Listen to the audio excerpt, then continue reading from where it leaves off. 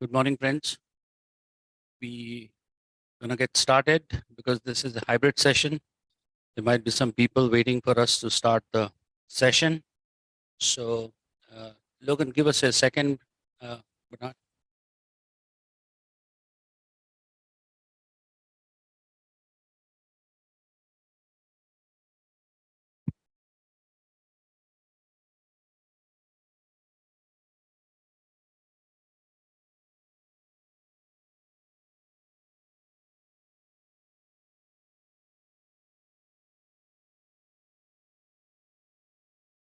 Good morning.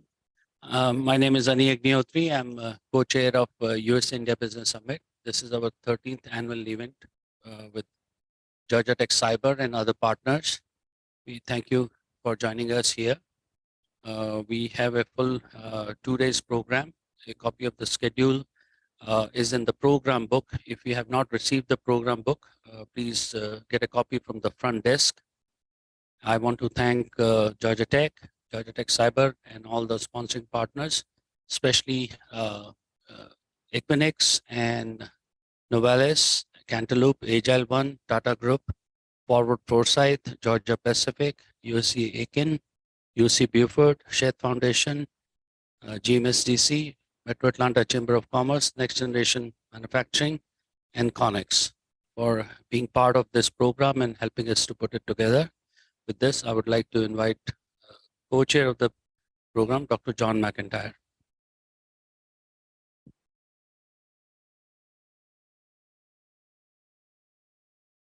think it is. So it's a pleasure to be here for this, for us, 28th forum.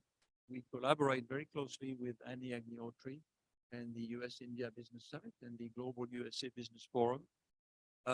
We started doing such events in 1993, which is a long time ago, as a cyber center, not to be confused with cyber with a Y.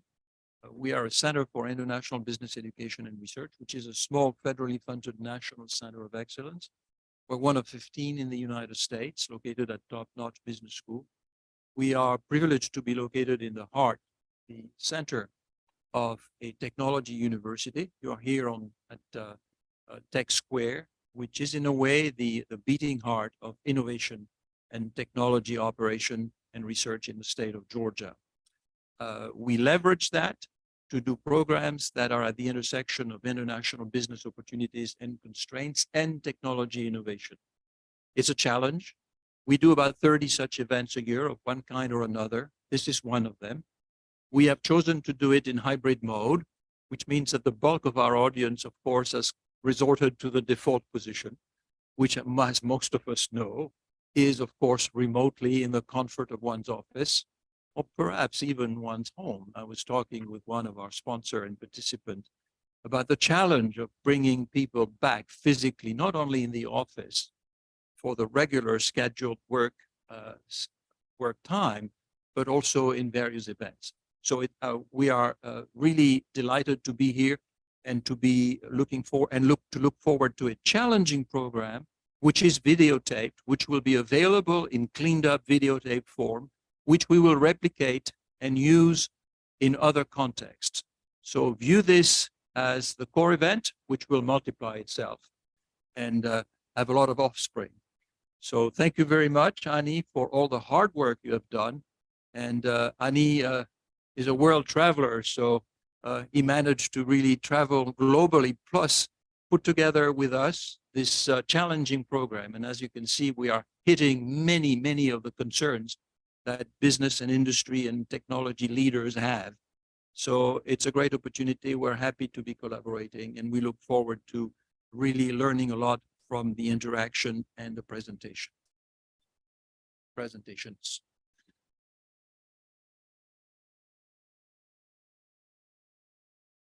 Thank you, John. Good morning or good day, good evening. I understand this is a global event, so we might have people joining from all over the world and across many time zones. So I'm Bernard Kippelen. I'm the Vice Provost for International Initiatives at Georgia Tech. And so, dear honorable and distinguished guests and speakers, dear friends and colleagues, On behalf of Georgia Tech, I would like to add my warm welcome to all of you today. And thank you for attending this Georgia Tech Global Business Forum, as well as USA-India Business Summit.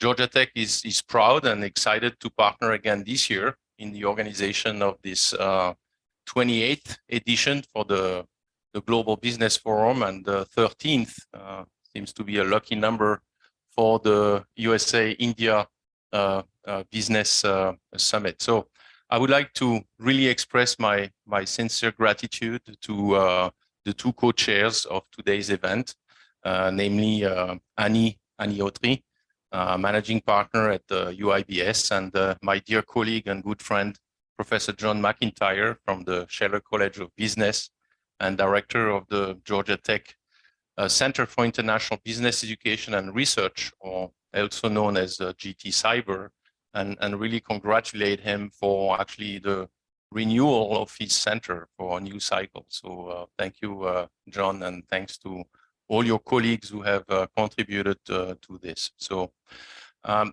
we have entered what some refer to as the fourth industrial revolution, which is based on a convergence of the physical, the digital, and the biological worlds.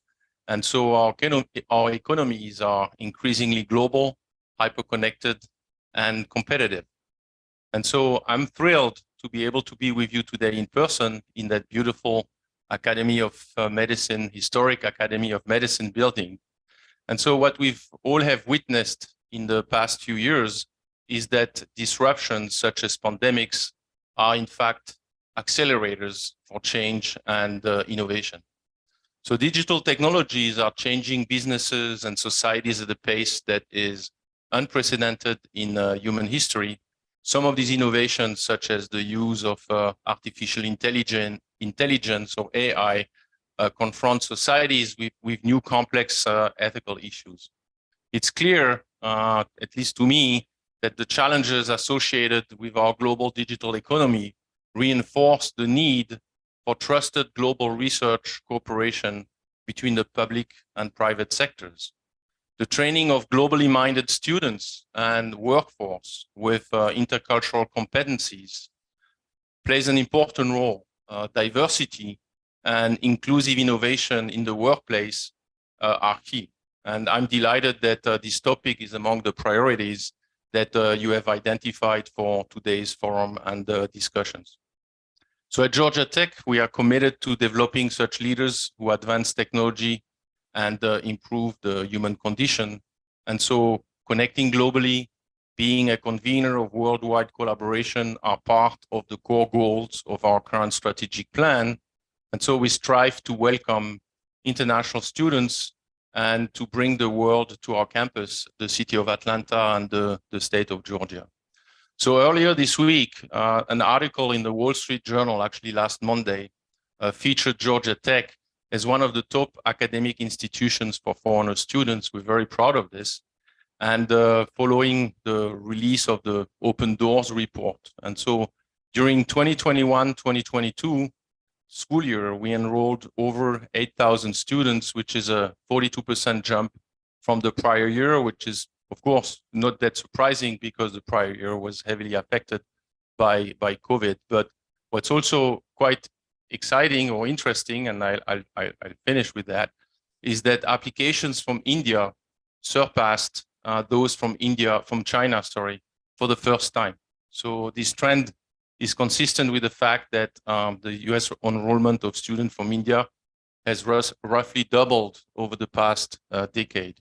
So I have no doubt that US-India partnerships will continue to flourish in the years to come, especially in higher education, inclusive innovation, entrepreneurship.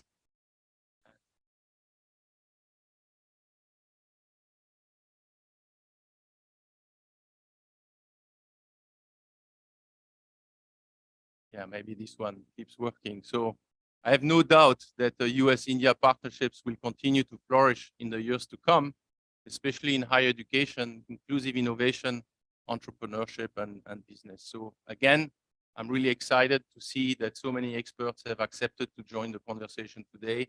And I wish all of you a very productive and intellectual stimulating forum. Thank you.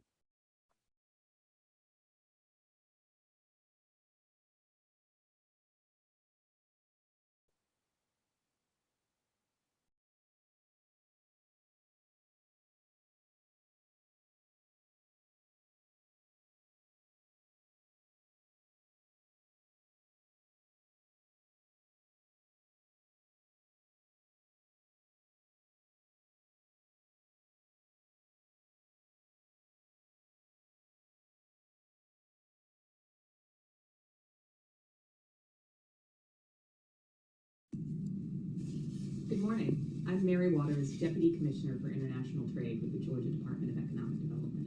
We've been a proud sponsor of the U.S.-India Business Summit and Georgia Tech Global Business Forum since 2010. For those of you who might not be familiar, I'm Mary Waters, Deputy Commissioner for International Trade. Our mission is to increase jobs and investment across Georgia. We've been a proud sponsor of the U.S.-India Business Summit and Georgia Tech Global Business Forum, Georgia Job Creation Mission. For those of you who might not be familiar, I'm Mary Waters, Deputy Commissioner. Our mission is to increase jobs and promote increased foreign direct investment, international engagement, increase in Georgia export to the world, and foster innovation and collaboration. For those of you who might not be familiar, I'm Mary Waters, Deputy Commissioner. Our mission is to increase jobs and promote.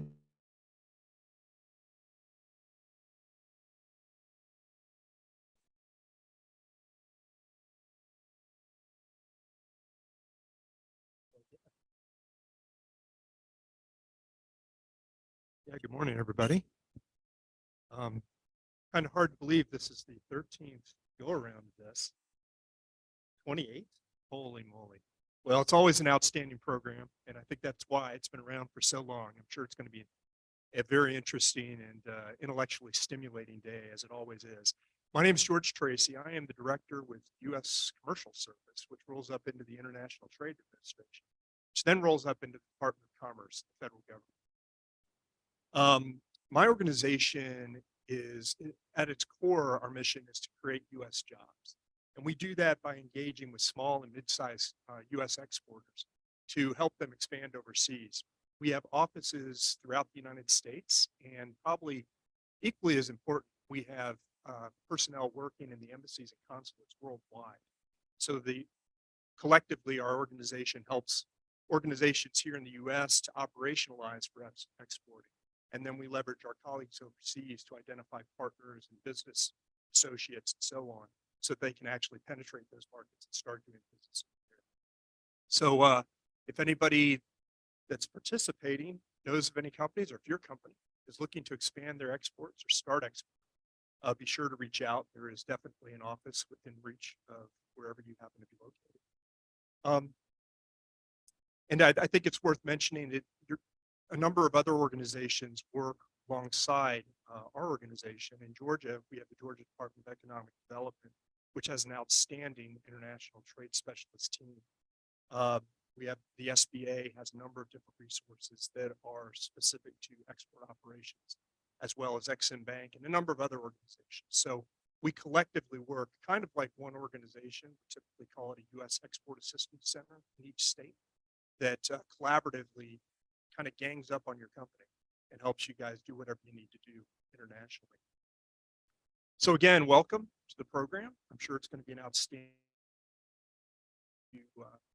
to listening to all the interesting speakers. And again, reach out. We can help you out.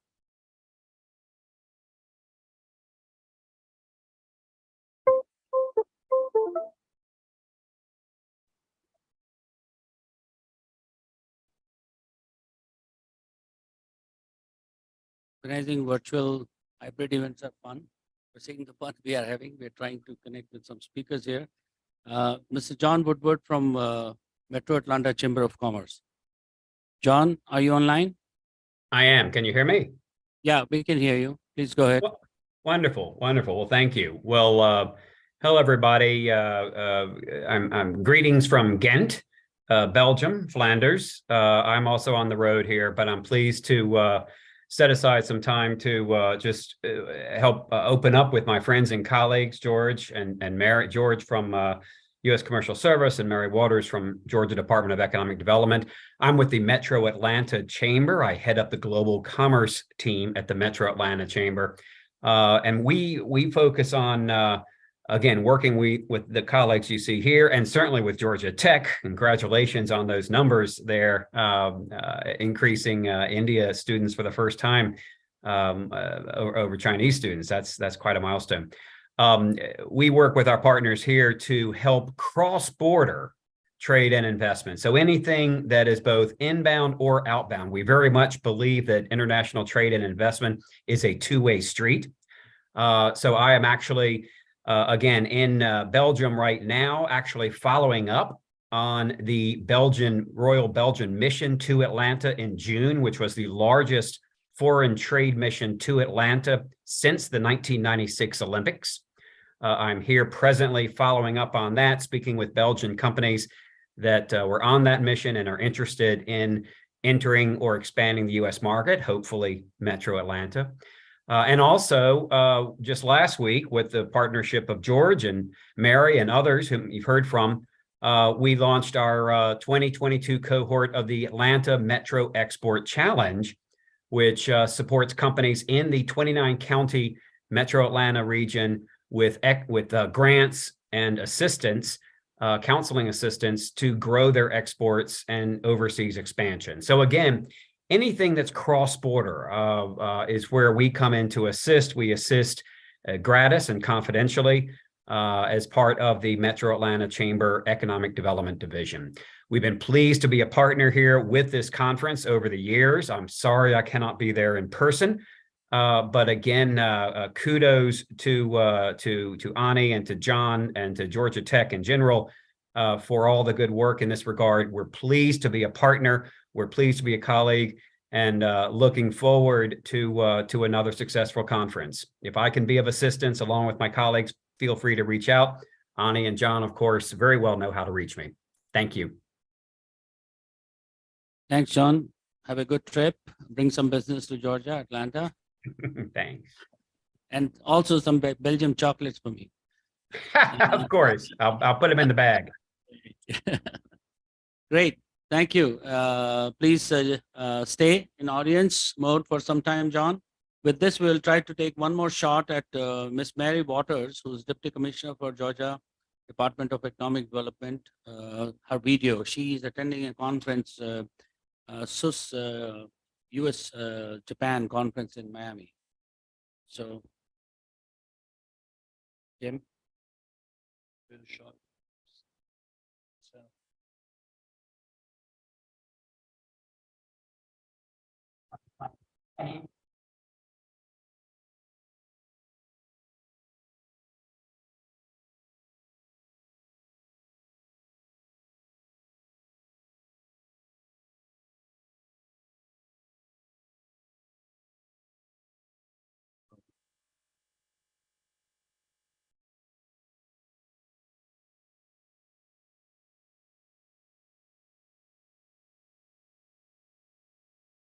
India is the 8th largest market for Georgia products. We look forward to sustained trade growth in the years ahead. Georgia and India share strong governmental, educational, and cultural ties that support the economic partnership. We're proud that the Consulate General of India has been so active since opening in Atlanta in 2012. The consulate is a tremendous partner in forging even stronger economic ties. Thousands of Indian students study at Georgia universities. It's difficult to overstate the importance of these connections, which create a pipeline of future business leaders that will propel our economies forward. Post-pandemic, the global business environment continues to be one of disruption as well as opportunity. Supply chain challenges are easing, but they're not over. Workforce development and talent retention remains a critical issue for companies large and small, and the pace of innovation continues to accelerate. Today's event addresses these important and timely topics. Global connections are more important now than ever. The insights shared today will create meaningful opportunities in Georgia and beyond. I wish everyone a successful conference. Thank you. Thanks, Mary. Georgia Department has been an active partner with UIDS and Georgia Department of Economic Development and Georgia Tech's Global Business Forum for the last 13 years. Actually, with their support, we started this conference in 2010. And now we are going to switch to session 2, which is Summit Distinguished Guest Remarks from Honorable John Ossoff, United States Senator from Georgia. He's supposed to be here, but things are pretty busy in DC nowadays. So we also got a message from him last week. So, Jim?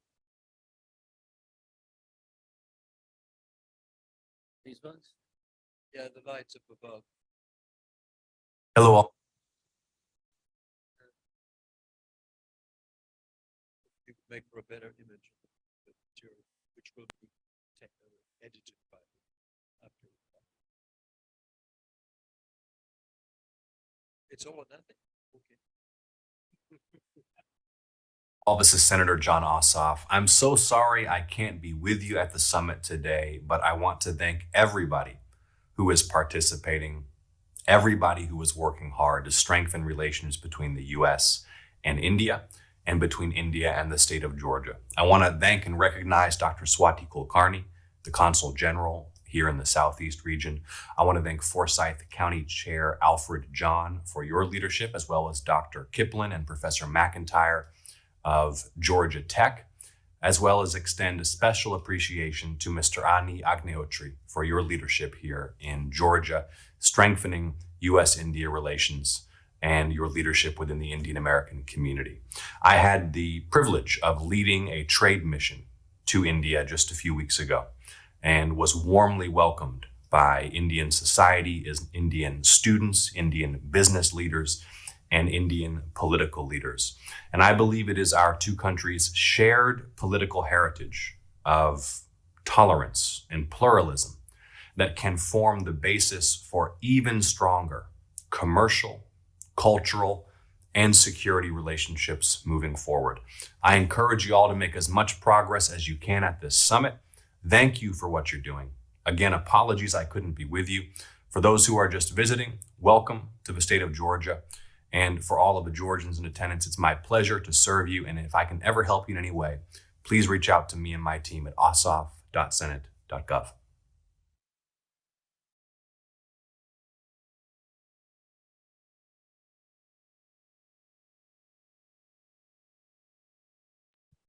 We actually skipped one part.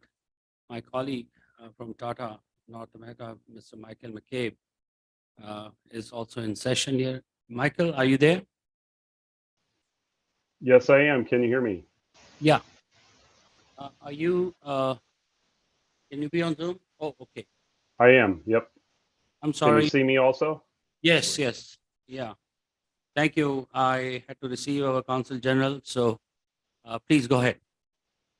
No, absolutely. Thank you for this opportunity. As mentioned, my name is Mike McCabe, and I head up Tata Sons here in North America. While the Tata Group was founded in India more than 150 years ago, we have had a long-standing connection with the United States dating back to the late 1800s when our founder made 2 trips, including meeting then President Teddy Roosevelt. Fast forward to 1945 when we set up our first US office in New York. Today, we employ more than 50,000 people spread across more than a dozen businesses in the United States in industries including travel and hospitality, retail, food and beverage, steel, chemicals and mining, automotive, telecommunications, and technology. In fact, one of our largest companies, Tata Consultancy Services, has long had operations in Georgia with an office in Atlanta and employees serving customers across the state. Some of our brands that you may be familiar with, but perhaps were not aware of their Tata ownership, include Taj Hotels, Jaguar Land Rover, Tetley Tea, and 8 O'Clock Coffee. And earlier this year, we acquired a global airline, Air India. So hopefully many of you will fly them in the future when you make your trips to India. As we just heard from Senator Ossoff, he made a recent trip to India, and we were so pleased that we were able to host him during that trip, in which we discussed the enormous potential of the U.S.-India partnership across so many areas. He made it clear that he plans to play an increasingly active role in championing the bilateral relationship. As he is the youngest sitting senator, we can only assume he will make a tremendous positive impact for many years to come. So we appreciated that opportunity and appreciate the message that he just shared. And thank you again for this opportunity to join you virtually. Thank you, Michael. Thank you for your partnership and support. We would like to continue our relationship with Tata Sons and other companies we have here. With this, we will roll over to the next session. And I request all the guests who are sitting on the podium here to come and stand next to the banner, as well as Honorable Dr. Kulkarni and Honorable Dr. Alex Gandler and Honorable Alfred John to also please come for a photo.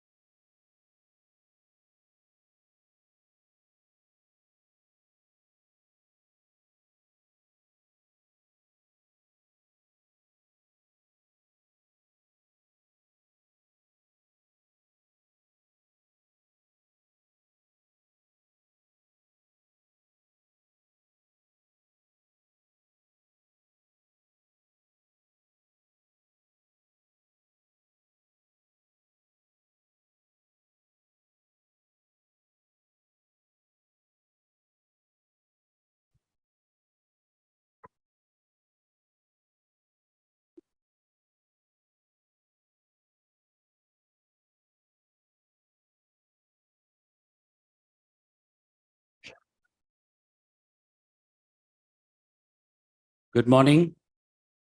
It is my honor to welcome Honorable Dr. Swati V. Kulkarni, Consul General of India from Consulate General of India, Atlanta office. Thank you, ma'am.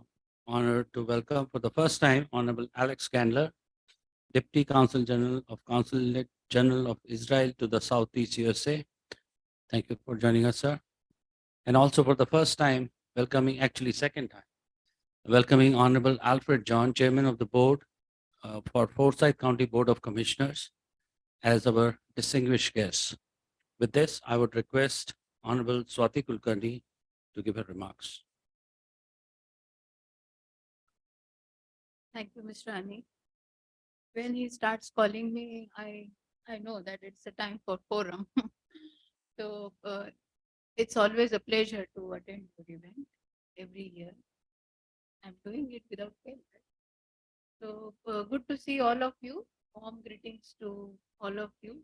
Now the winter is coming in and so see, this is unique year for India because we have completed 75 years of independence and we are celebrating it hugely. And everyone, Indians here and abroad, they are celebrating it of its patriotic power, and we are celebrating glorious history of progressive India.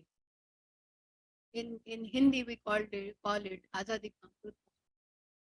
So that's how we are celebrating. And another important milestone is there, and that is we have completed 75 years of India-US diplomatic ties. So that's yet another milestone, which is a significant one. And we all are out of now the shadow also of pandemic, the worst pandemic which we ever saw. So India managed this pandemic very well. It's one of the fastest emerging economy in the world. So India has already crossed current GDP terms, $3.1 trillion in 20. And we will become a 5 trillion economy by mostly 2027 and 10 trillion economy by the end of the decade. So today we have overtaken UK to become the 5th largest economy, and we are marching ahead very, very fast and poised to become 3rd largest economy and a 3rd largest stock market by end of the decade. Recent Morgan Stanley report says that India is booming. So it's a bright spot to do the business. And why? Because consistently India has shown 7%. After pandemic also, we registered more than 7% growth, and it was because of the robust agricultural sector and a rebound, which is a sharp rebound of manufacturing, our construction and services sector. So this is a bright spot as far as you want to do business in India. And why it's happening? Why India is such a bright spot? Because it has a thriving. And what I mean by that we have a young demographic, and I can give you certain highlights why we are a thriving ecosystem. So we have a young demographic. 50% of the population is below 25 years, and 65% of population is below 35. So maiden age for Indians is 29. And that is really important because it provides workforce as well as a market.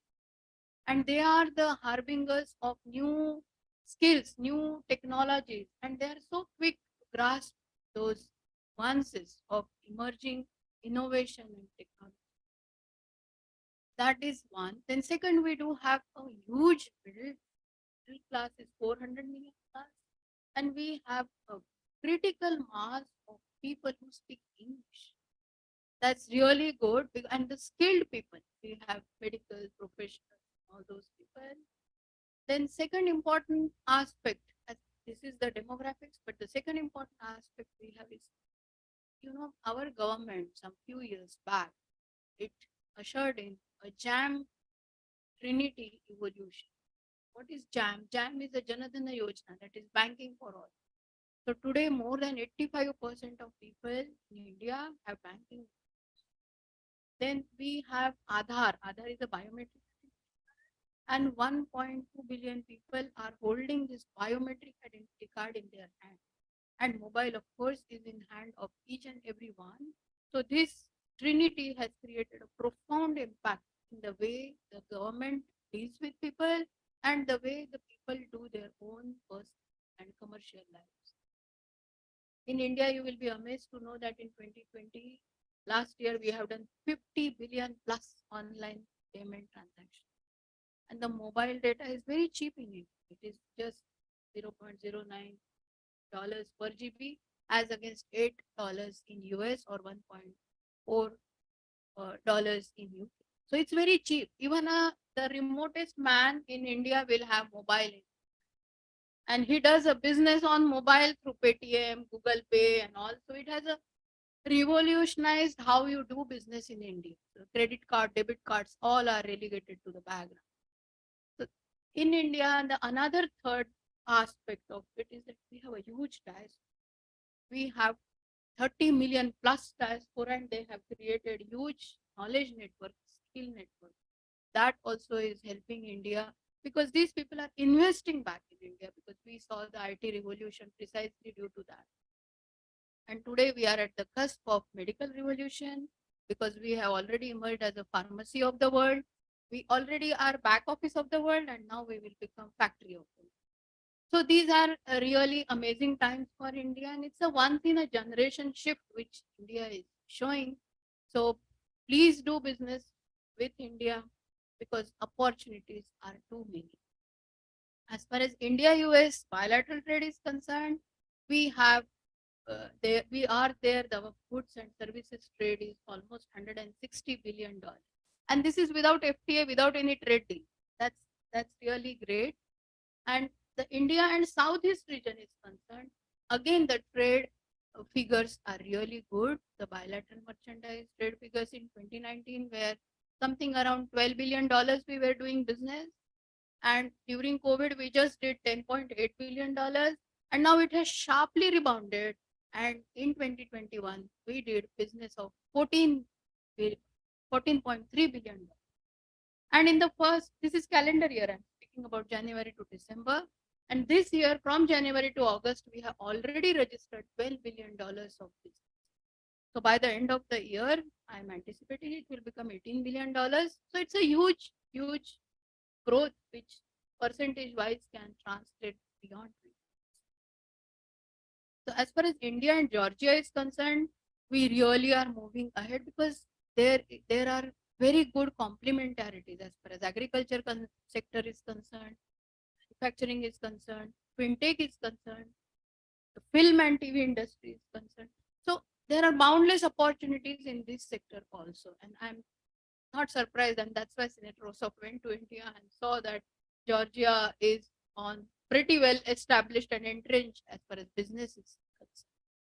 Then we as a consulate also work very hard for having direct flight connection between India and Georgia, and we are working on this path with Hartsfield-Jackson Airport. And the first beginning we are making is to have a cargo link between India and Georgia, and so that the region can benefit from it. And then we can go ahead under that MOU to have a passenger link, because of course these are commercial considerations, the demand and supply that will make sure that how things happen.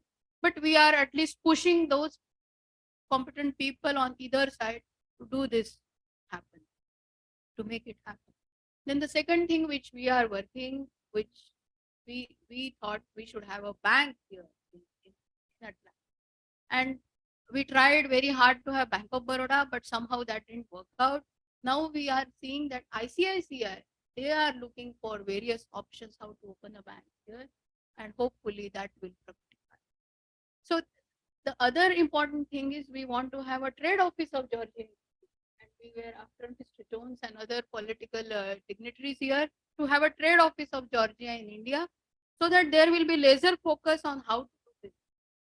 And hopefully the next, now that midterms are over, hopefully next session will focus on India to do something on those lines, because Indian Americans in Atlanta have grown also. Many people from New York and others are coming to Atlanta because of a good weather. So that is another positive factor, and we will rely on you to push it there in the under the Golden Dome. So that's another area which we really focus. So there are boundless opportunities. There are so many unexplored terrains where we can do a good business.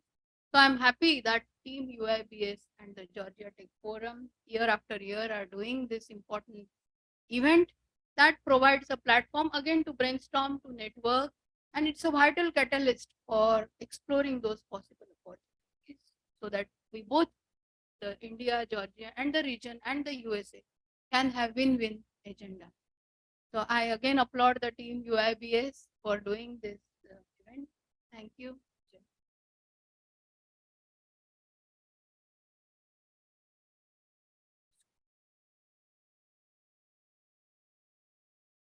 Good morning, Shalom.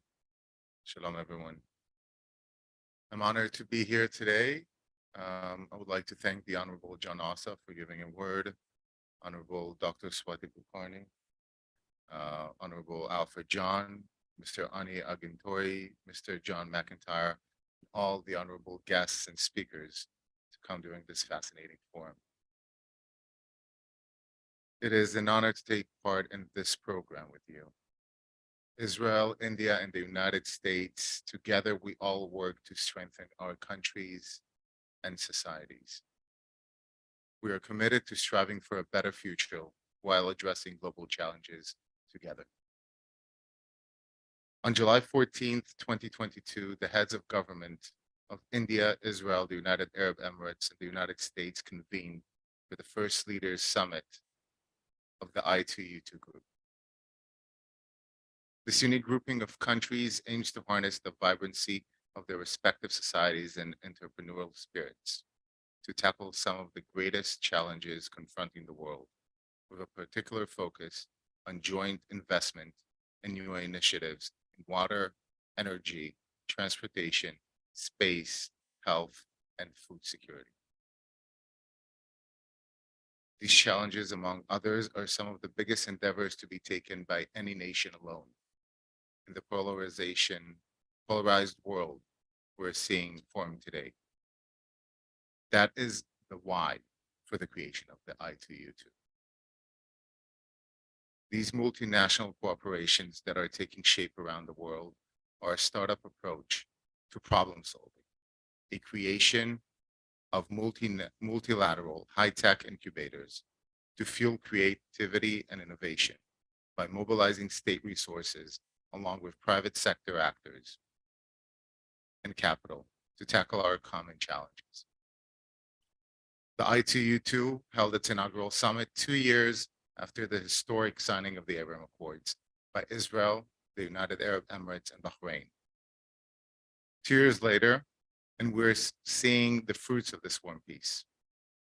Israel, along with its partners in the I2U2 group, India, the United Arab Emirates, and the United States, have decided to work together at first taking food security and clean energy. Regarding food security, the UAE, home to the International Renewable Energy Agency and host of COP28 in 2023, will invest $2 billion to develop a series of integrated food parks across India that will incorporate state-of-the-art climate-smart technologies to reduce food waste and spoilage, conserve fresh water, and employ renewable energy sources. The group will provide the land, the funding, and the private sector expertise to promote the creation of the parks. The I2U2 group will advance a hybrid renewable energy project in India's Gujarat state, consisting of 300 megawatts of wind and solar capacity, complemented by a battery energy storage system. Israel and the United States intend to work with the UAE and India to highlight private sector's opportunities in the project. This will contribute to India's goal of achieving 500 gigawatts of non-fossil fuel capacity by 2030. Such projects have the potential to make India a global hub for alternate supply chains in the renewable energy sector. These mutual undertakings will and are reshaping geopolitics and global economics. The Middle East, that just a decade ago seemed as one of the world's unsolvable questions, is shaping up to be one of its greatest answers. The cooperation between the Gulf states, Israel, India, and the United States is blossoming to be an air bridge to stability across one of the most volatile regions of the world. This forum, among others that are happening around the world, is part of the thread that is helping to strengthen these important relationships and to show tangibles that come from ever-strengthening ties between our nations.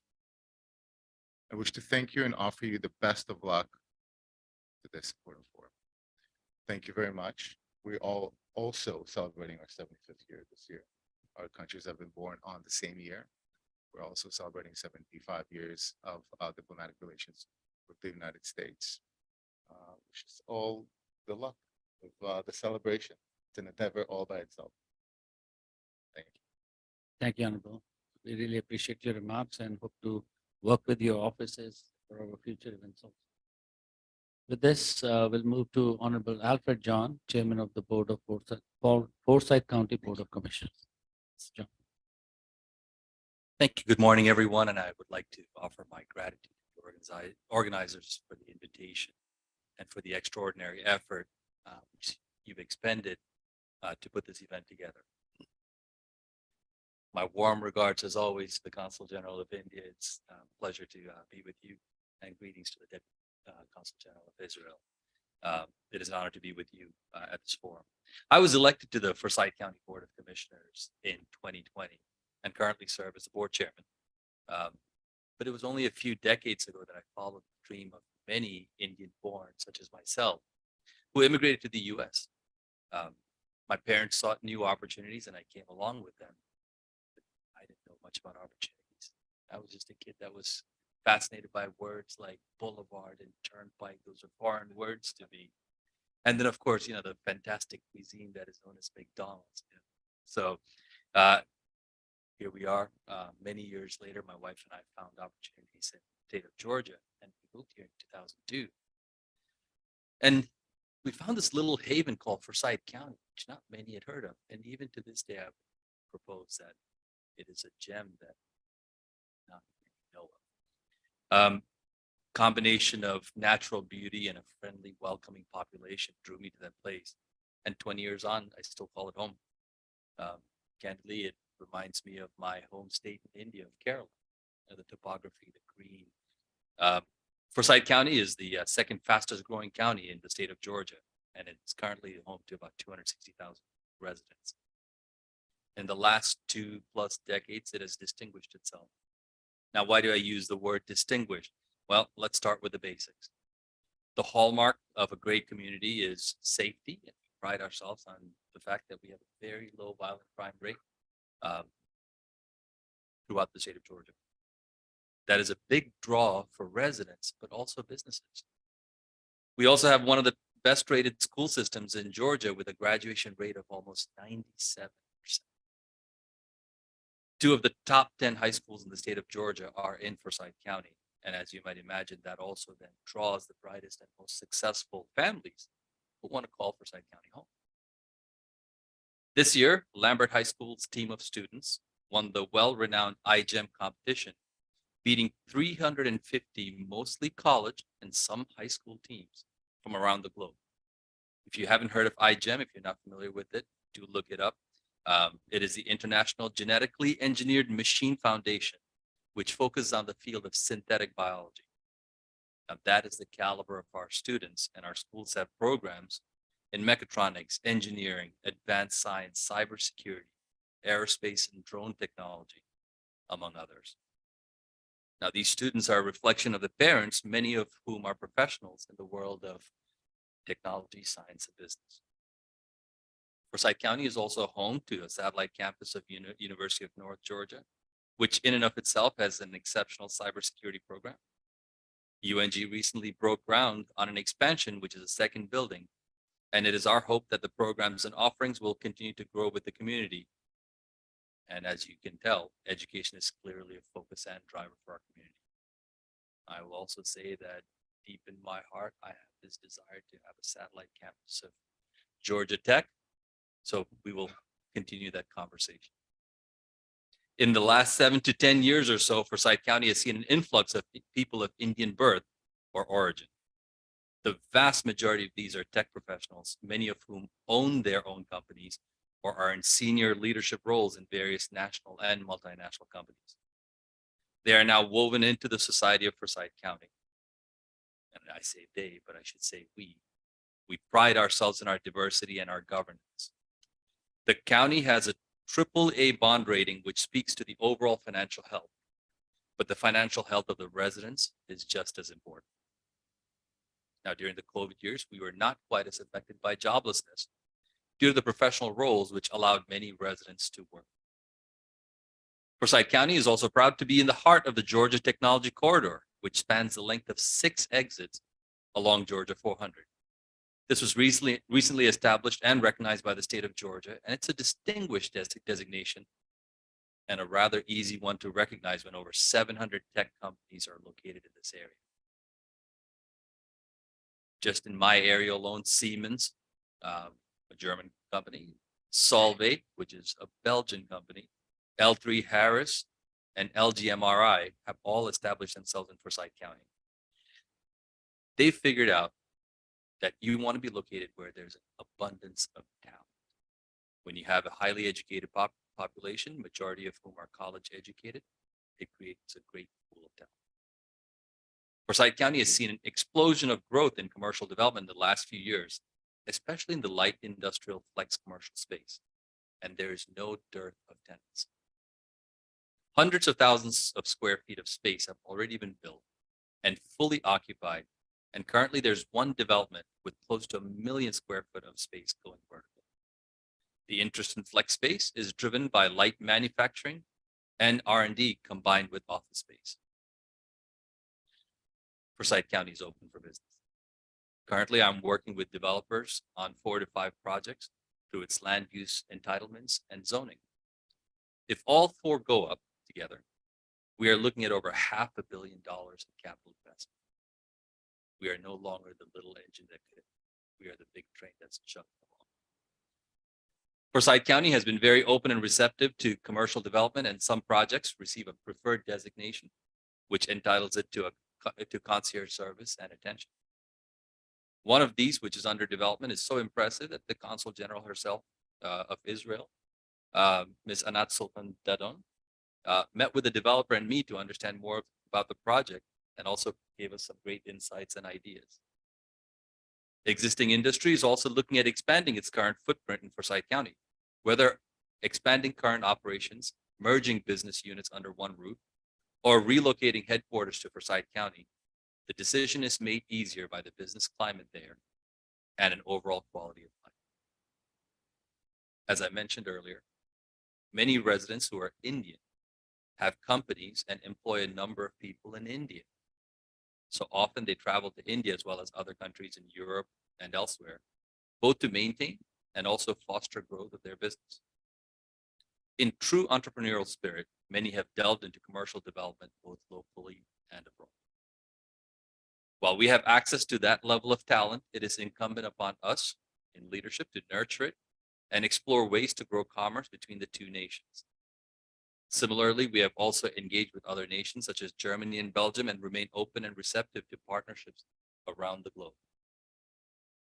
Whether it is the Board of Commissioners of Forsyth County, the school system, the county administration, the Chamber of Commerce, the Development Authority, we all stand ready to support your business needs and initiatives.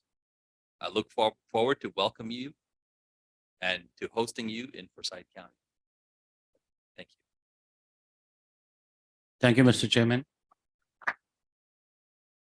We are very proud of you in your position as an Indian entrepreneur. We have switched your role, and I personally see that you have a long way ahead. Look forward to working with you. With this, I have a few minutes here, and as a session moderator, I would like to ask you questions, starting with ma'am. First of all, I'd like to share with you the reason we have only 2 podiums here, because we have a lot of issues with the audio video of this building, which is very old, and a lot of interference, especially when we are zooming it out.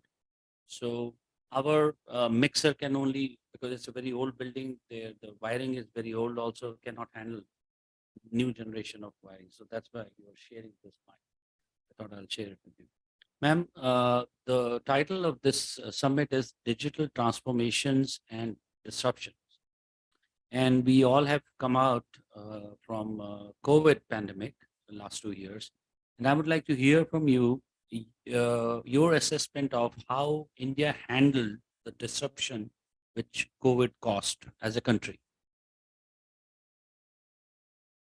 See, the pandemic was really just came from nowhere. So nobody knew that pandemic will hit us. Having said that, India already prepared itself as far as the infrastructure which was required to transition from, when the pandemic hit, when we wanted to go digital. The infrastructure was already there, which we never thought it will come so handy during the pandemic. The vision of our leaders, the foresight with which they have engaged with our population, it helped us. And the way I always share with you the JAM Trinity, that is the bank account for the vulnerable people also, the Aadhaar and the mobile. This Trinity really helped India to tackle this pandemic, to mitigate the effects of this pandemic. Because I tell you one example, in India, we have to give cash benefits to the people. It used to go through a lot of bureaucracy, a lot of middlemen. With the digital ecosystem in place, and when the pandemic hit, the government of India could give cash benefits to people directly without. So 400 million people received the cash benefits at the click of button. So that's so amazing. And the 800 million people received food, the free food which was given by government to people, which those during the lockdown period. So the ecosystem was there already, and which came really useful to the hands of government and the way we deal with people and how we transfer the benefits and things like that. So in India, it has really has a profound impact, and it has the digital thing that this is giving direct benefits, but also education also. Online education systems were already in place. So those things I can go on and on for various examples, but the ecosystem was there. The bottom line is that the infrastructure was in place, and it was very easy for government to transition during the pandemic, utilize it to the benefit of people. That's how we tackled it comprehensively with whole government approach and came out of it the way the businesses could cope up.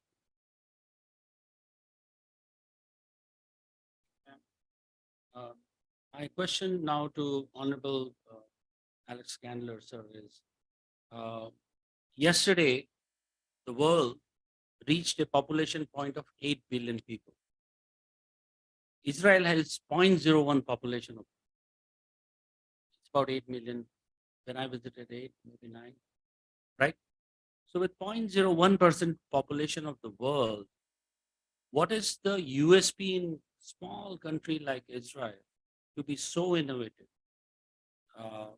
so tech savvy, and my country, USA as well as India, has a lot of relationships, growing relationships.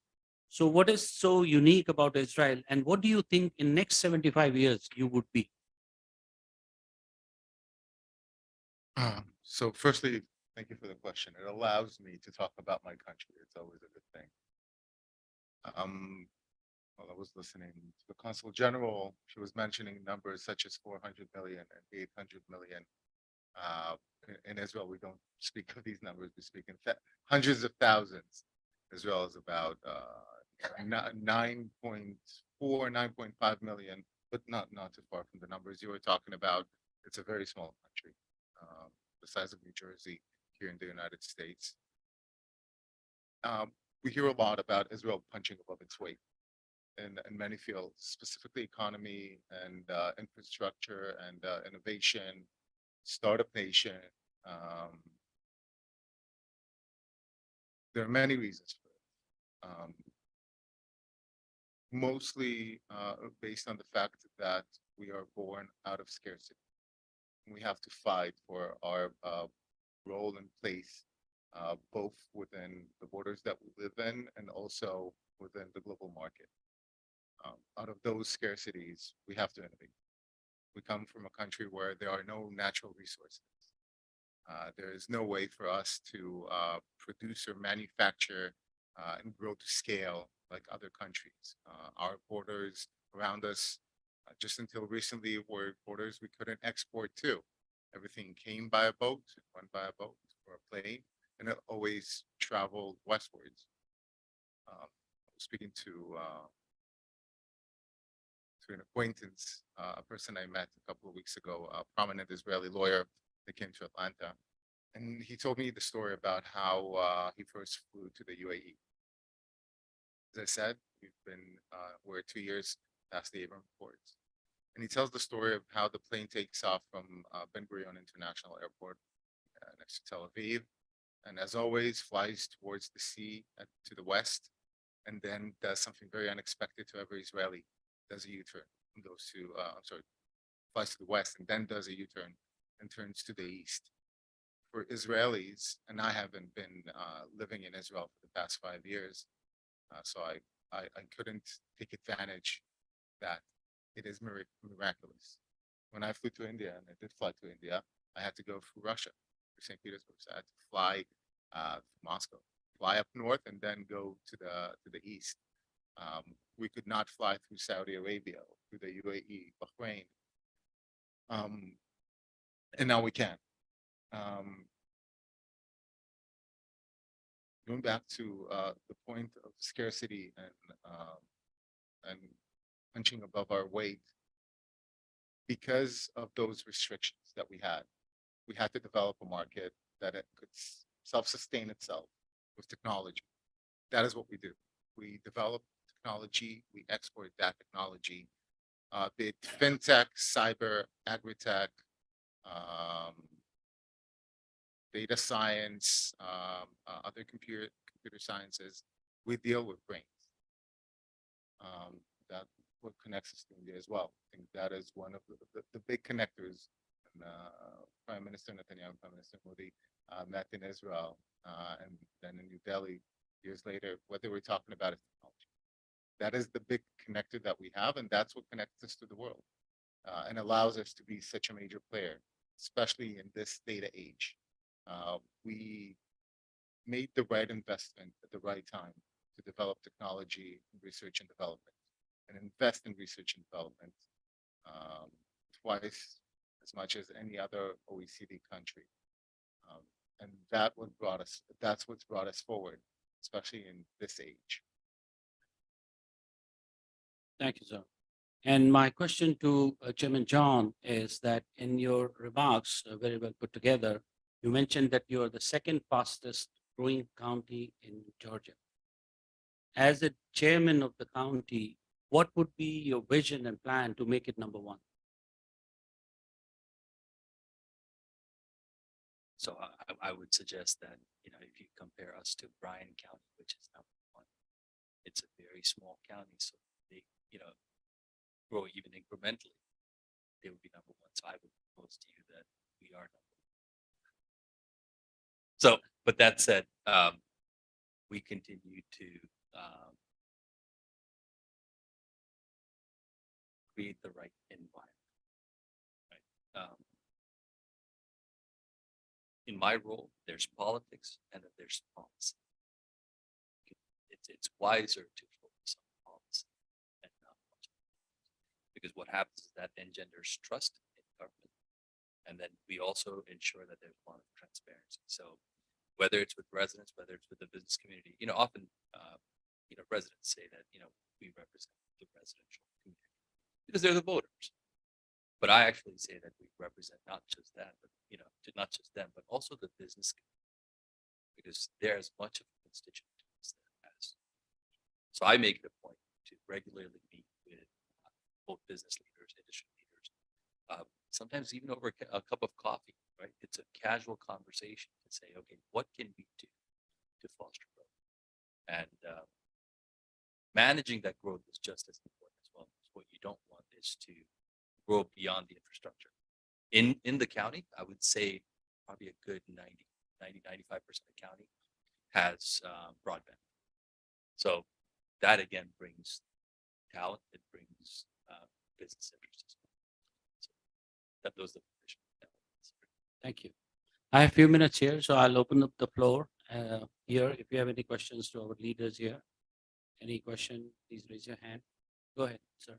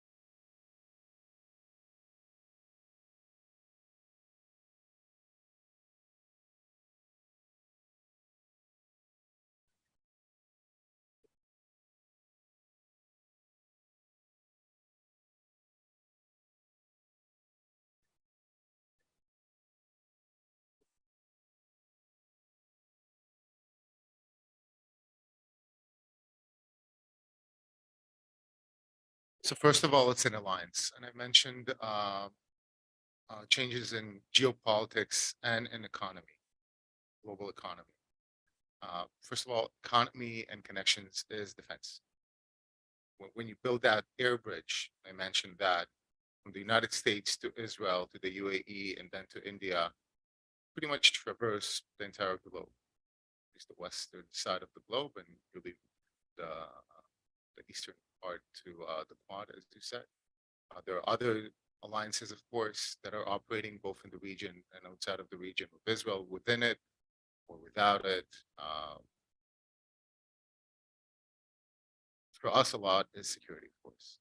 It comes to protecting Israel and Israel being part of these groups, Visegrad and Eastern Europe, the ITU2. There's the alliance within the Aegean countries that we do as well. Most of the conversations are economic.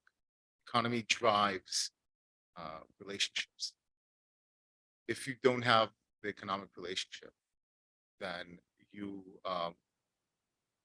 hanging by your fingernails. The economic relationship deepens other relationships, especially the strategic defense relationship. Firstly and foremost, it is an economic relationship. As I said, aerospace, agriculture, energy, infrastructure. These are strategic issues, especially when it comes to talking about a country like India.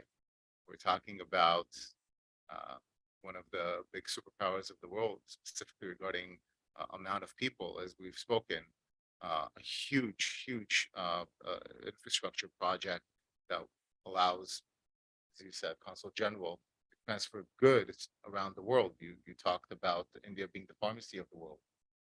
Absolutely, there's so much potential, both the size of India and the amount of people that are in India and the brain power that is in India. So for us Israelis, that is for sure a great ally to have. Same as the UAE, which is a regional power within the Gulf and developing itself to be an even bigger regional power. Israel, which is a regional power within the Middle East. Of course, the United States, which is a superpower. The economic connections between that group and the development that it can create will also provide stability. And that was what I was talking about regarding the Middle East being a region of question and the ITU2 being an answer. So I want to add what my colleague said. See, the Quad is not necessarily a military alliance. Quad, we have India, USA, Australia, and Japan. All are democracies. We are there together to have the rule of law, the peace, the propagation of these important international values. And I will give you a good example where we already started cooperating during the pandemic also, that India does have a capacity to develop any vaccine. So it was thought that Japan will give the money and Australia will give also their input as far as monetary things are concerned. And all four will export that vaccine to Africa and other countries. So these sort of what we call in technology terms, clouding sort of things, where people come together and do things where everybody can give their, or share their expertise. Like let's say India has a frugal innovation. India, you are aware that we have much frugal innovation and how much knowledge economy we have. We have skilled people in.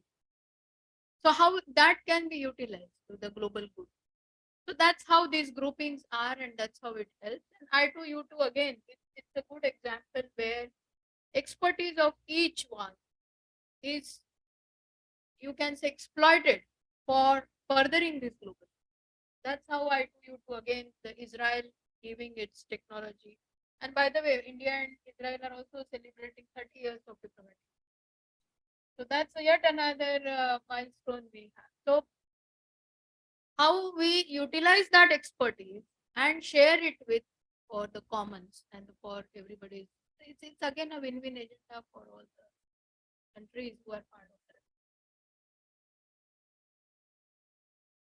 Thank you, ma'am. I thank everybody here in the panel and appreciate your participation and support for coming up with some exciting ideas and topics. And look forward to staying in touch with you for our future discussions. Thanks a lot. With this, we will. John, Bernard, can we have a photo here for the panelists, please? And I request Mr. Brian Clark, who's going to be joining us virtually, and Dr. Darren Timmons, Provost and Executive Vice Chancellor for Academic Affairs for UC Aiken, and Mr. Ratan Chopra, Head HR Business Consulting from TCS, to please come to the podium. I'll join them in a second.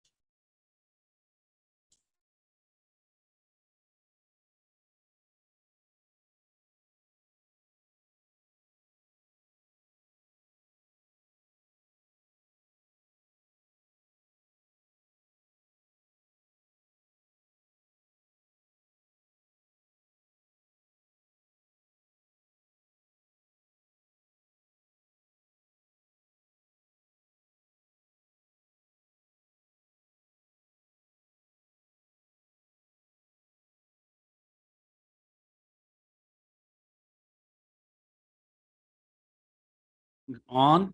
We have to stay on time as much as we can. We have a lot of audience which has joined us online by Zoom as well as on Facebook Live. So we cannot disappoint them. John, would you please start session 4? Yes. Your pleasure. So this is our number 4 session. We have about an hour with experts to address trends, transformational trends in workforce-related development, both temporary and permanent. And we have 3 experts from different sectors to help us think through some of the issues and provide some answers and also answer some of your questions. So the first one, and if I may, I will introduce them in the order in which they appear. First one is Brian Clark, president of Agile One. He is online. Good to see you. And Brian is president of Agile One, as I said, 16 years plus with that company, more than 150 clients doing business in well over 30 countries, 33, I believe is the correct number. And a company focused on global workforce solutions. And it's, as I understand it, it's a co-partner of Act One Group. He's also a graduate of our friends in Alabama, Auburn University. So welcome, Brian. Give me a minute to introduce the other 2 and we'll turn it over to you. Our second participant is a neighbor from in South Carolina, and it's Dr. Darren Timmons to my right. And Dr. Timmons is a chemist by formation, by training, a graduate of Duke and Texas A&M, schools we know well. He is the provost and chief academic officer at the University of South Carolina in Aiken. And he is responsible for managing all academic programs and support services, which is a tremendous lots of responsibility actually in a growing university. He serves on the South Carolina Commission for Higher Education. He also was previously an institute-wide professor of chemistry at the Virginia Military Institute. And thirdly, Mr. Ratan Chopra, who's head of HR business consulting with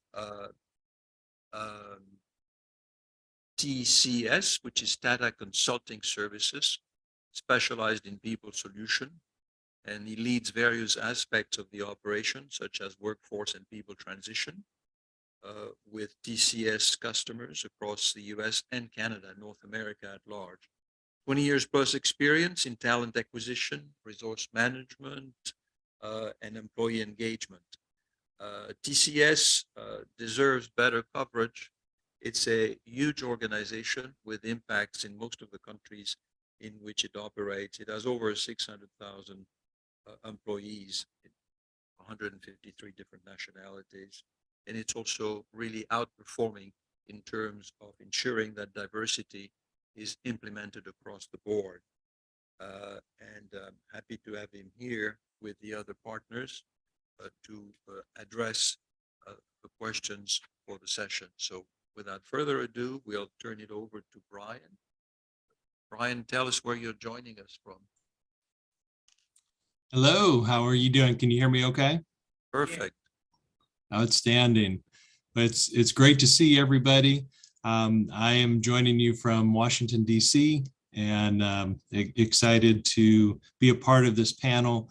Thank you, Annie, for the invitation and very much looking forward to our conversation today.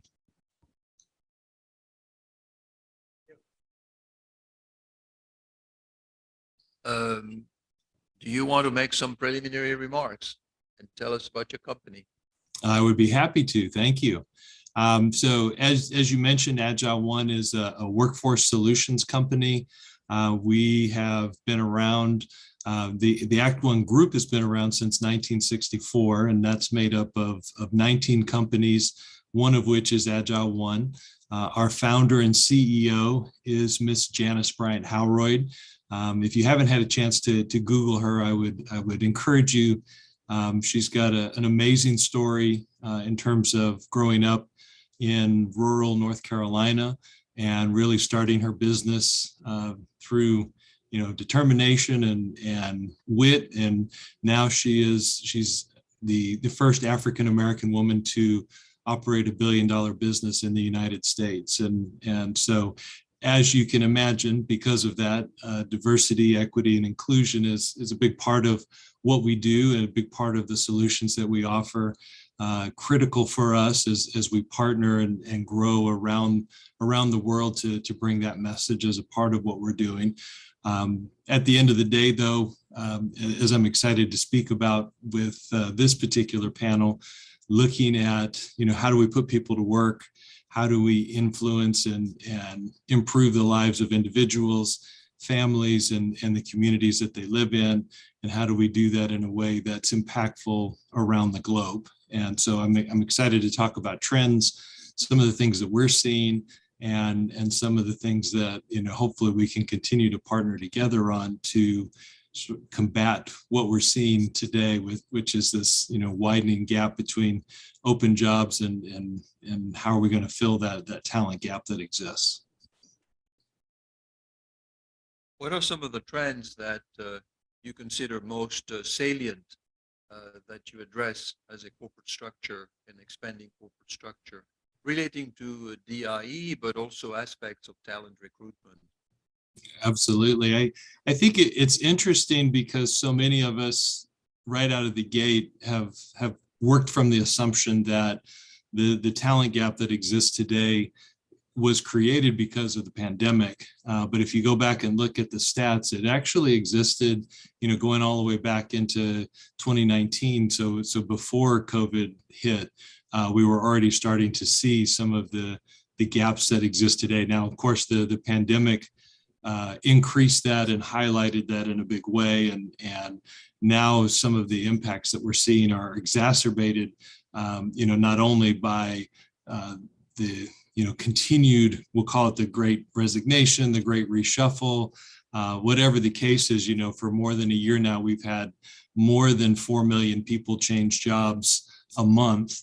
And so just the transition of workers moving from company to company has created interesting challenges, but also there remains this huge amount of open jobs that we're trying to find talent for. And so one of the biggest trends that we're seeing, and one of the things that we help our customers with, is not only finding those resources, but also how do we create talent bases for them. So whether that's through training, whether that's through continuing to recruit, whether that's looking at the requirements that they have and how do we update that and sort of bring that into the 21st century, if you will, and make that applicable for the type of worker that's out there. How do we begin to switch from the generations that have been working for years and years and ensure that that brand is one that is exciting and inviting for the younger generations that are coming into the workplace today, and helping them to become a destination employer. Those are some of the things that we're really focusing on. And from a trend standpoint, I think we're going to continue to see that happening, even as, the certain things like inflation and other things, from a financial standpoint, are sort of bringing back to the forefront of everyone the cost elements of it. Even with that, I think the candidate experience, the worker experience, the CSR elements of a company, those kinds of things still remain critical as they're trying to attract talent. Do you find that there's a lack of labor market discipline? And do you expect that, in view of the recessionary environment and its anticipated impact, at least by many economists, Nouriel Roubini being one of them, I'm in the process of finishing his new book, Mega Threats. Do you expect that the Great Reshuffle will be sort of handled in a reevaluation of the holding a job for the longer term? Well, I think it's interesting because, early in the pandemic, we saw a lot of people who shifted gears and changed jobs. And then as we came out of the pandemic, we saw a whole new group of people that, to your point, were maybe more of the wait and see type, that wanted to say, hey, during these difficult times, I'm going to stay put, I'm going to hunker down. And then as we started to come out of it, then they started to feel like, hey, it's my turn to shift. Now we're going through this new, not new, but we're starting to feel the effects of inflation. We're starting to see some of the things that are happening, procurement and organizations that are very focused on cost savings are now starting to have a bigger say than maybe they've had over the last 3 years or so, where as I said earlier, that experience was so important. So yes, I do see the pendulum is starting to move back to maybe what we would consider to be more normal, but I think I would say it's still got a long way to go before it's, bottom line pricing and salaries get back to normal and some of those kinds of things exist. I think we've got a ways to go before that actually happens, which is why I still think that, the power of the brand to attract and some of those, the experience of the candidate as they're coming into the labor force with that particular company, those things remain very, very important and very relevant as we try to balance what we're seeing from an economic standpoint. And finally, one last question, because we have to leave time for our other distinguished partners here.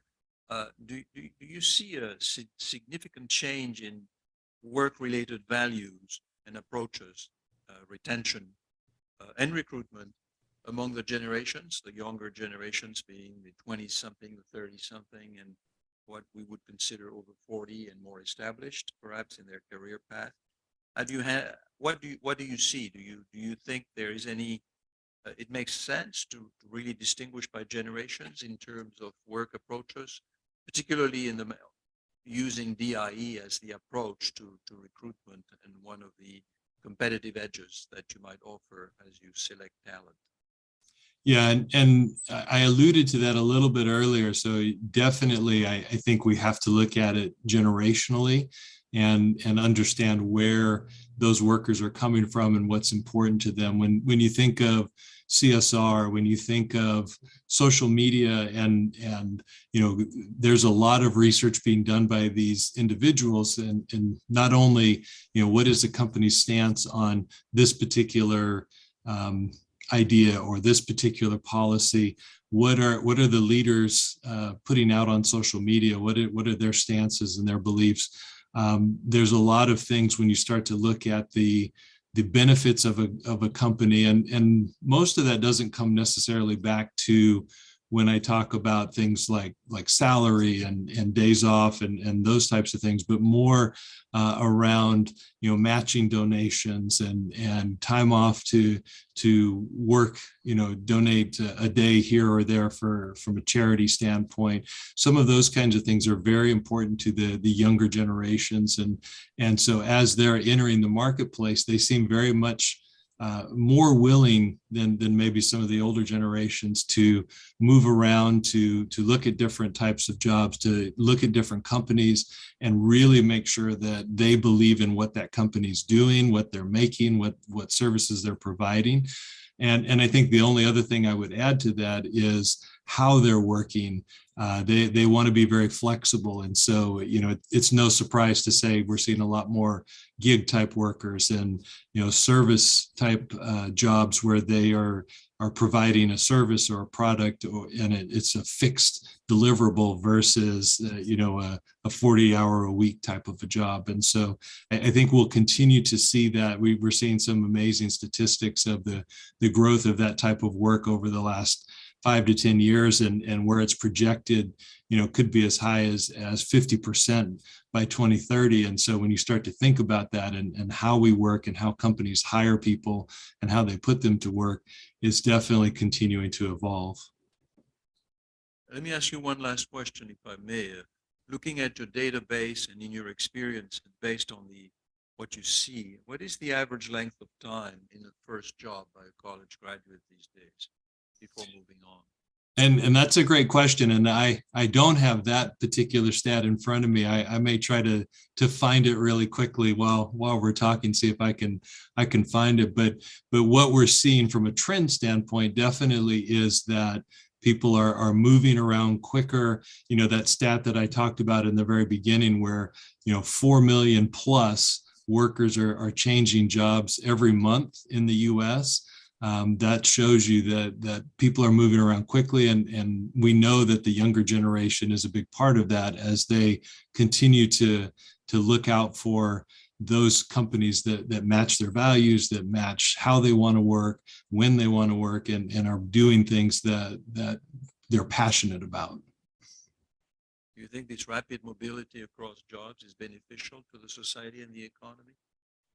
I think it is, especially for companies that are open to finding ways to make that work.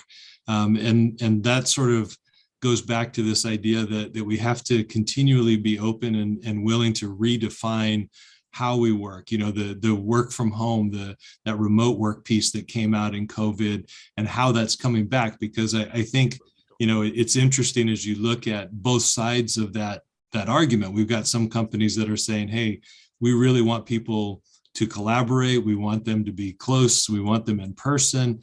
And then you've got other companies that are completely opposite of that. And I think most of our customers are sort of landing in the middle with what I would call a hybrid approach, where they're coming into the office for 2 days a week and working from home the rest of the time. I don't see that going away anytime soon. I think that's an example of a trend that will be here for a long time. Well, Brian, thank you so much. Stay online, please. We have other presenters who will be addressing some of the same issues, and perhaps you can have an exchange at some point as we reach. the Oh, end of the session. I would be happy to and very interested to listen to my fellow panelists. Thank you. Okay, we move next to Darren, Dr. Darren Timmons, from the factory that produced the best and the brightest. That is to say, the raw material that is consumed by talent recruiters and employers and the like. So tell us a little bit how it looks from the point of view of a rising university producing a lot of, being very responsive to labor market demands and anticipating future trends. How do you go about producing the best and the brightest responsive to those challenges? Thank you for the question. It's a pleasure to be here. I have not thought of our students as raw material or minerals that we might be mining Well, out of yeah. the ground, but Well, you're a I may chemist. develop that a little further. It is a pleasure to be here. Ani and I go back several years now. I think 2017, he took me to India for a visit to build relationships with universities there. We went from Mumbai to Pune to Goa to New Delhi, flying several times inside country, and he almost killed me with the amount of travel and relationships we were building there. But it's been great to continue those relationships and to see Indian students at our university. When I think of where we are in terms of the development of the workforce, it's an interesting time because I believe government leaders and sometimes our local leaders, they don't think of a university as the place that's synonymous with workforce. It's more focused on the technical system, where workforce means get into the workforce as quickly as possible with as efficient a training process as possible. And again, that mode of quickly now finish your high school with college credits, perhaps go into the technical sector and get a credential, and then get on the floor of the factory into those technical fields. And it's been interesting at the university where I work, and I'll tell you a little bit about the university in a moment, to think about, do we recapture that term of workforce? Because of course, our graduates are going into the workforce, but that term, I think, has on the education side is not often used at the university level. I'm not sure at Georgia Tech how you all capture that term. I think in some cases our faculty will say, we're not here to develop workforce, we're here to develop young minds and turn them from that raw material into something great. And of course, if we ask them, well, but you mean also to go into the workforce? Oh, yes, of course. To get jobs, great things. So University of South Carolina, Aiken is a 4-year comprehensive university. Actually, we're a master's granting university just recently, about 4,000 students total, predominantly face-to-face, but we do have some growing online degrees as well. Yay. Working towards one. We sit inside the University of South Carolina system, but are an accredited university just across the river from Georgia to South Carolina. So our area that we operate in is called the CSRA, Central Carolina River area, and includes Augusta, Georgia, Aiken, so we operate in a very interesting area. It's a lot of high-tech industry. So we have Kimberly-Clark, Bridgeton Firestone, and then there's a huge heavyweight in the area, the Savannah River site, which is a clear facility there in Aiken, South Carolina. I think a key to our workforce development, if I can use that term, we are using that more regularly at the university. A key to that is partnership with industry. So our key partners, Savannah River National Lab, Savannah River Sites, various holding companies there in that area, along with ADP, Human Capital Management Company, Augusta, that actually has a site in Pune.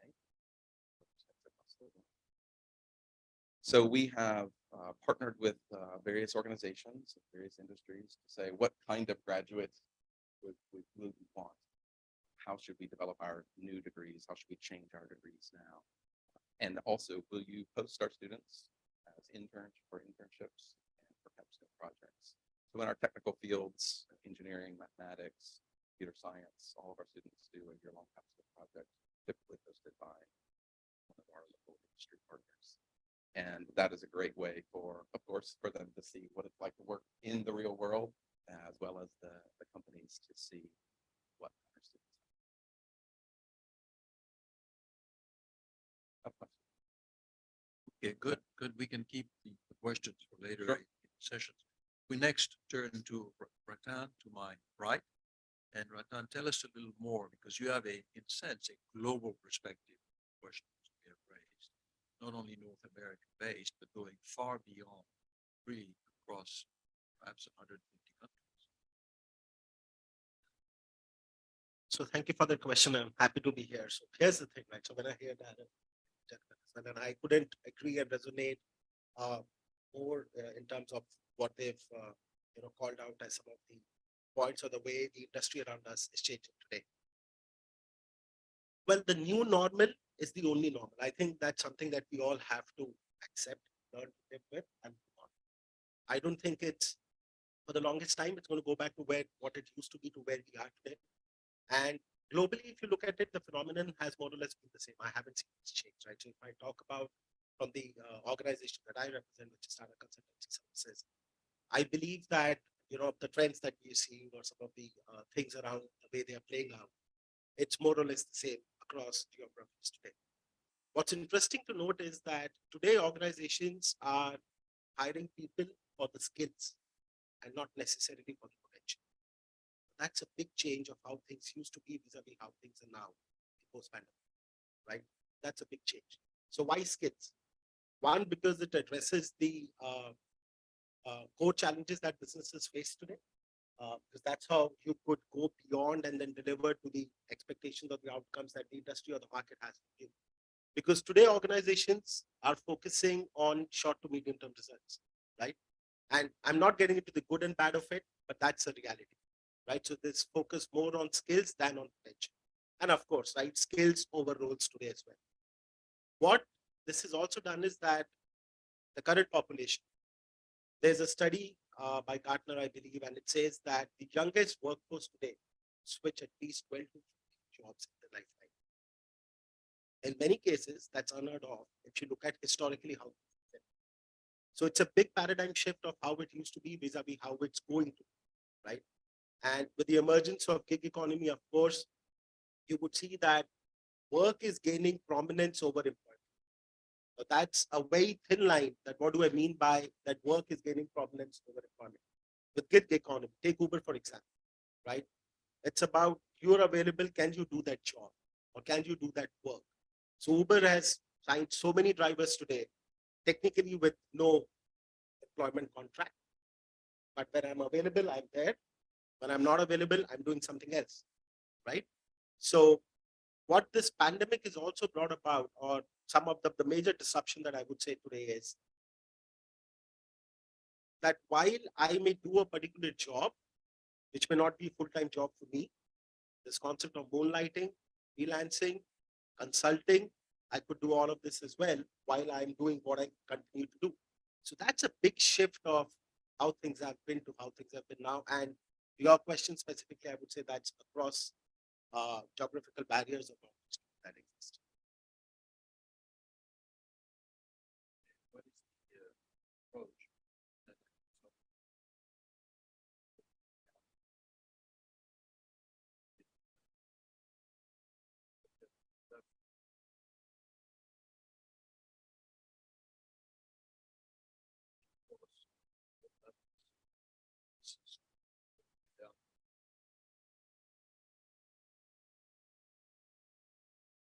It's a combination of both. So most of it is full-time employment, but there are also business associates, right, which is more of the permanent, the temporary staffing. And we continue to strive for the best talent, but it's not only about attracting the talent. I heard somebody talk about how do you retain talent in one of the organizations. I think that's very, very critical and important today for businesses to succeed. Because you may be able to attract the best talent, but how do you make sure that you retain them? How are you upskilling them? How are you cross-skilling them? How are you making them ready for the world of tomorrow? That's a very, very important aspect, right? So in fact, there's another paper that was published by World Economic Forum, and it says that 40% of employees feel today that the organizations are not doing enough to upskill and cross-skill them so that they are ready for the future, right? While the owners would sit with the employers as well, but the owner does sit with the employees too. In today's world, digital skills, if I may say from the context of the industry that I represent, is going to be the key and is of paramount importance. You have to stay relevant. You need to be contextual to what you do is the way forward in my view. Mentioned that premise of environment of work. Elaborate on that. I think that's the paradigm concept that you have defined, which you have mentioned. So can you tell us a little more how it manifests itself and what are the implications, especially with the change of jobs, which is even more than possible. So what is the key response hypermobile career path, my career path? And are you seeing the related question of this address? Event of significance of these.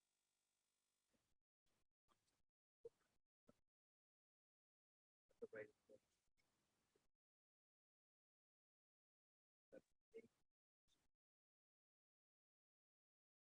So look at it this way, right? So the series of questions within that one question, so I try to address all of them. If I do, based on please. Yeah, absolutely. So this is the way I look at it. So I spoke about Uber as an example. Gig economy, like I said, it is work over employment today. And when I speak of concepts like moonlighting, or when I talk about freelancing or just consulting, people today do all of these things, right? So as an organization, I think the concept, which is going to be a big trend or a shift in trend, is the survival of the fittest. How well and how quickly are you able to adapt yourself to the new normal, which is the only normal now, is going to be the key, right? How do we invest in people so that they find a sense of purpose? Is going to be very, very important. When you talk about millennials as an example, they want to be associated with a company where their purpose aligns with the outcomes or the purpose of the organization that they serve, right? One, because in the social media trend, they are socially accepted. They want to work with teams who respect them for who they are, right? And you talk about diversity and inclusion. They want to be at the forefront of all of this, right? So the power for them to be accepted in a society that's very culturally different from theirs is very, very, right? So that is what I would say as one of the things that I think is big. I think too, part of the change that has gone on is perhaps not finding your purpose and being inside your work life. But with the pandemic and the impacts of that and people wanting to stay connected to family and having access, and sometimes that being significantly limited, the concept of being geographically close to having time for all of those other things outside of work. The companies in our area talk about the gray tsunami. We haven't used that term really since the pandemic, but the aging workforce and all of the institutional knowledge that is leaving, and there's this huge gap. Early career and almost ready to retire with the pandemic, encouraging folks to move on with all of those changes that are to retire those changes. But the concept of companies say this to us all the time, we need to grow our own, those that are living in this area, trained in this area, educated in this area, pick a position in this area, and they're likely to stay in the area and in that same company because of their ties to the geography, because of their ties to the culture, because of their ties to their family. And so that has really been our focus at the university, is responding to that call from our industry partners.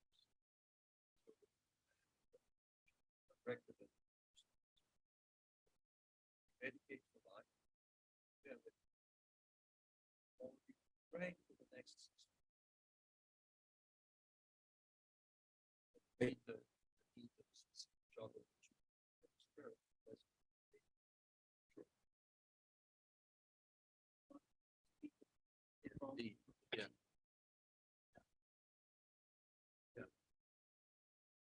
So do we educate for life or for the next opportunity? Is Or for the next 6 essentially- months. Right, for the next 6 months. Definitely educate for life, but with an eye towards what skill set they need for that upcoming opportunity. So both, if I can say both. We Okay. talk about that, the importance of that 4-year degree. And I know not everyone agrees that the 4-year degree is that critical component. But that's our mission. And so that's what we do. It did used to be to the past, it did used to be that companies expected you to come in with a potential and then with time to develop and to learn the system. And they're less patient these days, that is for sure. I actually tried to chide our local business owners that whenever I can, that you always expect to develop. But we built in with that expectation that students have skill set that they can offer as they enter the industry. We built these professional experiences throughout the curriculum of their 4 years. Some of them are certificates that just sort of stack on top of that, but it's really just a recognition of what they have done already, not so much a skill set, but a collection of experiences. So given the hypermobility and probably the lack of loyalty of the younger generations implied by their mobility, would it be wiser perhaps to retrain the older generations that have a stake in stability and remaining in the same job and not losing these skills that have accumulated over a lifetime, be they human relation as opposed to digital? Sure, yeah, and we're certainly engaged in that, as I imagine most universities are. And it is a priority for companies to, as the technology changes, so too must the workforce.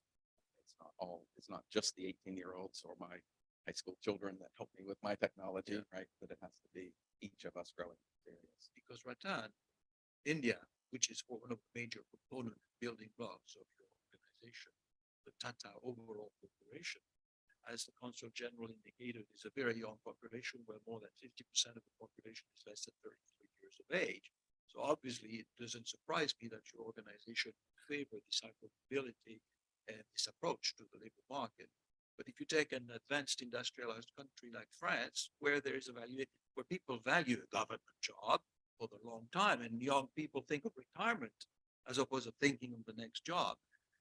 When you say there is no difference across geography, I am astounded.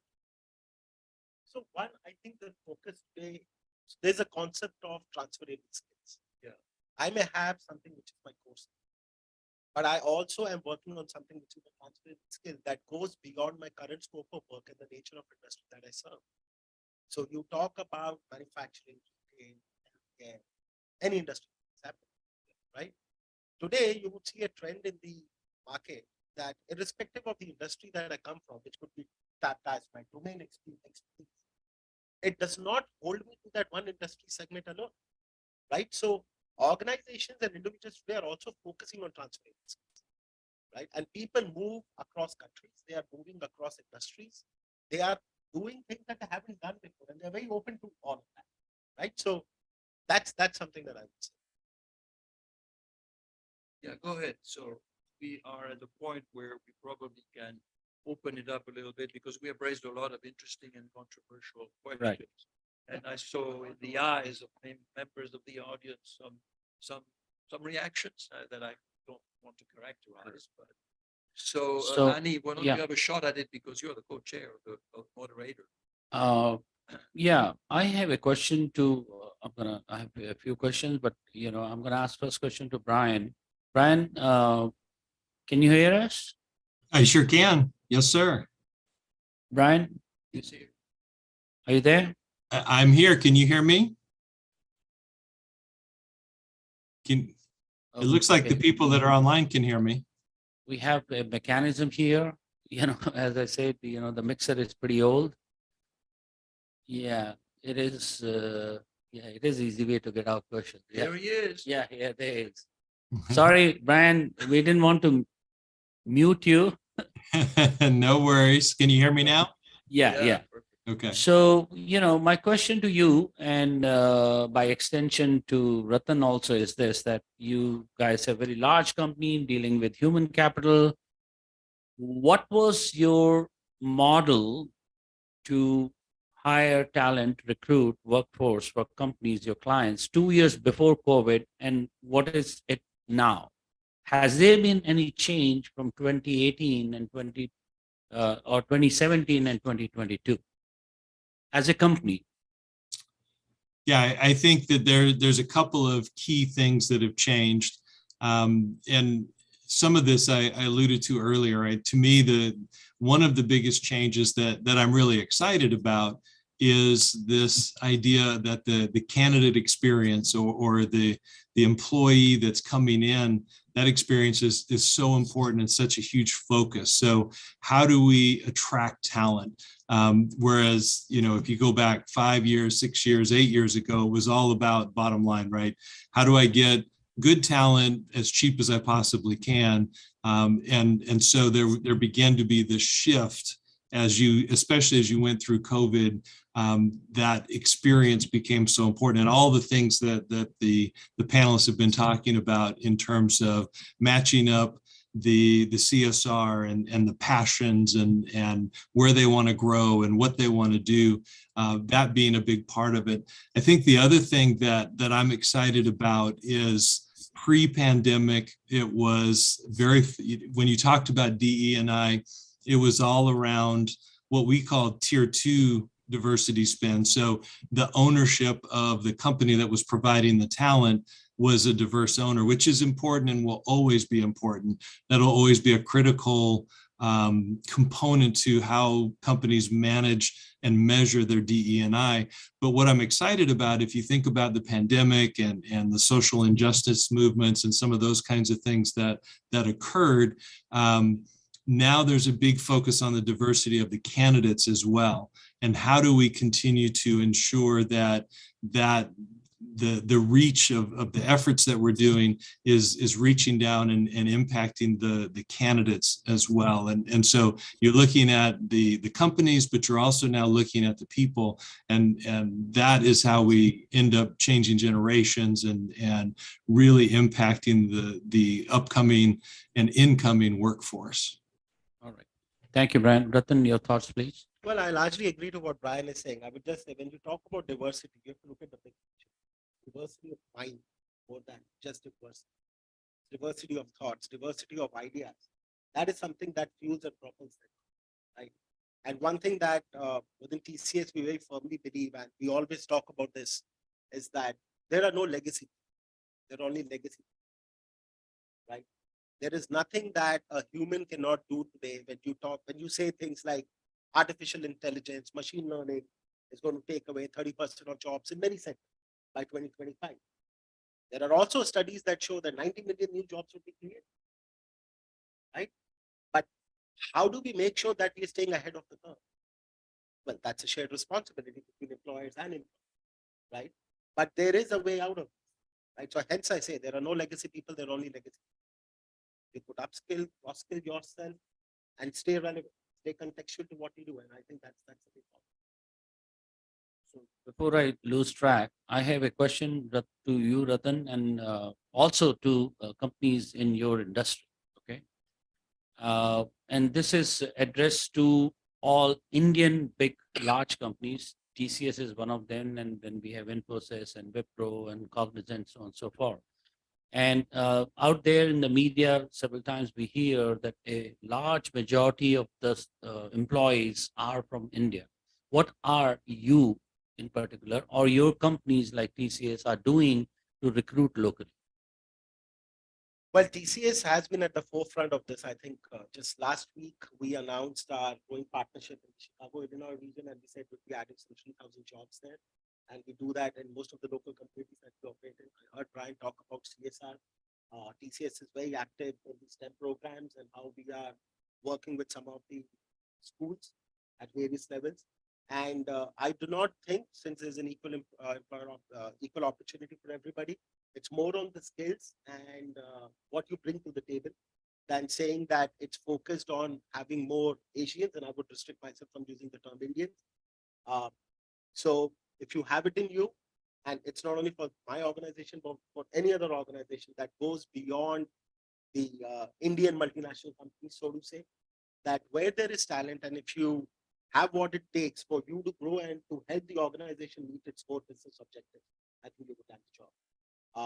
Are there focused initiatives on concerted efforts towards making sure that we are doing what is right? Of course, there's always that push, right? And we are very significantly, I would say, investing in the communities that we operate in. And Tata, as a philosophy, the holding company believes in giving it back to the society, right? And that's something which has been at the forefront. And when I say this is something that we practice in letter and in spirit, and it's not just about it. I want to follow up on your question, Annie, to Ratan.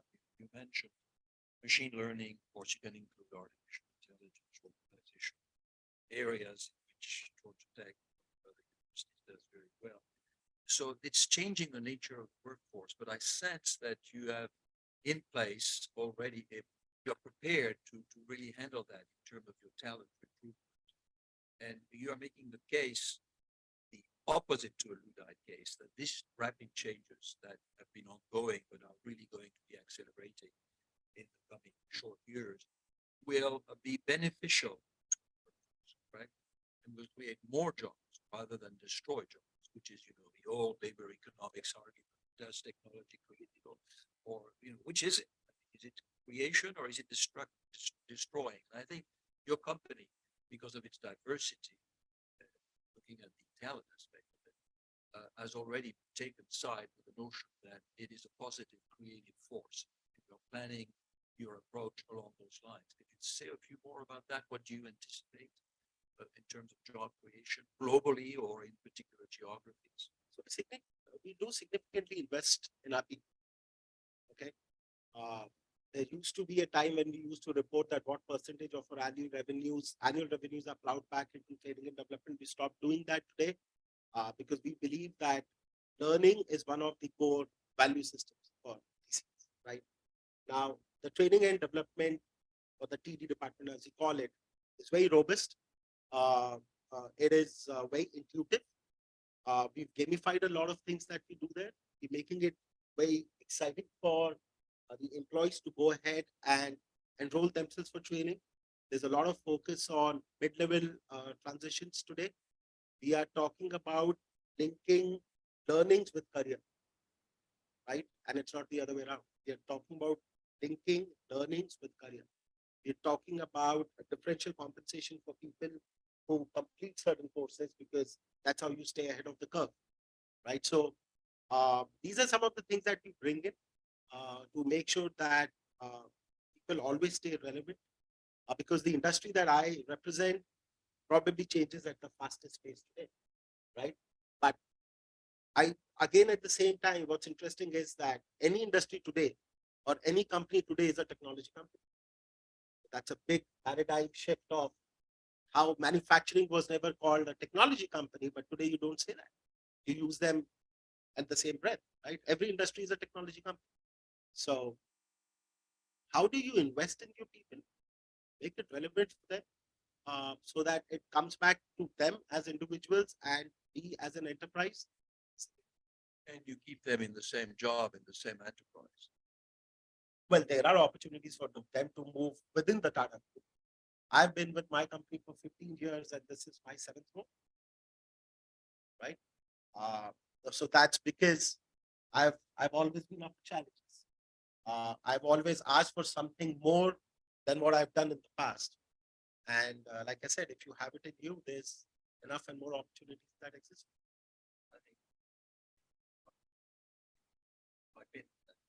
Yes, absolutely. So, and I think the upskilling and the retraining and aspects of the workforce, we are trying to get our college students as close to the innovators inside the organizations that we partner with as soon as possible. So, for example, the Savannah River National Lab is about to begin construction on a $50 million advanced manufacturing collaborative on the USC Aikens campus. So they will bring 100 professional scientists and engineers, innovators, new product developments, new IP will be developed right on our campus, and our engineering and our computer science programs will be housed inside that facility. Quite a coup. Yeah, absolutely. And the facility has been constructed for the purpose of integration of university and the national lab facility. Additionally, the Department of Defense will be building a cybersecurity facility through the South Carolina National Guard on our campus as well, adjacent to that advanced manufacturing collaborative from the National Lab. Department of Energy. So we're really seeing these opportunities to draw in partners as far as onto campus, so that the students, as they go through their curriculum for their theoretical training and long-term investment in their education, to have ready partners right there and be part of that enterprise well before they are actually deployed at the end of their degree. That's a great program. If I may, Brian, look, if I may, I have a question for Brian. Some questions. Yeah. in the Let me audience. ask this question because I think it's an important question. Brian, if you can bring it back. Is that okay? Brian, can you hear us? I can. Can you hear me? Hey, listen, I listened to the oral arguments before the United States Supreme Court when it resumed its session in October or September, I think it was, regarding equal opportunity admissions, particularly the Harvard and Berkeley case, which are being challenged. So what does it mean? We don't know what the court will rule on the end of its session, June or May. But what would it mean for DI, diversity, particularly programs that are dear to your heart and in which you do a lot? Or can you even anticipate? Yeah, and I think you're right. We're all watching very carefully to see what happens there and what the long-standing impacts of that may be. What I will say is I believe that the companies that are working, that are hiring, that have made commitments, they will continue to find ways to get around whatever those impacts may be. We'll continue to evolve and adjust as we need to, because at their heart, I think, it was important when those rules, when those laws were enacted, those policies were put in place.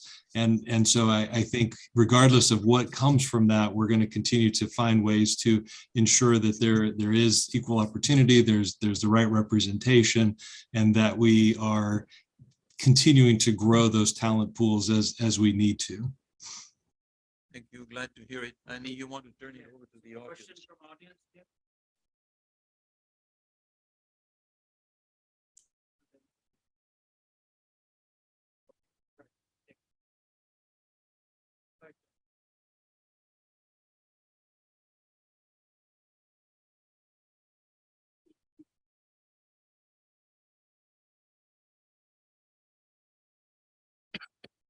I'm 23 years old with 50 years of work experience, so I can talk about the 70s and 80s and 90s.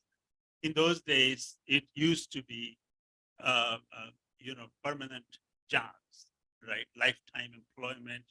And when the Japanese reputation grew in quality and all that back in the 70s and 80s, one of the virtues that were being touted was lifetime employment. It's because of that the Japanese were doing so well. Of course, I grew up in manufacturing environment, and IT is slightly different. I understand that, but is that culture gone? That's question number one. Is that culture gone, or is it still around? Second question is, suppose if it is receding or it's being used less and less, to what extent do we have people with lifetime employment? At some level in the organization, there has to be people who are there forever, right? I mean, otherwise you can't really manage a company, and it's pretty costly. In the IT sector, I can still justify that, but in the non-IT sector, manufacturing and all that, it is so costly to really replace a person and retrain somebody else, So those are all the questions going around in my clouded mind. So go ahead.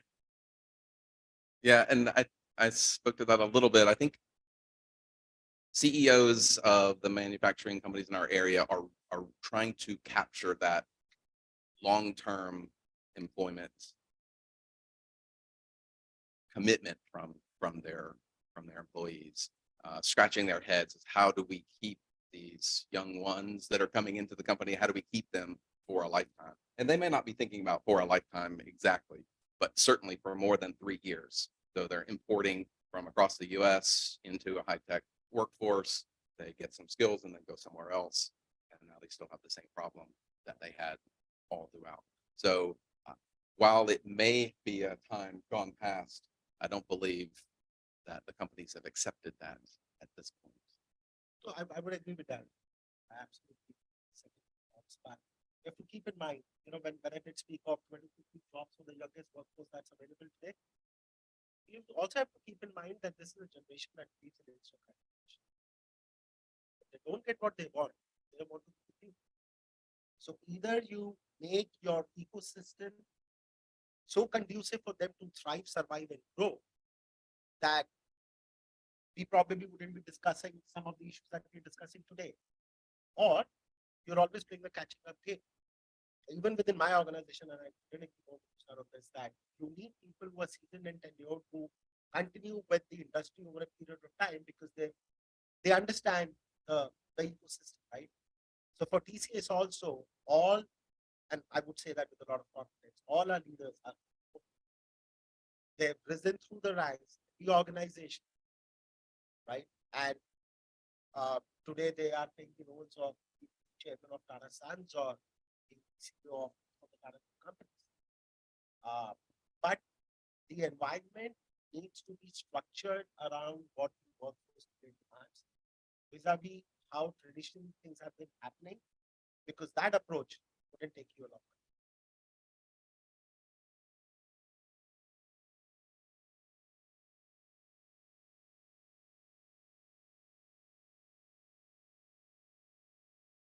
Repeat that. So the people that are in the mindset of instant gratification, they are tomorrow's Ratans, right? I mean, you will be replaced someday by one of those guys. What happens to that culture? That is the question. Very good question, but I'm full here now because we are moving into our next session time, and since the other speaker is coming virtually. Yeah, before you close, I would hate that particularly in manufacturing, that the permanent jobs of the world are in India, factory of the world, and as the Consul General indicated, and China, factory of the world. And we have lost them here in the advanced industrialized world, post-industrial. So I take this opportunity to thank our speakers, Mr. Brian Clark from Agile One, Dr. Darren Timmons from USA Aiken, and Mr. Ratan Chopra from TCS. Thank you. Very exciting. And we will definitely do on this topic once again in larger format. Thank you, gentlemen. With this, Dr. McIntyre, I would request you to start the session 5. Dr. Jack Shade, who's professor of business from a distinguished professor of business from Emory University. Dr. Shade, are you online, sir? I'm online. Can you hear me okay? Yes, sir. Great. So I'll introduce you, but I think you really don't need an introduction. But Jag, it's a pleasure as a colleague to greet you and to thank you for really giving of your time to the event. Dr. Jag Sthess is the Charles Kelstad Professor of Business, particularly in marketing. He's the recipient of the Padma Bhushan Award 2020. He's a fellow of numerous associations, all known to me: Academy of International Business, American Psychological Association, American Marketing Association. But most of all, is a Renaissance man, grounded in business management, marketing science, but who has vision and is able to see clear across the century. It's a gift that's not given to very many people. And it's against this background that we welcome his remarks today. And so, Jag, I turn it over to you. Welcome, and thank you for sharing your remarks with us. Thank you, John, for such a nice introduction. And I do want to thank you and Ani for both organizing and hosting this great event. I think this US-India Business Summit is groundbreaking, is able to show the future. And my topic is specifically more interesting in terms of the emerging US-India partnership for the next 75 years.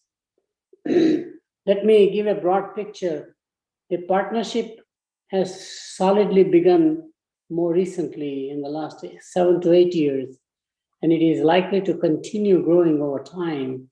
And I'll show you the articulation or the way it's gonna go pretty much. So let me start by showing you my first slide.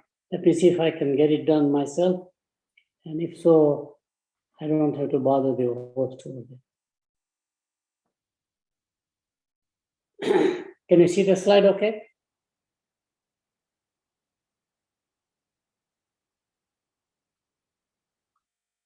Are you able to see my slides? Please go ahead. It's perfect. Okay, fine, thank you.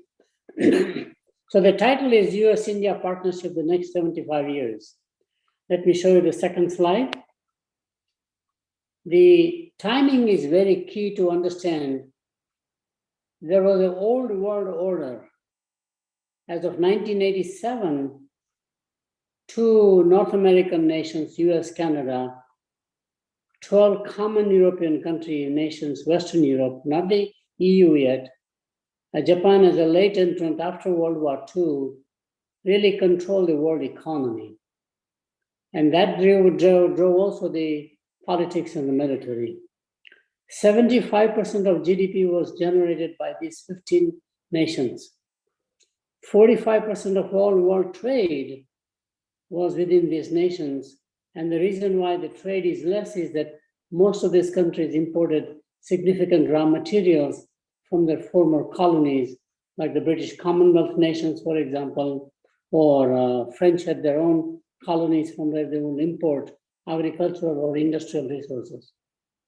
The key problem with all of them is they're all aging and aging very rapidly. And they don't know the solution about what to do with the aging population. Japan leads the world. There'll be fewer Japanese men next month than today. There's nothing they can do. German immigration is not enough. It is as many number of births as there are deaths, for example. We have a declining, increasing population despite immigration policy. So we are also in the same boat as most of the countries are for all advanced economies. And by the way, this is happening in South Korea now, etc., etc. World was stable. Balance of power between communism and capitalism was almost equal at that time. Cold War was a common front. Harmonious economic, military, and political relationships because US defeated Japan on the one hand and the Allies defeated Germany on the other hand. So one could create a common architecture. Established 3 institutions to come out with an international order, International Monetary Fund, World Bank, and of course the United Nations. I think this created a stability, except the stability is now going away. So what has changed since that world order was established?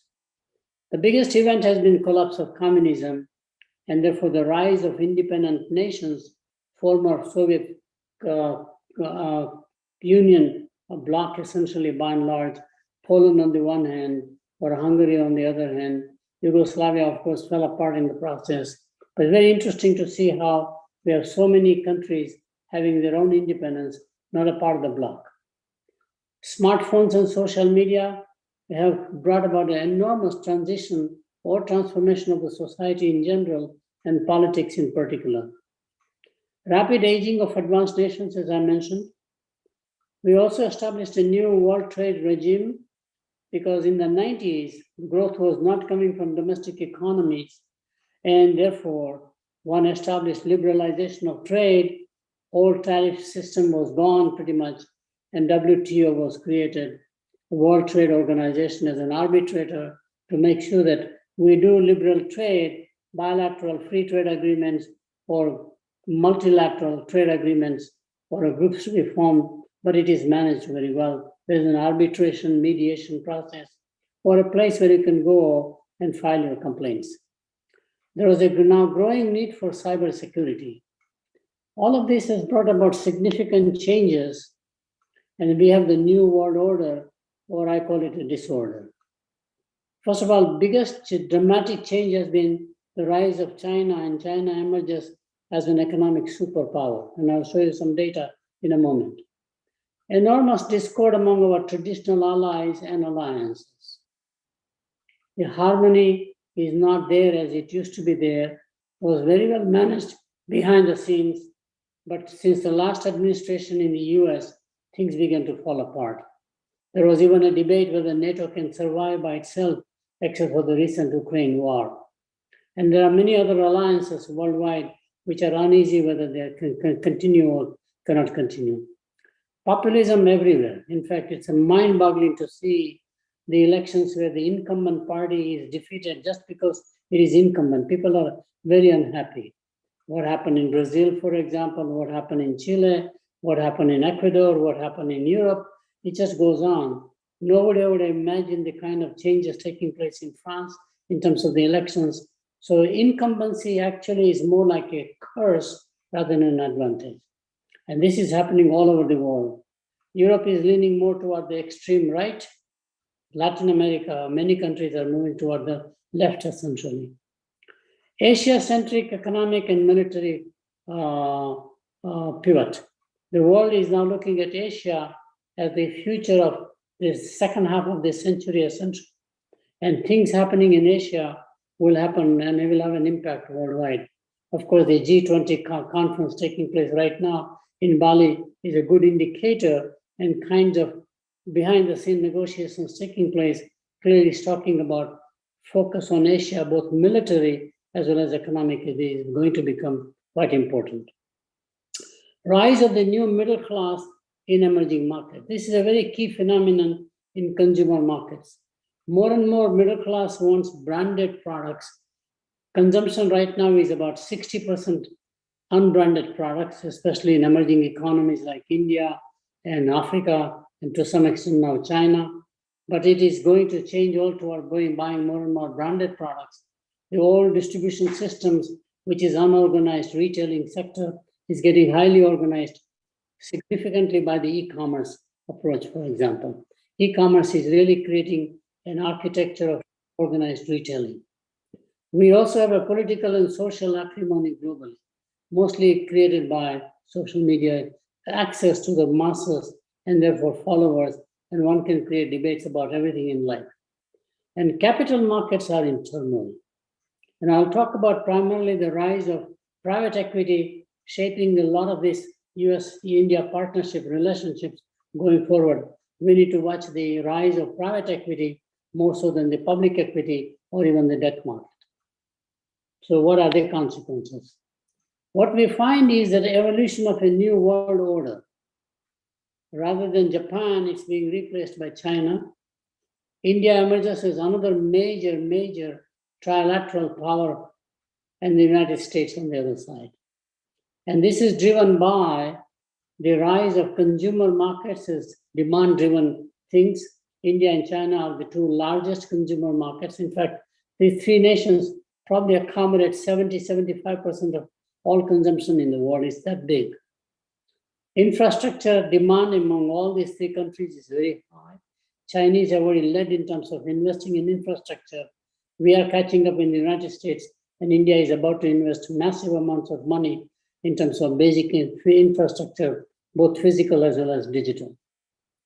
We find significant need for defense. All three nations are arming themselves up. India is one of the largest defense weapon buyers in the world, and it's likely to align more its procurement toward the US and not just from French or the British or the Russians, for example. And security will become one more area. Security will drive both physical security as well as the digital or cyber security will drive the future relationships. So I have an institute that I'm founder called India-China-America Institute. I think the idea around here is that the play among these three nations will redefine the world, and we need to understand, hopefully the relationship between these three blocks will become harmonious Unfortunately, it is not, because the legacy is very different. China has a communist legacy for almost 70 years, roughly. India has a mixed capital, basically. India does not trust capitalism to the level that we do in America. America is basically what I call a cowboy capitalism. So ideologically, the three are not convergent. They see the world from their lens in a very different way, from their own backgrounds and experiences. For the first time, you see US-China relationship becoming absolutely negative.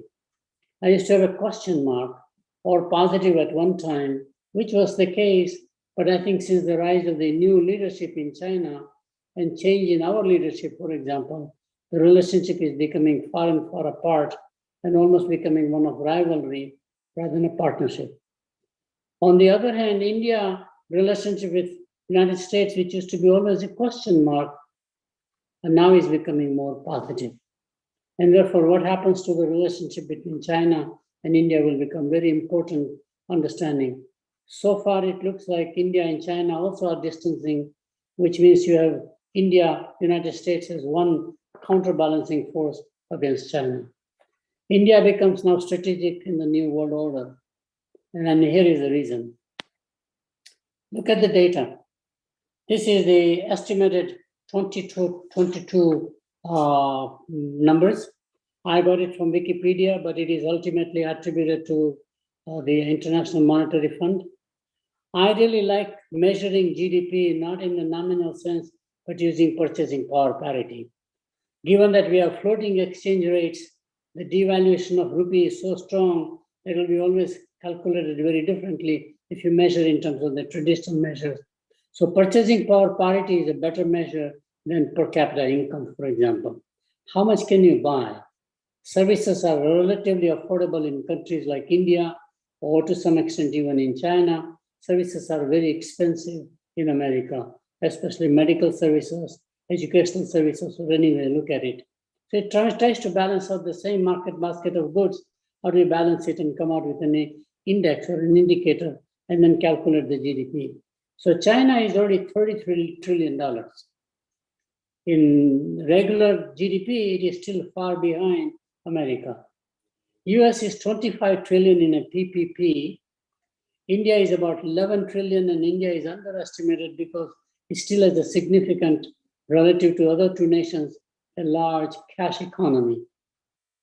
People still prefer to buy and sell by cash transactions as opposed to credit cards, for example, or online payments, cell phones. It is coming along more and more, but it's still not there, which is a strange surprise that two of the top three nations are all former emerging economies. China is the middle income now. India is rising to become middle income. Now then you see followed by Japan, Germany, Russia, India, Indonesia, Brazil, UK, and France. The point I'm trying to make is that in this mix today, you see as many emerging economies as you see advanced economies among the top economies of the world. So what's going to happen?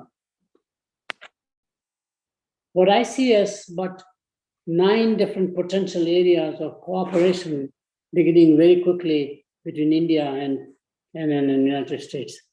The first biggest one is going to be defense. And there are other defense partners will come in the way, such as, for example, defense partners come in the way, such as, for example, Israel. So defense is very key. Just hold on. Can you close it, please? Yeah. Close the door. I'm sorry, I'm doing it from my home and we have an interruption. The second biggest area is infrastructure, both physical and digital. These two nations have an enormous pent-up demand. India definitely needs that thing, and it will use not only just in fact the American side, but also Asia side. Japan is heavy investor, for example. South Korea may also invest. So infrastructure, physical and digital is second major area. Third one is modernization of agriculture. India's agriculture has to come to the modern age so that one can do value-add processed foods, for example, rather than just selling agricultural raw materials or industrial and agricultural raw materials. So modernization of agriculture is a big, big cooperative area because US is so advanced in agriculture, knows how to do large scale farming, for example. And all of these are badly needed in India. And agriculture has to go from the bullock cart days to basically the tractor days as quickly as they can. Next area, of course, is cybersecurity and intelligence. This is a growing field between both nations. Both nations are under tremendous amount of pressure from the terrorism movements and in the security of the borders themselves, etc. So I think that's the second area. Now, however, more interesting for me personally is education. India is emerging as a major education hub for the world, especially for other nations. Both online education, India has changed its policy. The new education policy of 2020 will encourage foreign universities to establish campuses there, not just programs. And I think the movement has already begun. So the two nations will get together. US is very big in education. And I think education will become a common partnering area. In the previous session, I think there was a significant discussion about the role of training, HR, education. It goes on. In fact, I'm finishing a book, a handbook almost, on vocational education training, especially from worldwide, what we can learn and can be useful for policymakers, especially in India. Healthcare and public health would be another major area. And pharma is a very key industry. To me, pharma and medical devices will become a good partner place between the US and India. Next area is global warming. Sustainability is a key problem area. And again, the two nations will learn to cooperate significantly toward a common cause, mostly alternate energy. US is pretty serious about investing in alternate energy, giving incentives, so is India. I think there's a common partnering ground. Growth of bilateral trade. The trade will grow to at least $500 billion very quickly and has the potential to grow all the way to $1 trillion. Quite a significant part is to diversify from dependence on China as a sourcing destination. India is very capable of also providing huge number of industries where India can be the sourcing destination, along with Vietnam, for example, Cambodia, Asia in general, but India has a very large presence in terms of integrated manufacturing from end to end in garments, for example. Of course, India is very good sourcing destination for services industries, not just IT services, but now legal services, accounting services, entertainment industry, just goes on and on. So we think that the growth between two nations will rise enormously, and hopefully there'll be balanced growth in terms of as much exports into India as imports from India. Along with that one, surprisingly, there will be also a significant amount of equity investment. I'm a very strong advocate that trade and investment go together as a policy. So my estimate is running that about $100 billion of investment will be made annually, where 60 billion or so will come into India from the US enterprises by and large. And I'll talk about the private equity in a moment. And on the other side, India will invest in America, especially in many of the industries where it is in the interest of America to basically exit those industries in terms of managing themselves. So in terms of ownership, for example. And the last area that I wanted to talk about is private equity capital. We have to understand private equity capital much more so. There's a rise of private capital in general worldwide. The largest capitalists today are all individuals, not sovereign funds. The amount of wealth by the top 100 or so people is mind-boggling, and it is growing at a faster rate than the S&P or any other indexes that you can take. And they will make the difference quite a lot. There will be the go-between, the partnership relationship between two nations, whether it is basically defense as an area, for example, infrastructure as an area, or just investing money to encourage more and more manufacturing in India and more, in fact, manufacturing in America. So watch the private equity would be my recommendation. I do want to mention there's a point I'm making at the bar due to legacy mindsets in both the US and the India. One of the biggest challenges we are facing is that the advisors to both governments or politically active individuals, well-known personalities, still have a legacy mindset going back to 1950, surprisingly. And this is a difference I find. Chinese have much younger advisors. And legacy, remembering old battles, remembering the non-alignment movement, remembering the contentious relationship in the past is going to come in the way because trust is still not there between US and India. And how do you build that trust on both sides is becoming more and more necessary. So the partnership will continue clearly on a long-term basis, but we'll have ups and downs depending upon who has what responsibilities in the two governments by and large. So let me quickly summarize and open up for questions and answers. I just wanted to mention the next chart, which I think is a fundamental change in India. So let me show that chart. India is going through a transformation of its own, mostly because of digital technology, the cell phone revolution, smartphones, whatever you would like to call. From a restricted domestic economy when it began its journey 75 years ago, it is now likely to become more and more integrated global economy. Not just linking to US, but the European Union, for example, and after Brexit, the British and the Commonwealth countries will get together in terms of their economic and hopefully public policies. But India is also on the move from low-tech to a high-tech economy. In fact, the wages are very much improved, very much by adopting technology and making the workers smarter.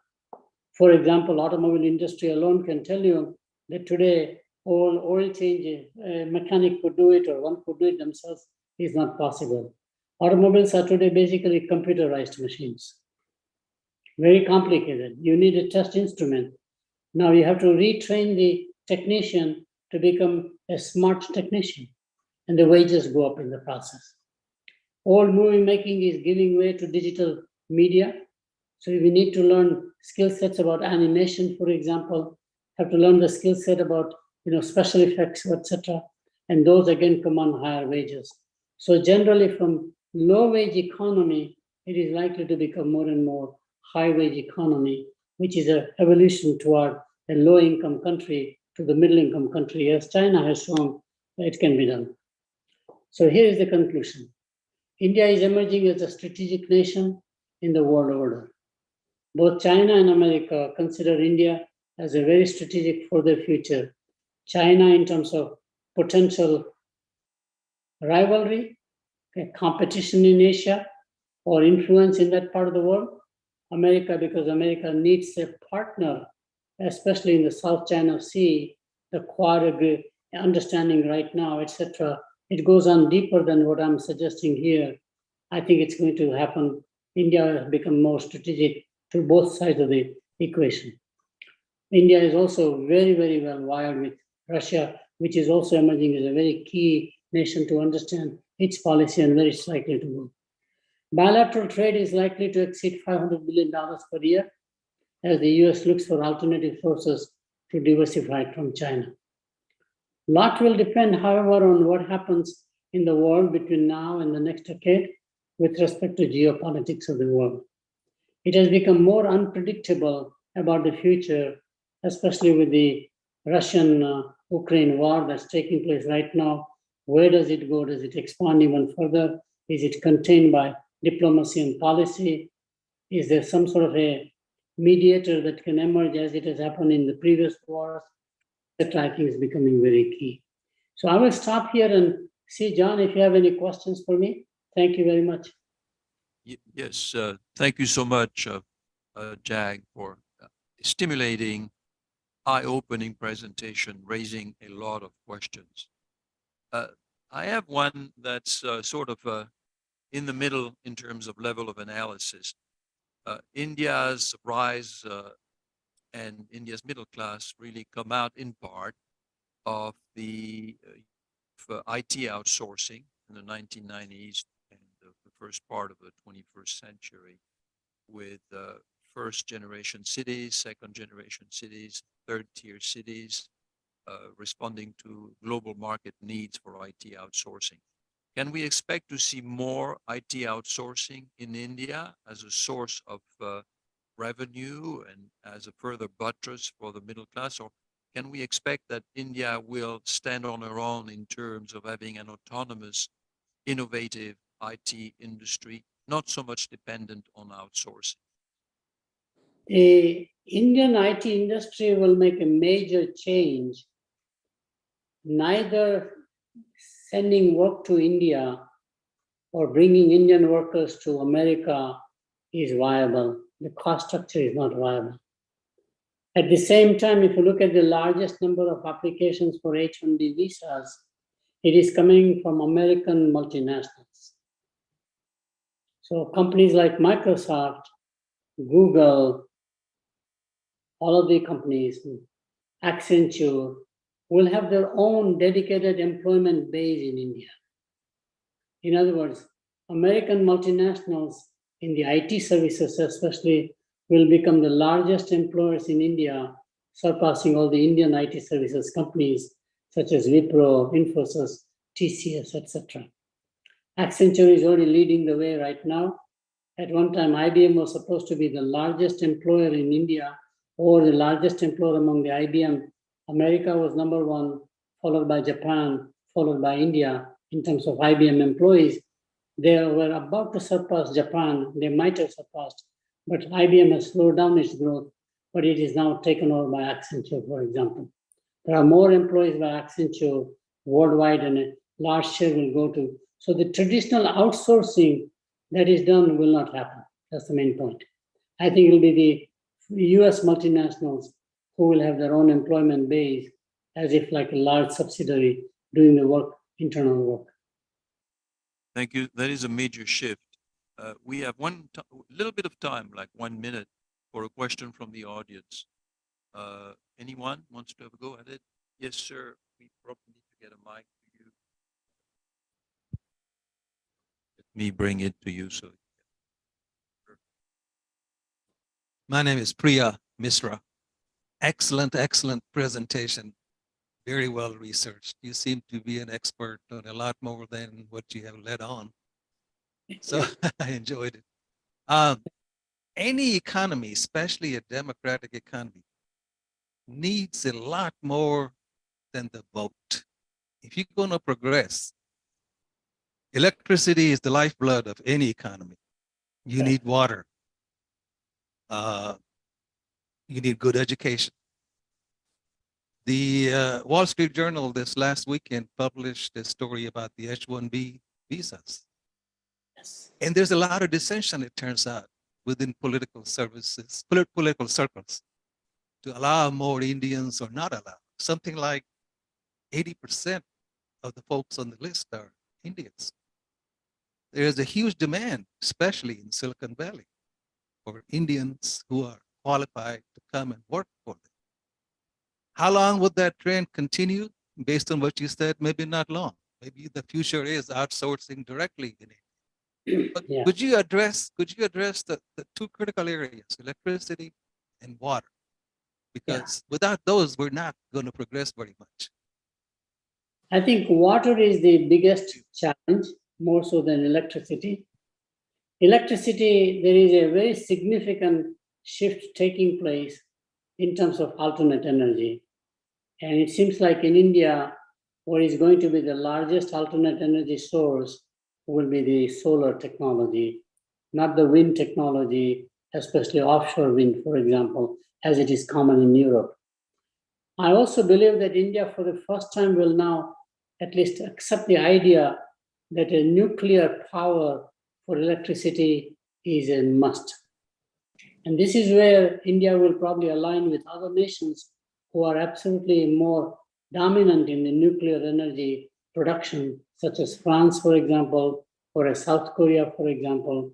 They have depended on nuclear energy for electricity, and that's a possibility. But nuclear energy takes many, many years to establish the plant and generate. Unfortunately, solar is much quicker. So India probably will end up, unfortunately, India's climate allows more installation of solar energy, as in the state of Gujarat, we have seen what has happened, for example. and will generate electricity enough to pump into the grid itself. So they become independent power producers, as we call it, IPP.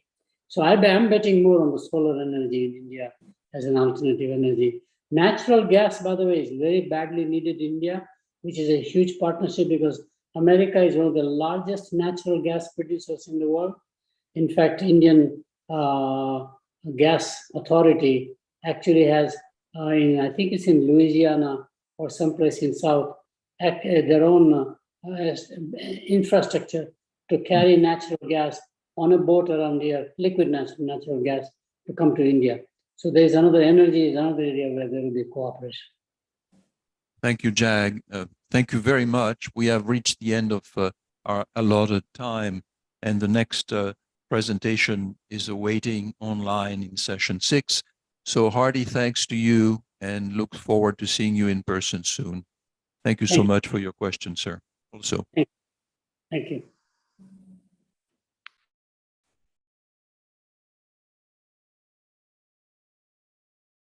Thank you, Dr. Sheth. We appreciate your participation and support as usual. Now we are switching over to our next session, which is of Mr. Dev Ahuja, who's Executive Vice President and CFO of Novelis Inc. Here in Atlanta. And session title is Keynote Global Transformations and Disruptions, Lessons for a Global Business in the Post-Pandemic World.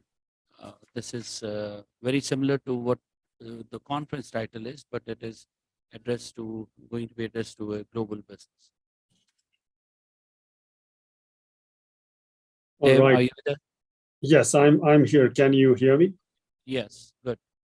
I think we have a copy of your presentation just now. So give me a second while I'm sending this to my colleague here, Jim. And in the meantime, you can start introducing yourself as well as Novelis. Perfect.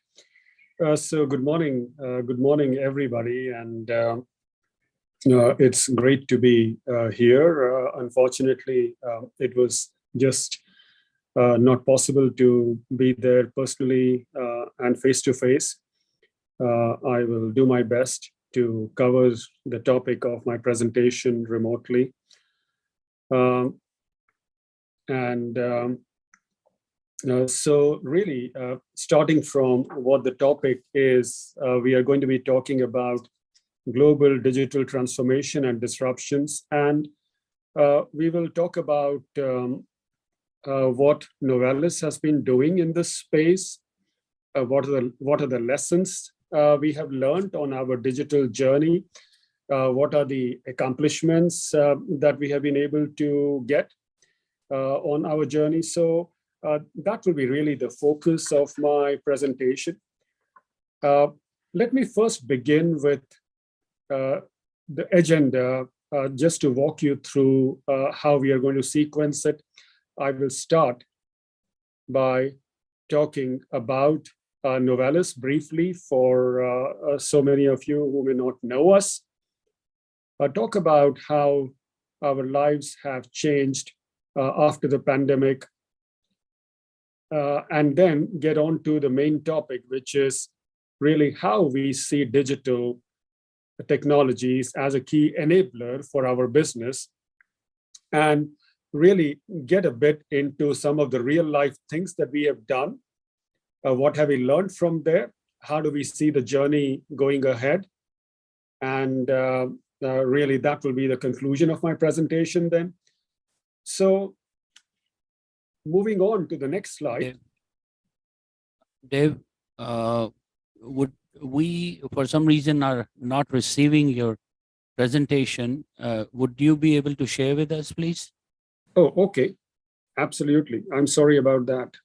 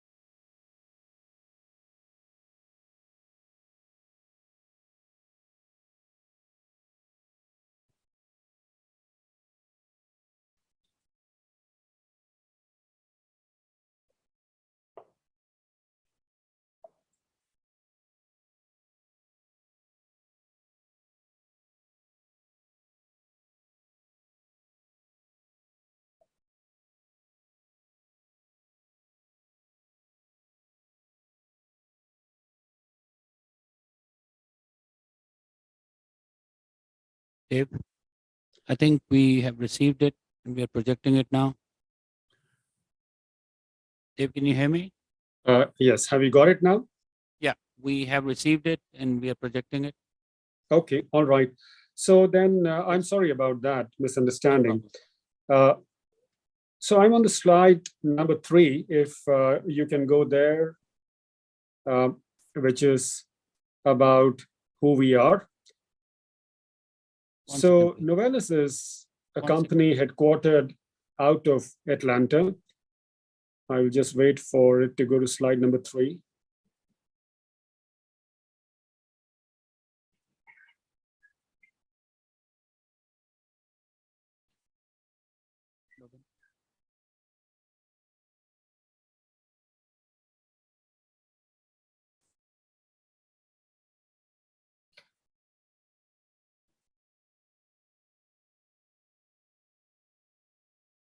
Is this slide 3?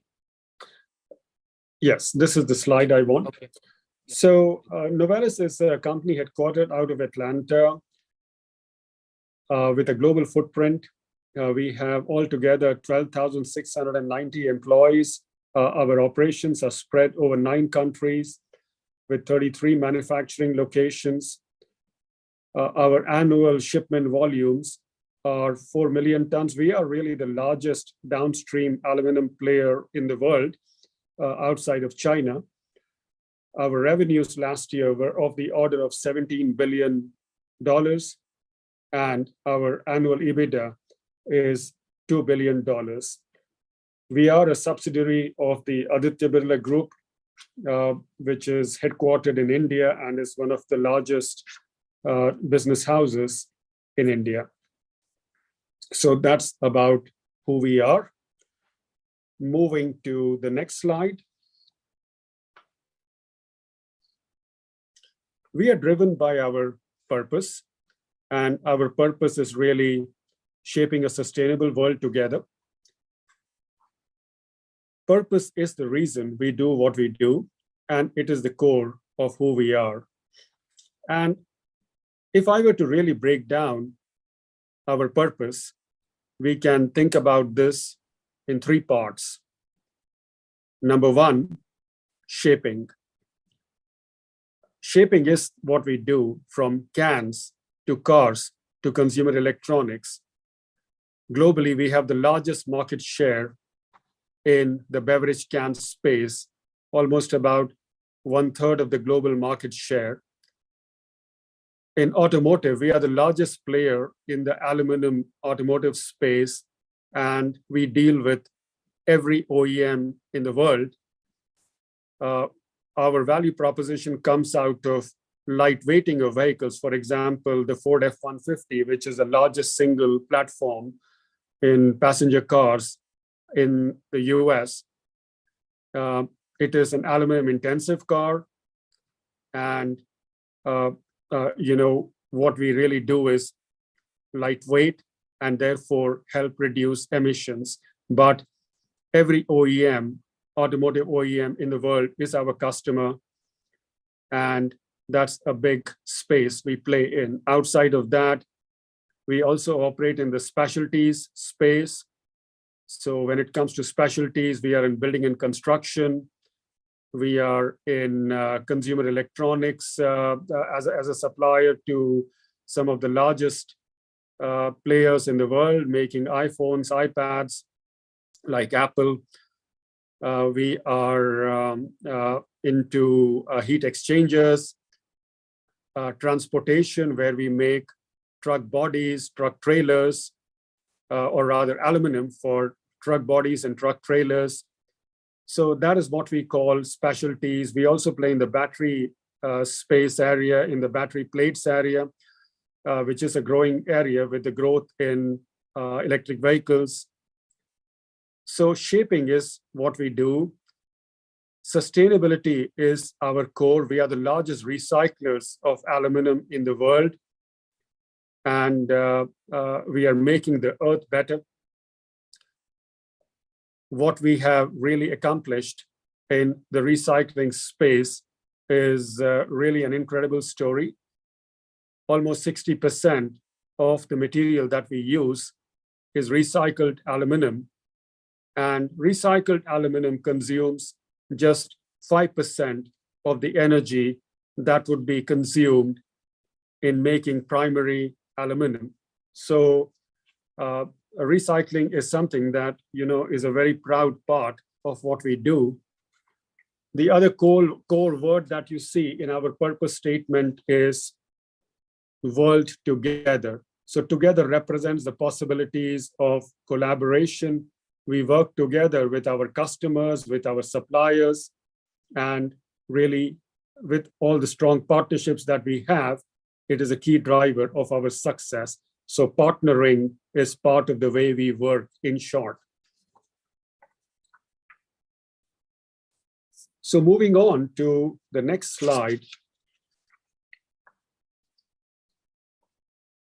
This is a little more about our sustainability objectives.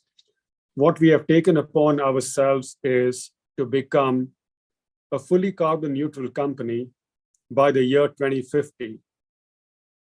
By the year 2026, we are looking to reduce our carbon content by 30%.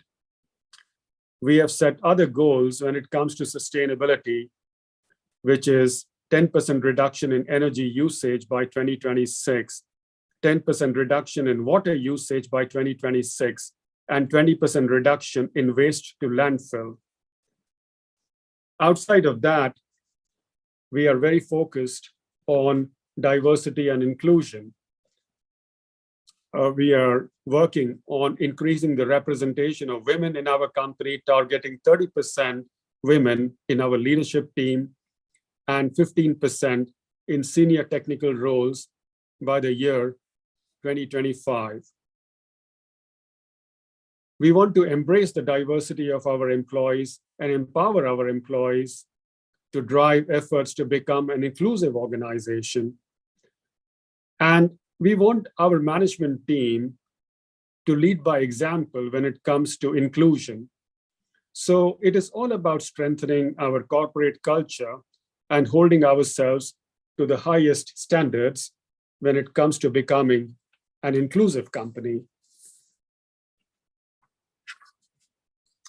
Now, moving on to the next slide.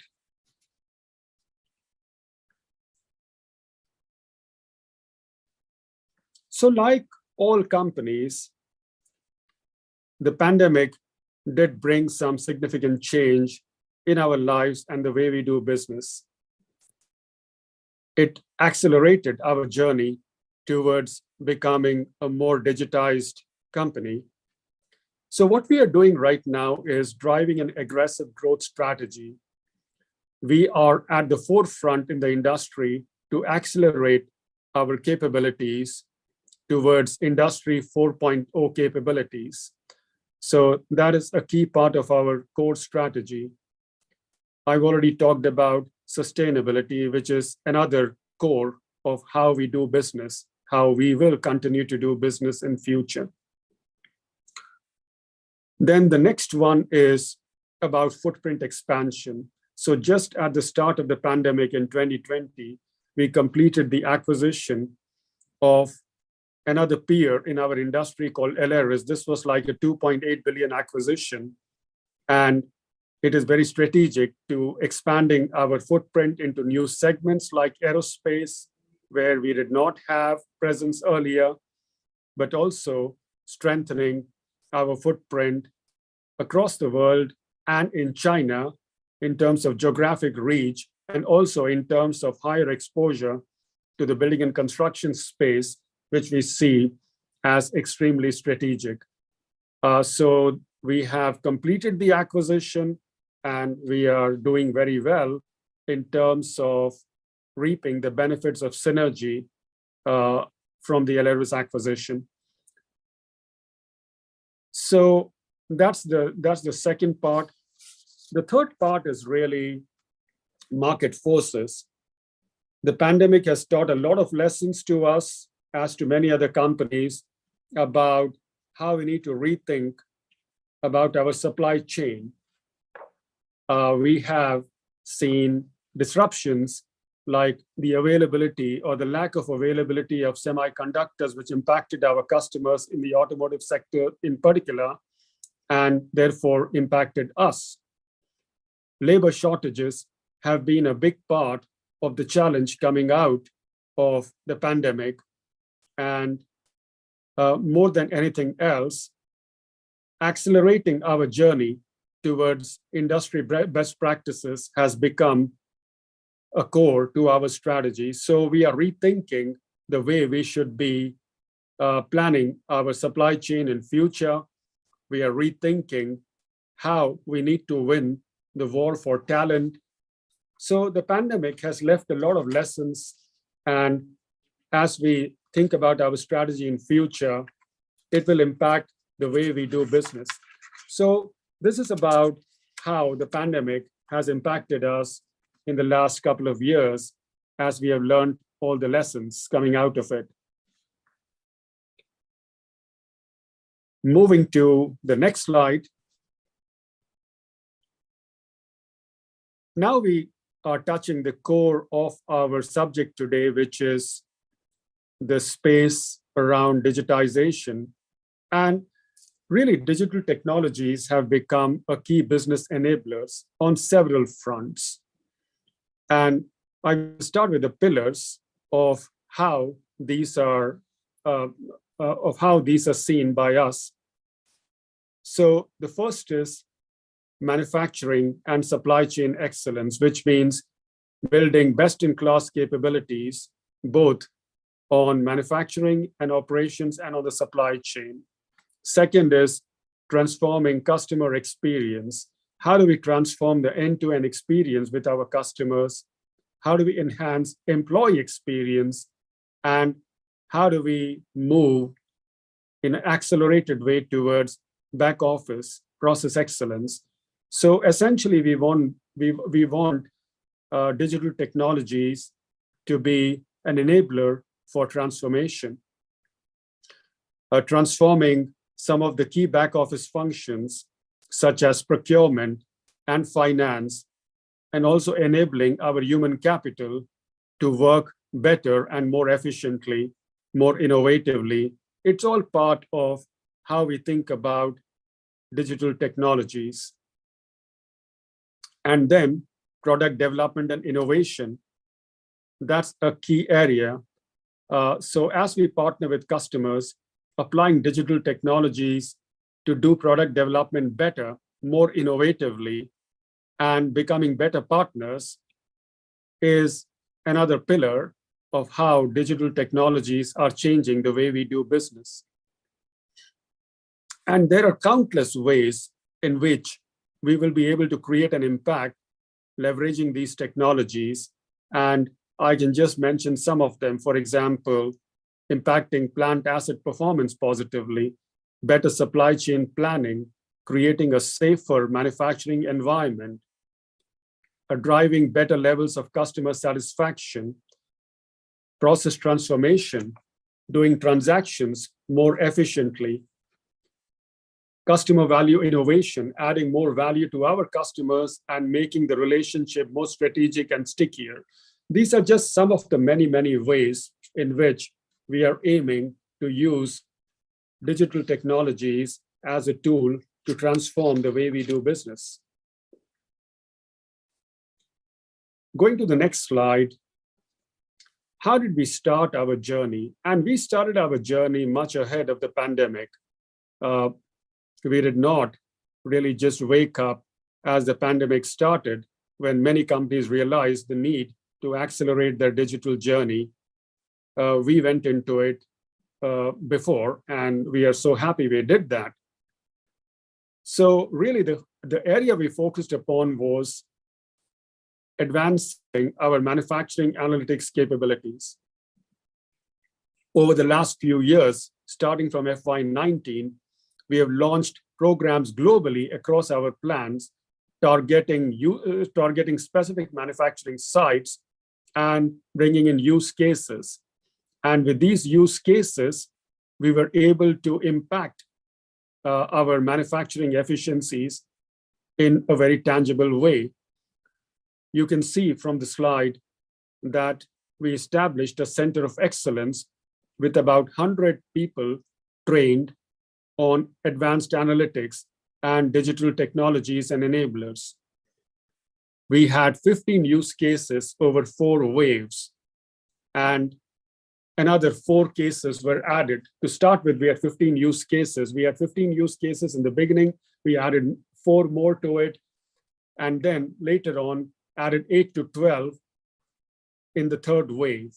Right now, we have another 5 to 7 use cases in operations. So essentially, altogether, we have been first starting with pilots and then going to really expanding the learnings into going to other plants after doing a successful pilot, and then moving on to scaling it up further.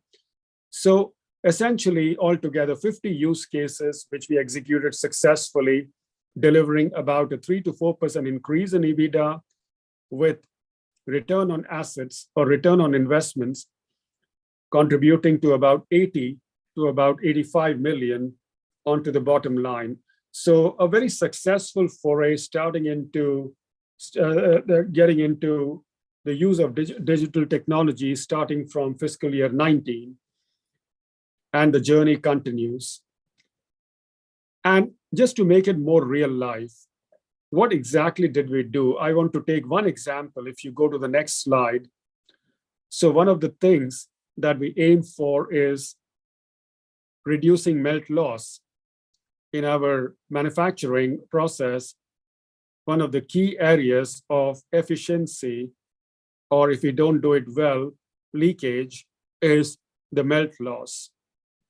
Now, the way we used to do it before was that an operator used to open the furnace door to see whether we are ready, whether the melting of the metal has happened with the right parameters. And every time we were doing it manually, opening furnaces to check whether the batch has got the right composition and consistency, we were losing a lot of heat. And that is really wastage. Energy is one of our key costs. And from there, we basically developed a model which does not require us to do what we used to do earlier, which means physically opening furnaces. The model that we have developed digitally using big data now allows us to basically do everything that we used to do manually earlier in a way that when the batch is ready, we open the furnace once. So that prevents heat loss, and the operator automatically gets alerted once the batch is ready. And this has reduced energy consumption by 12%, which is really very significant. So this is just one example of how we use big data in order to move from a manual process to a process which was more digitally enabled. And we got some tremendous results from doing that. Going to the next slide. What were our learnings in the journey? The number one learning was about people.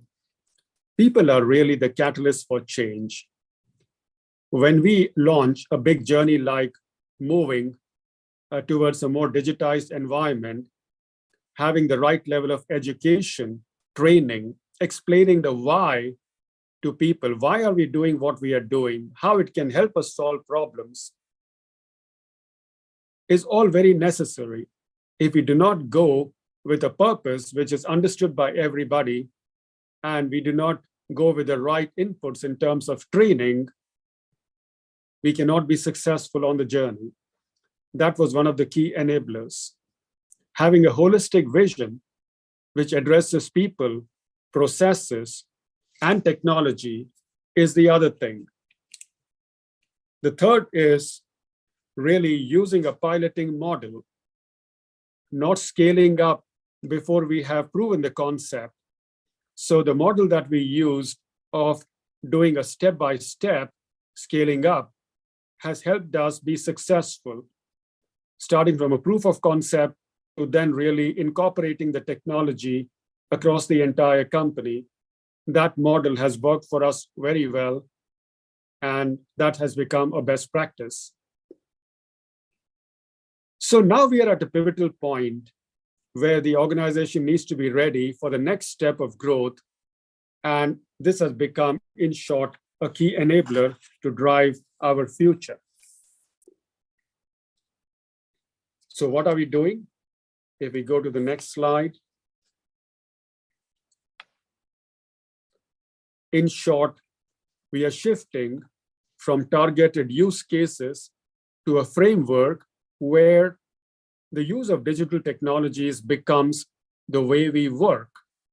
It becomes just part of the DNA of the company.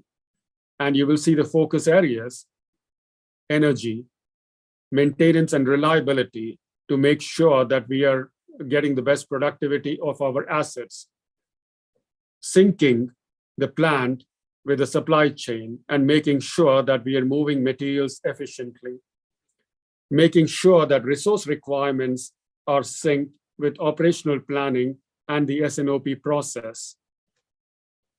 These are some of the ways in which we are enhancing the impact of our digital journey, on our digital journey. And you see all the enablers. So what enables this? It is governance.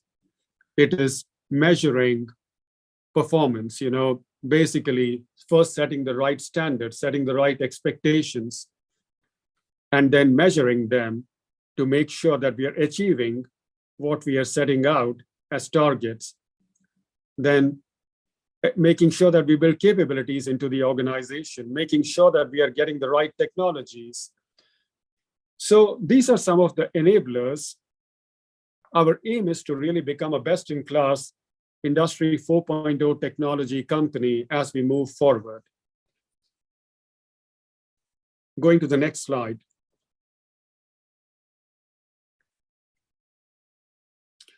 The concept that we are now working on is the plant of the future. We are making a $2.5 billion investment in a greenfield plant in Alabama, and that plant is going to be an example of what we call the plant of the future. By that, what we mean is that it is a far more safer plant, a far more efficient plant in terms of energy and resource usage, more productive, exponentially more productive than what conventionally used to be. And really, the holistic vision that we are talking about in our plant of the future will address energy and sustainability. It will address reliability. It will address safety. And it will address really becoming overall a best-in-class player, partnering with our customers.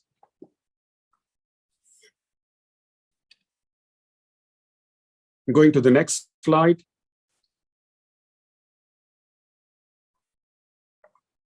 So what are the next steps? Reshaping the organization and the mindset, continuing to work on what we started back in FY19, enhancing our change management capabilities, making sure that we take the organization along, galvanizing an end-to-end process to experiment and deploy capabilities, and embed digital technologies as a part of the way we do business.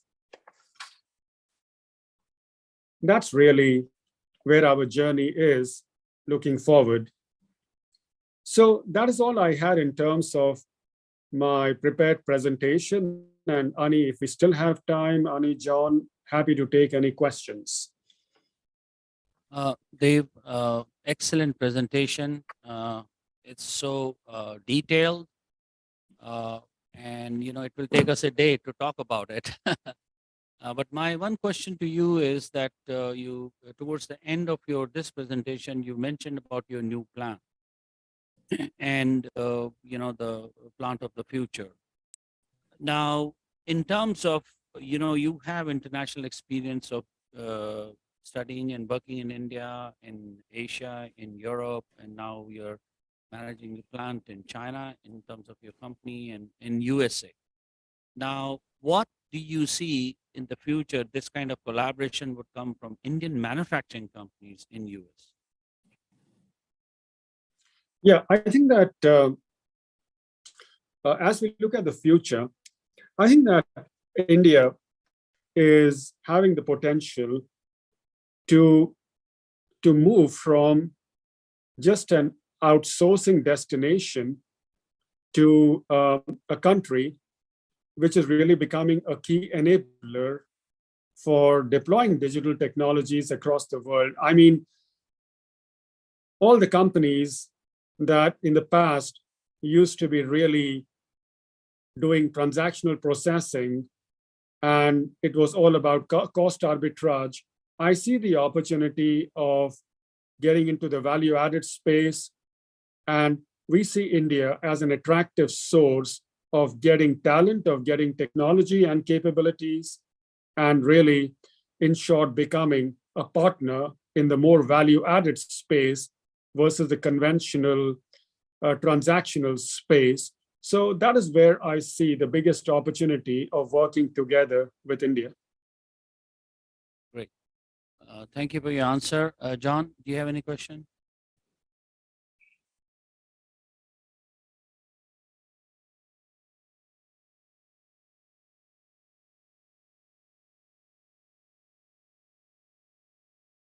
Right.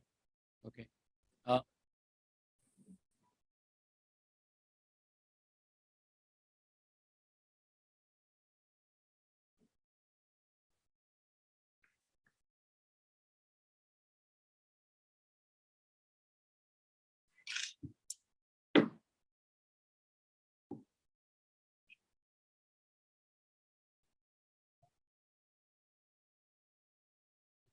Please repeat it quickly. Keep it brief. Staying between that and lunch. Well, thank you very much. I just said two things. If I may reuse your presentation in MBA class, because I think it's such a fantastic case showing the evolution of a state-of-the-art company moving into sustainability. And you didn't mention the UN SDGs, but you have really checked off so many of them as you presented, given what's going on in Sharm el-Sheikh, COP27, ending in a few minutes, actually. And then the second thing I wanted to say is that you have confirmed my intuition that India is moving from IT outsourcing as a source of revenue, as a source of middle class creation, etc., to being a freestanding, innovatory power base. So thank you very much for confirming what I had come to a conclusion on my own. Thank you. Absolutely. Is there any technical question? If there's any technical question, we can take it now. All right. With this, Dave, I would like to thank you for your excellent presentation. And as John mentioned, we'll be back in touch with you soon about next version of this. Sure. Thanks for your Perfect. participation and support. You're welcome. Thanks a lot for the invitation, and I wish you all the best for the rest of the sessions. Thank you. Have a good afternoon. Thank you. Ladies and gentlemen, we will now break for lunch for the people who are in this hall. Folks who are have joined us virtually would be seeing some presentations. If Jim okays that, yes. We have a digital copy of this book, which you have in your hands, as well as past 11 years of 12 years of history of UIBS, what we have done in a short form. It's a PPT. But let's be very prompt in coming back because our next session starts at 12:40, titled as Cybersecurity and Privacy in a Fast Changing World. Jim?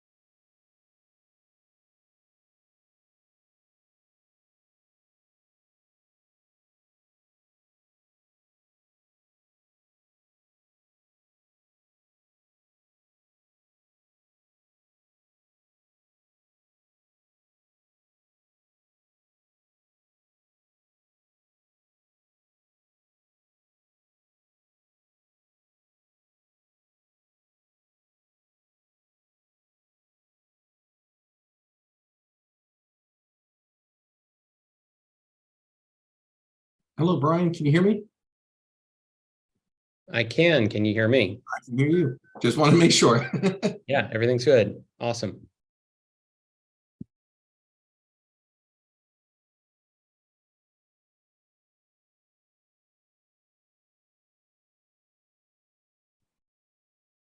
Hi, Brian. Hello, Hala. How are you? I'm good, thank you. How's the weather where you are? It's cloudy in Aiken. Cloudy and chilly? Yeah, a little bit brisk today. Yeah. Mhm. I don't envy you for your lovely weather in Beaufort. It's it is I think our weather is about the same as where yours is, at least today. It's cold and chilly and cloudy today. But come visit. I actually love Hilton Head in general, and I go by Beaufort. And I have friends in there, so I'm going to be there for spring break. So maybe I can swing by. That'd be terrific. That'd be terrific. Yeah. I live in Beaufort, and I'd be happy to give you my own personal walking tour of the town and the campus. Would love that. Perfect. Okay, Sadit.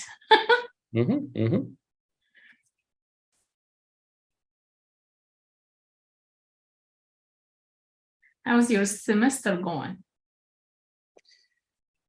Not bad. Honestly, it's fine. I mean, there are things I could, commiserate with people about, but it's largely okay. A lot of my time is taken up by helping to develop our new cybersecurity program here, which is not as far along as yours is. We're still in we're still very much in the infancy of our cyber efforts. But otherwise, I have a pretty decent teaching load. I'm teaching a Java programming course that's largely introductory, and I'm teaching a new course for the first time on using agile software engineering approaches to video game production. And that's the first time we've been able to offer a class that's cross-listed as both computer science and media arts. So half the students are digital artists and half the students are programmers. And that's been fun and very different too. I bet it is. Yeah. I like that. I'm teaching software engineering also this semester.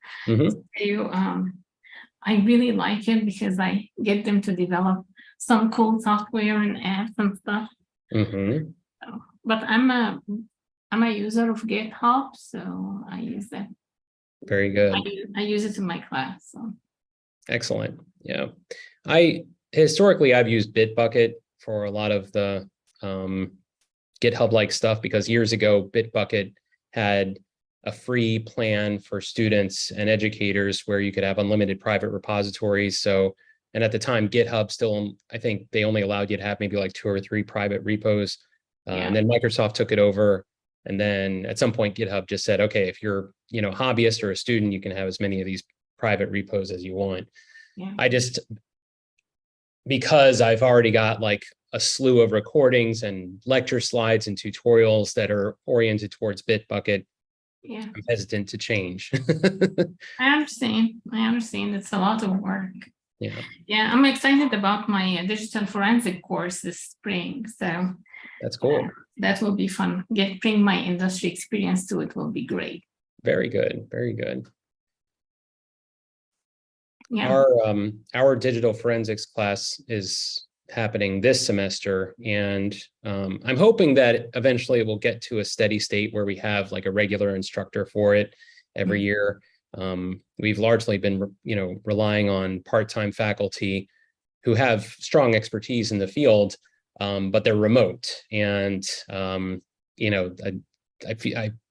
feel like some of our cybersecurity students are feeling a little shortchanged because the qualified instructors that we can find are largely remote. They're very good people, but I think they're hoping for some more face-to-face interaction. So next semester is going to be beyond our introductory courses in cyber. Next semester will probably be the first class. It's a 400 level cybersecurity, 400 level cryptography class that is going to be mathematically rigorous, but that's going to be our first real cyber class that's offered in our new cyber lab that's coming online in January. So, and that will be taught in person finally. So That's pretty cool. yeah. Yeah.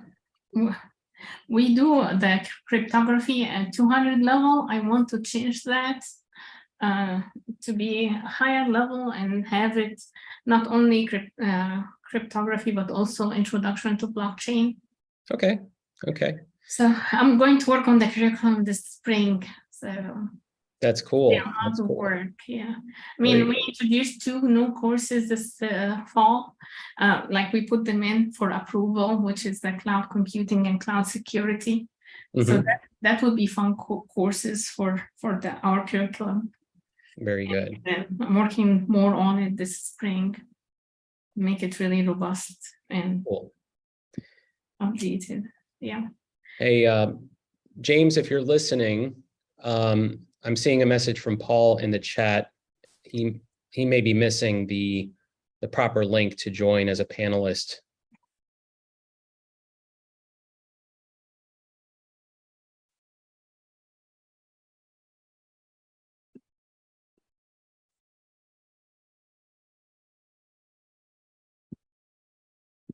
I dialed in using this link in the morning, and I've been watching most of the day so far. Cool. Yeah. So we end up all of us being online for this session, it seems like. Mhm. Yeah, I was planning to go. I actually canceled my hotel stay literally yesterday. I really did want to be there, but I had 2 long trips already this semester. I had the privilege of going to India for the first time in September for a week Nice. to work with Ani Agnihotri to start recruiting at partner universities who are going to be sending their students to us at USCB. You have a similar partnership at USC Aiken.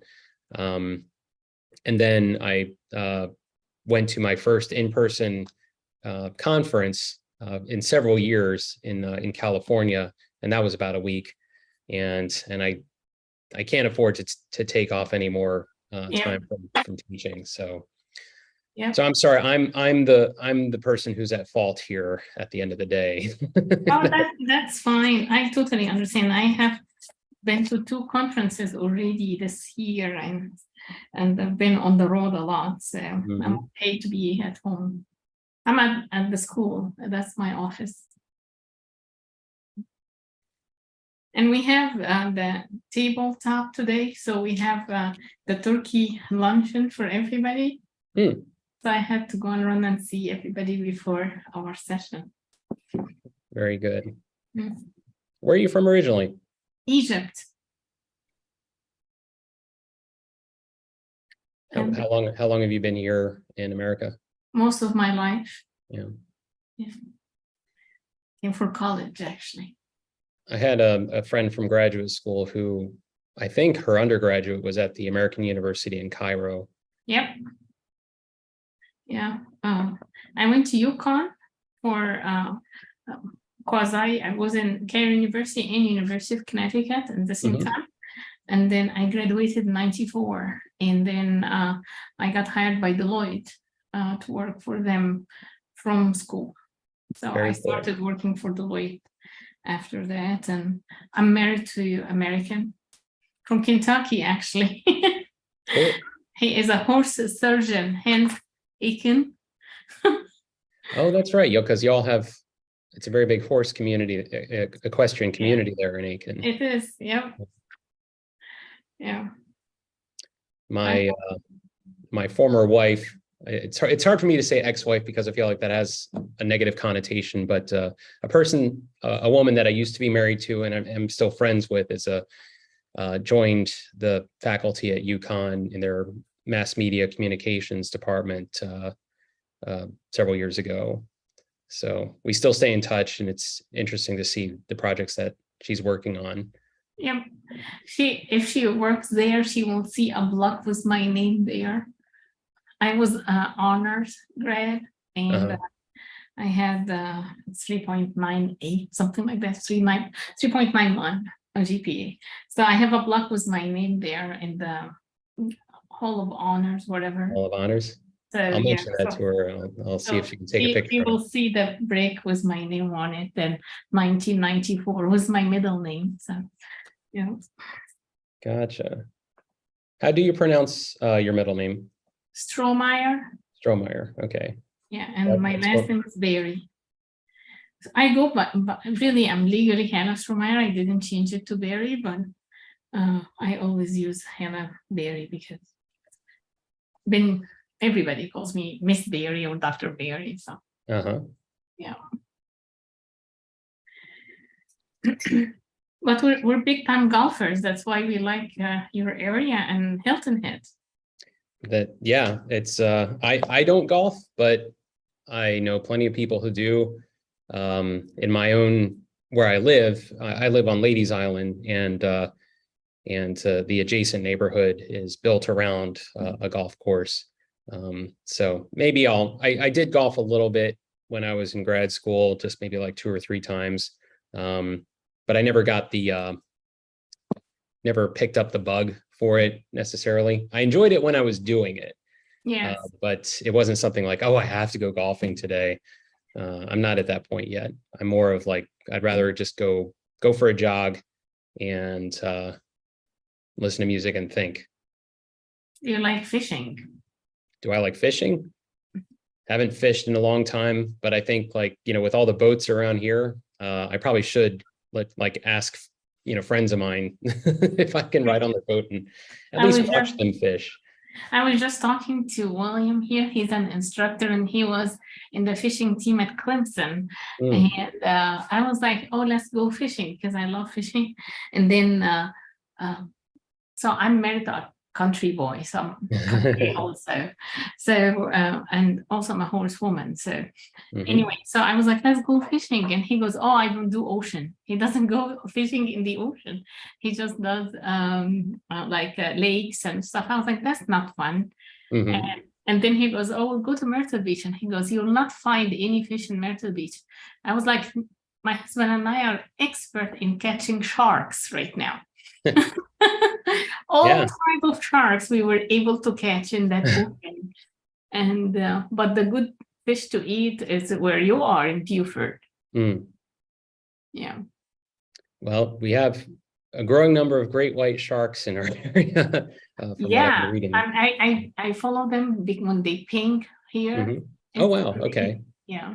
Cool. And Coastal Carolina University does have really good shark program. I think it's top 10 in the nation, something like that. It's really cool. Yeah, but I like the golf courses in Hilton Head. That's why we go there once a year. Very good. Just to go play golf. Cool. Yeah. Alex, how are you? I'm doing very well. It's pretty nice up here. It's a little chilly up here in Long Island, but all in all, can't complain. How close are you to the Brookhaven National Lab? Not close, actually. That's further out on Long Island. That's probably about an hour away. I see. Gotcha. That's there's only, I think that's really the only place I've actually been on Long Island is the Brookhaven Lab. And I do remember it took a long time to get there from the main city. Yeah. In New York. Yeah, it's a ways away. But it's a nice area. Do we know who's controlling the screen? I mean, this is very interesting to look at, but is this somebody named Logan? Hi, Logan. He has been on with this since this morning. Oh, I see. James said our IT person is dealing with emergency, so it's just me. Apologies. No worries. No worries.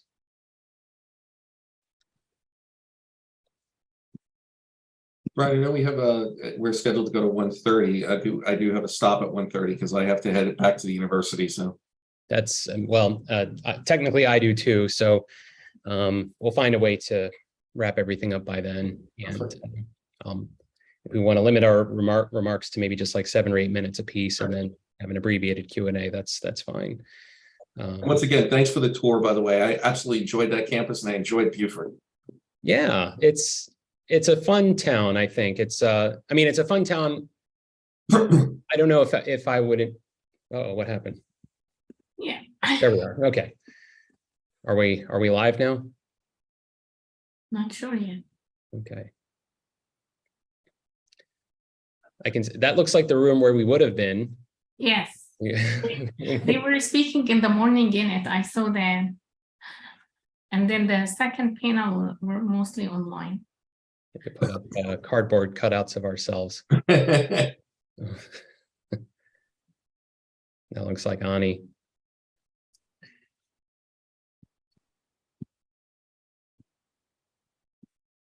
But yeah, I'll have to finish up no later than 1:30. I'm meeting with all of my Java students individually to, we have their final projects are at their midpoint stages. So we're doing a midpoint review one at a time individually. So every day I have like four or 5 appointments until Thanksgiving. So it's a packed agenda for the next few days. Oh my God, yeah. It's like everything like on me right now. So, but it's been like this since I started. Mhm. Did the storm affect you much? The most recent one, Hala? No. The one before that, my family's beach house, it's on the beach, lost the roof. Oh, wow. So we had to replace the roof, and luckily we have good relation with this company that they came and replaced it right away, because after that there was several people couldn't find the color of the roof they need or the material they need and stuff like that. So we're kind of happy that we got it fixed. Did Paul find a way online, James? Yes, Paul's on now. Okay, We terrific. have to be very tight on the schedule here. So No with problem. the due apology to session, which we have now, Mhm. running about 5-6 minutes late here, 10 minutes late. So Dr. Canada, are you with us? I am. Can you hear me okay? Brian? I'm online. Brian? I can hear you. I'm online, Ani. I Hello? don't know if you can hear me, but I am online.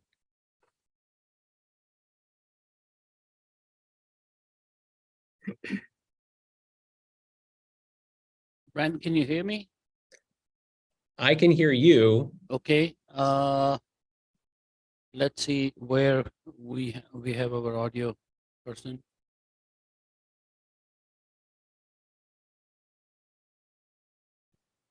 Okay. All right. Can you speak now? Hi, Ani. Can you hear me? Yeah. Hi, Ryan. Sorry. Apologies for delay.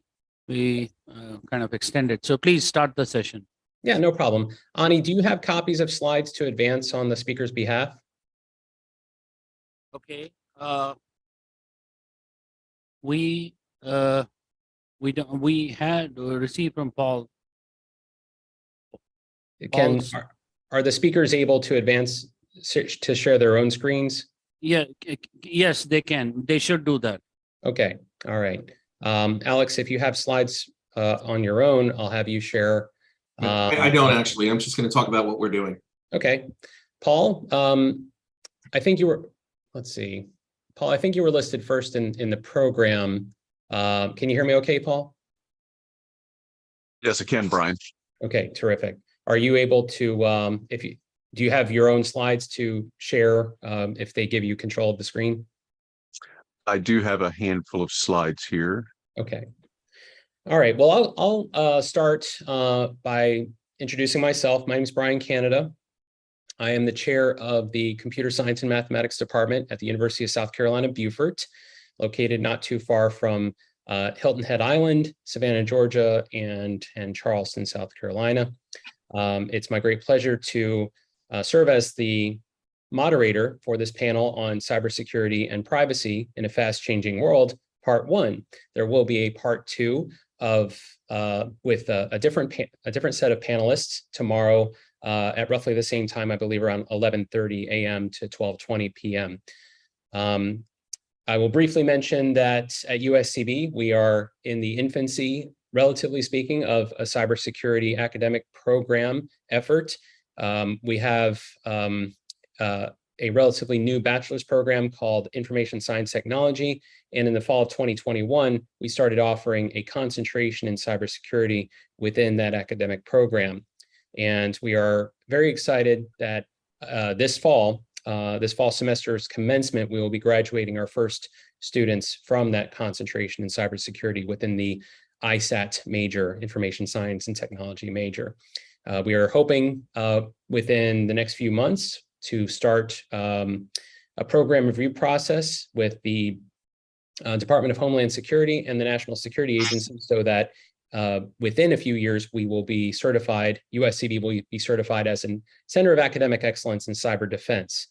That's all I'm going to say about USCB and myself. I'm going to I want to introduce all of our panelists. Our first speaker today is going to be Paul Hammond. He is the Chief Information Security Officer, CISO of Cantaloupe, where he has held that position since 2021. As the CISO, he leads the company's cybersecurity efforts. He has extensive experience in product security, information security, cloud security, and cybersecurity program development. He brings more than 20 years of experience driving transformational change using innovative technologies across both federal and civilian agencies and commercial organizations. And he previously has held leadership roles in information security for Truist Financial Services, as well as Capital One. Paul, whenever you're ready, please take it away.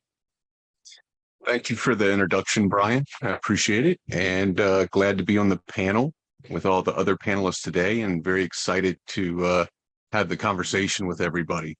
Let me go ahead and pull my slides up.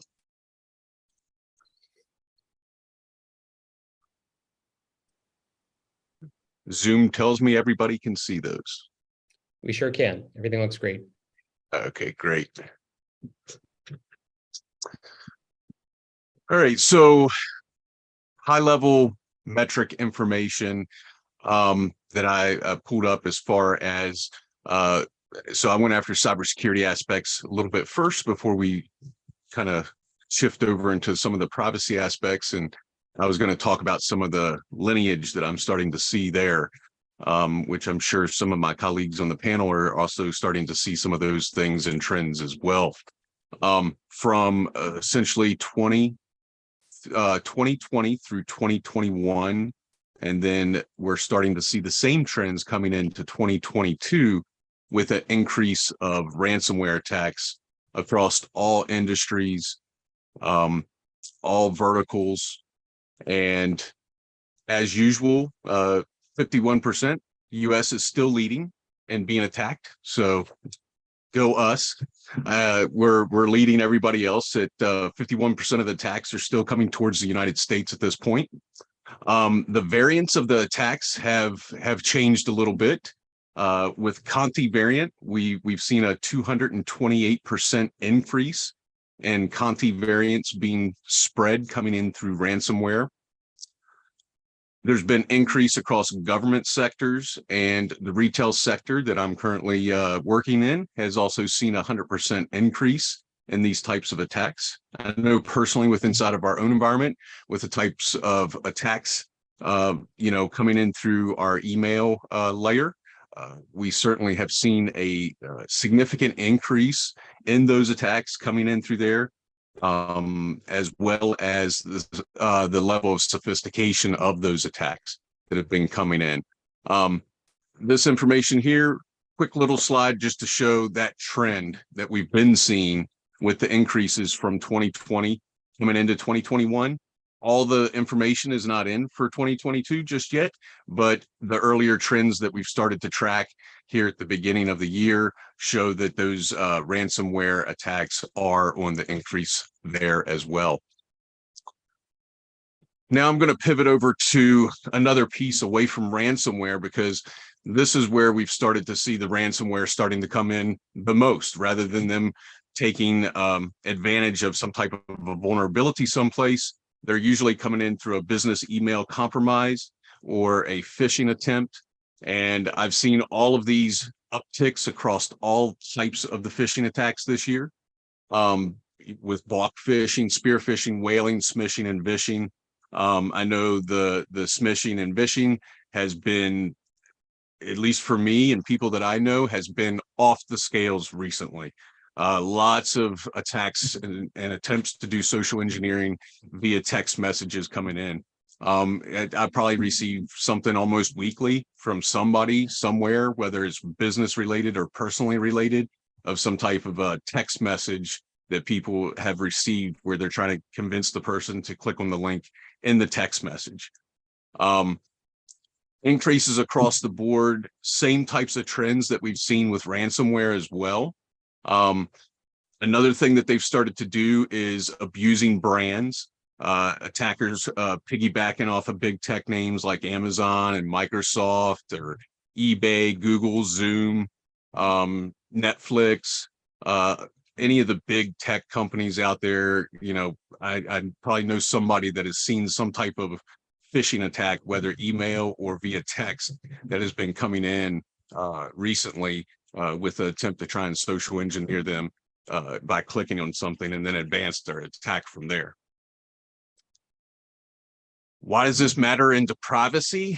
Well, since businesses and organizations and universities have been doing a better job at protecting their environments, the attackers also improve their attack methods, the complexity and sophistication of their attack methods.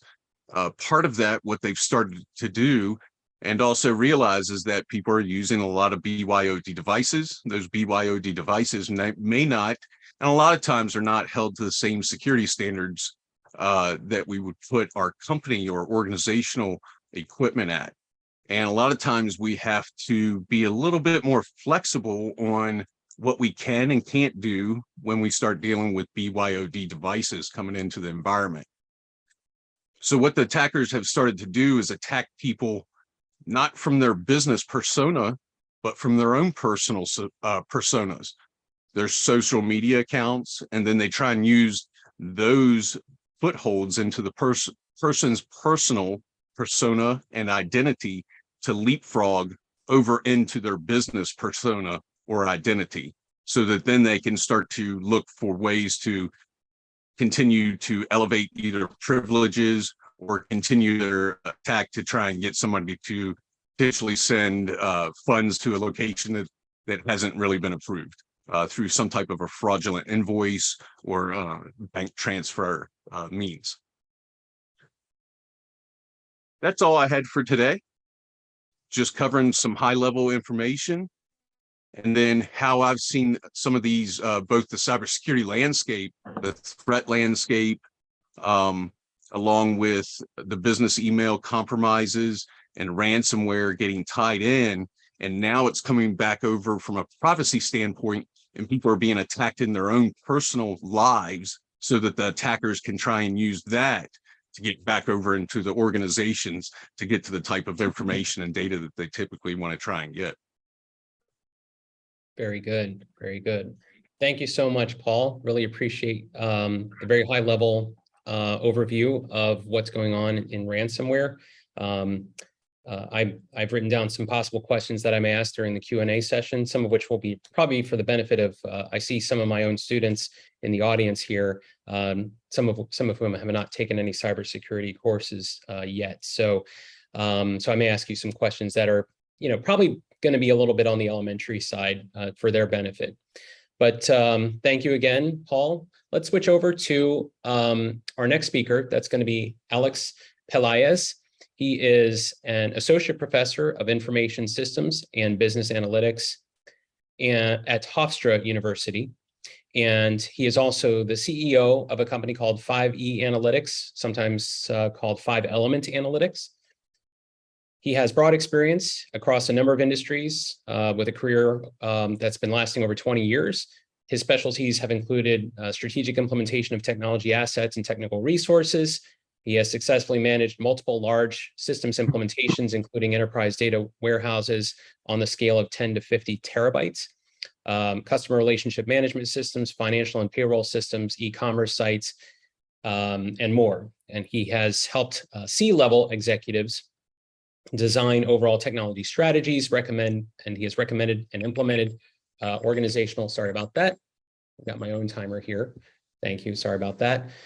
He has helped executives design overall technology strategies, recommendations for organizational restructuring, and ROI, return on investment based initiatives, and forward-looking social media strategies. And as I mentioned at Hofstra, he's a professor of information systems, and he's teaches courses in e-commerce, IT strategic management, and he's a published author on a number of technology-related topics. Please welcome Alex Pelaez.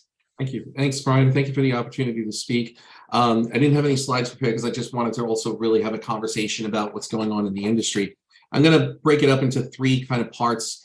The first part, I want to talk to you about what's happening with some of the clients or people that we advise in terms of cybersecurity. One of the things with all the different complexities of cyber attacks and data privacy, data regulations, it's really important to simplify for a lot of companies their approach to information technology, the ecosystem that they have. And one of the biggest ways that we're advising clients to do that is really to move stuff into the cloud, to remove some of the complexity within their own environment. So they move to Azure, they move to AWS, they work with their vendors to push out their technologies, their software, and allow the vendor to actually gain an economy of scale and utilize their resources and expertise to ensure the integrity of their environment.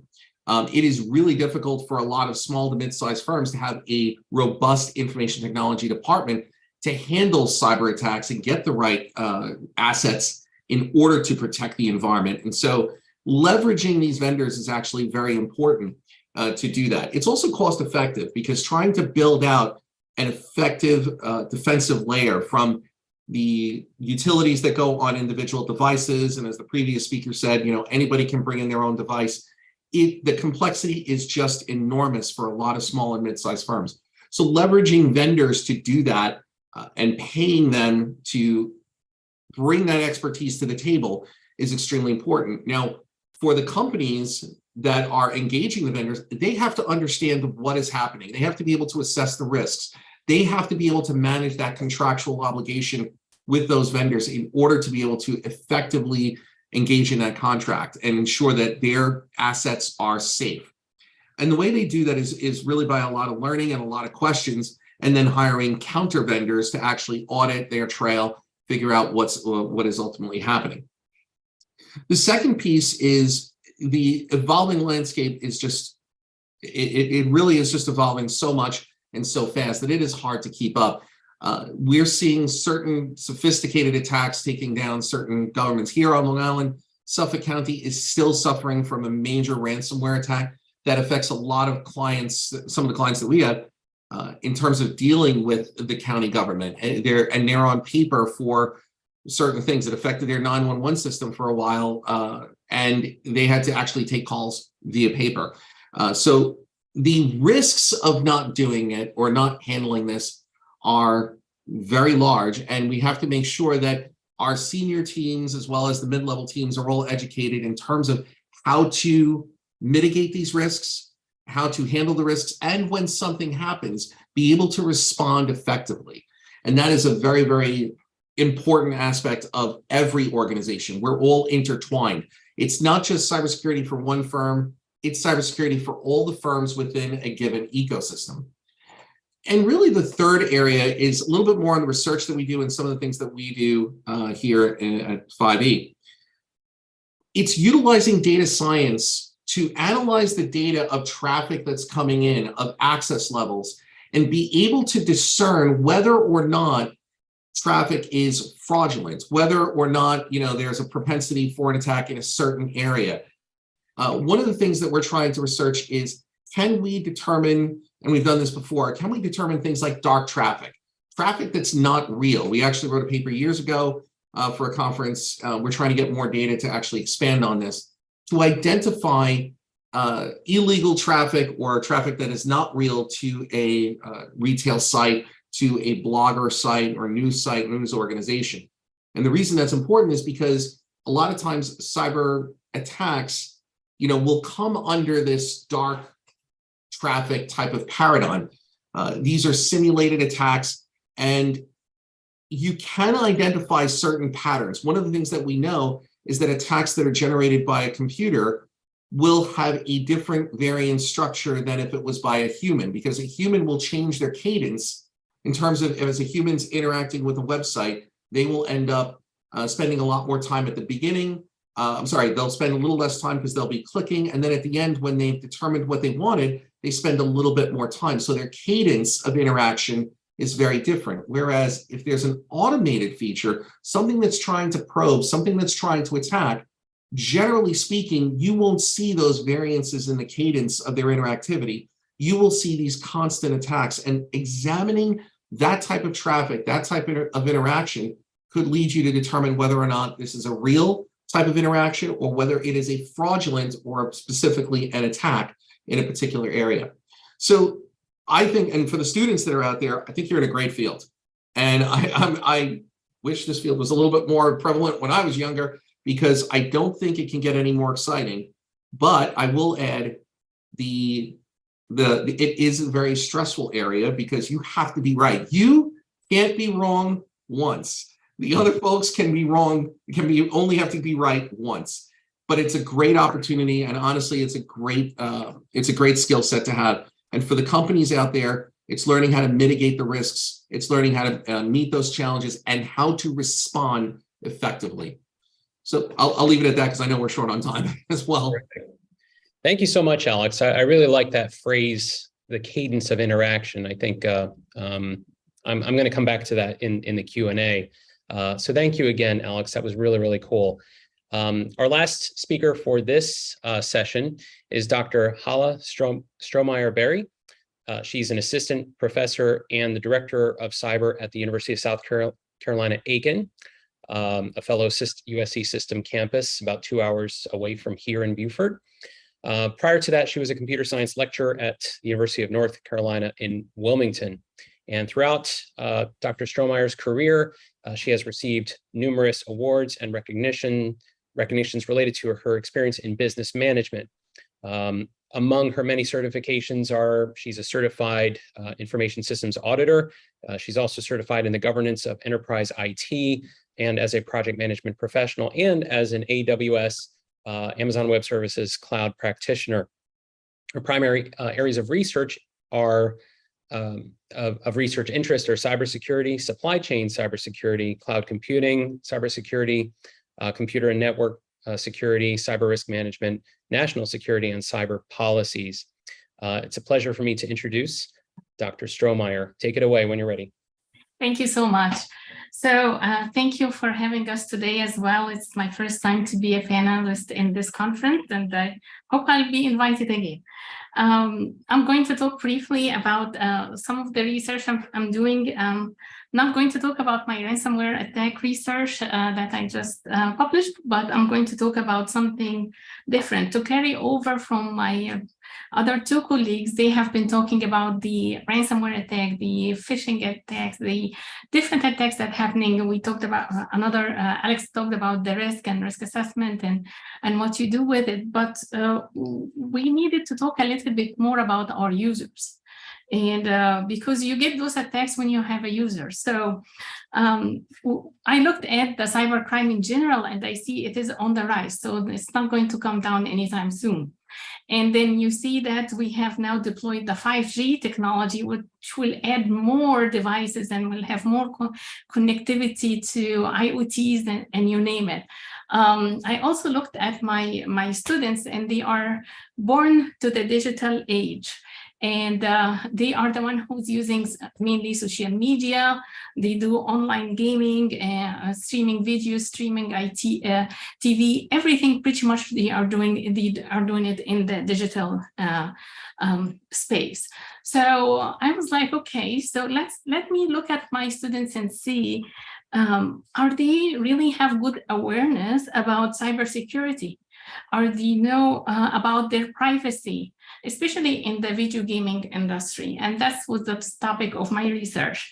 So I started it, which I will talk about the first portion of it, which is I started it by doing a survey among college-age students and to talk in general about basic information security. pure basic. And I did this survey using the Likert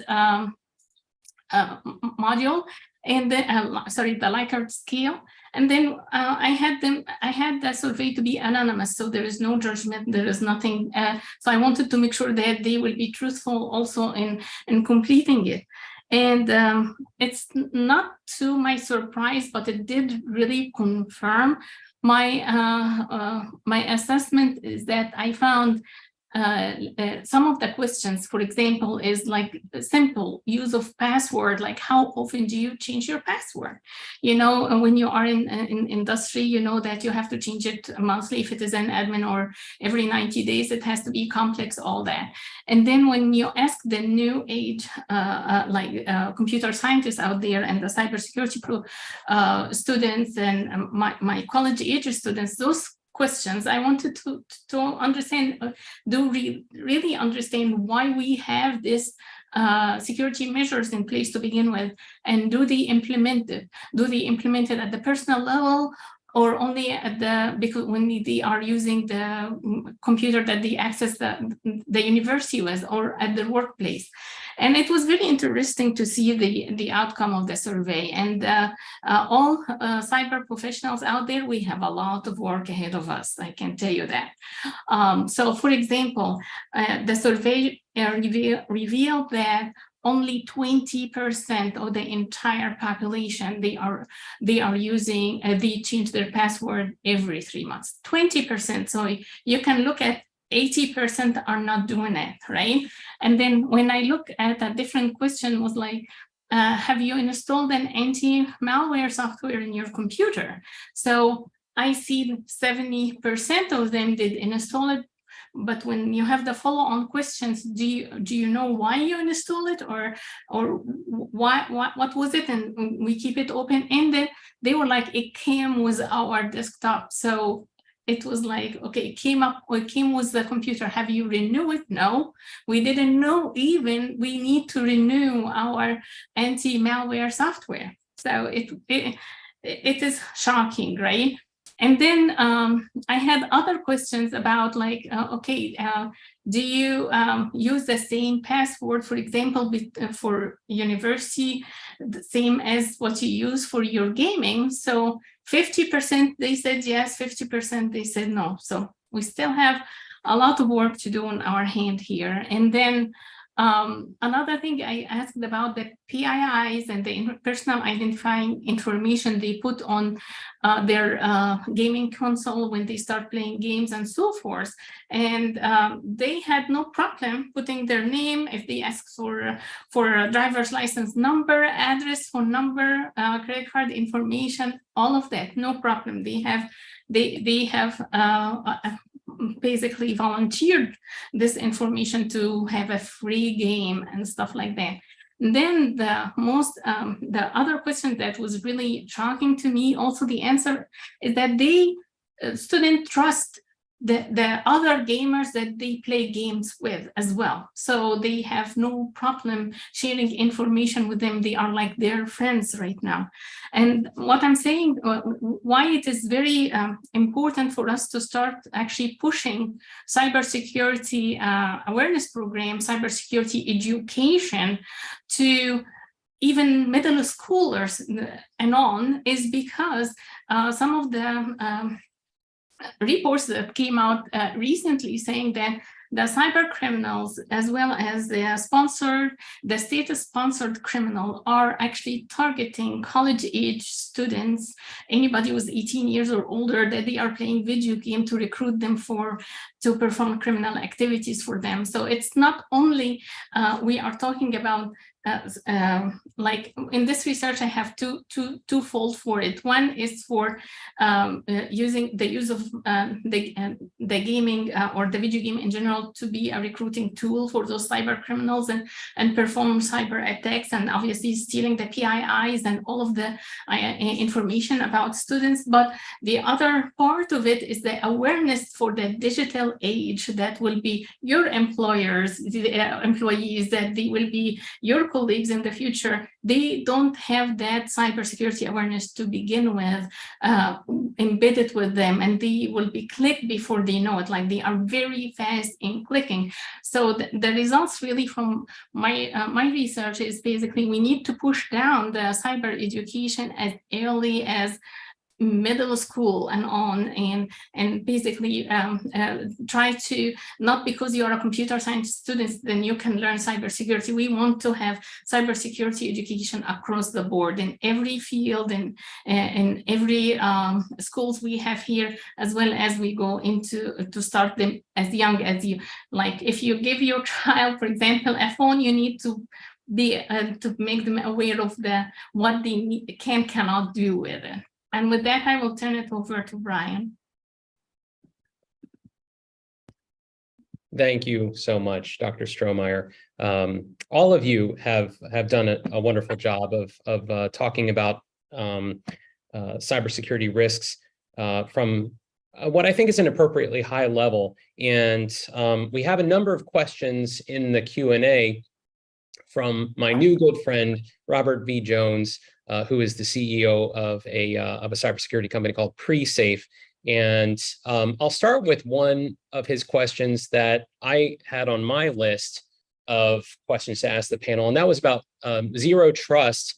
And I wondered if any of you would like to speak to zero trust strategies and their implementation in various sectors, I suppose.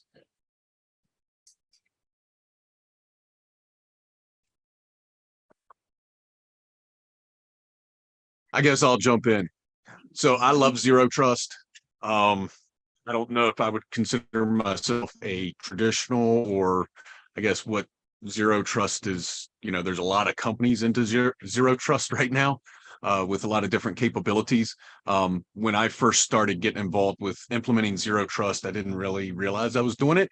It was just I was working on a government project and there were security requirements set forward, and lo and behold, those security requirements were essentially zero trust, right? Nothing can connect to anything else unless it's authenticated and authorized, and that every single attribute around why those two systems are connecting.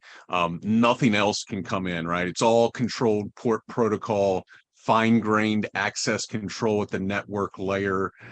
That's for me, that's extremely important when you start looking at zero trust, is understanding, that segmentation and making sure that you have good, solid segmentation in place. It doesn't help you at all if you have a 3-tier architecture with 3 different subnets, and then you just open up all the ports in between them. I mean, you just wasted subnet space, node space. I've seen companies actually exhaust all of the private IP space before. That was an interesting day at work.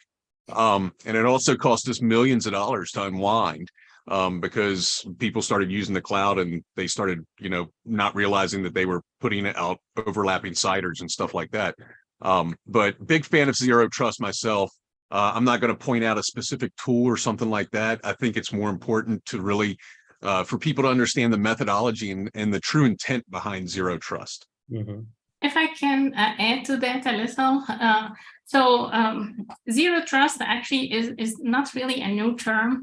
It's been a new lingo. We have been hearing it recently, but we have always had the best practice with us for a long time is security by design, and you secure with zero trust per se from the design phase of any projects. For example, when we start talking about networking, one of the best practice we do there, there in firewalls, turn off all of your firewalls, don't have anything on, and start granting back. So that's zero trust.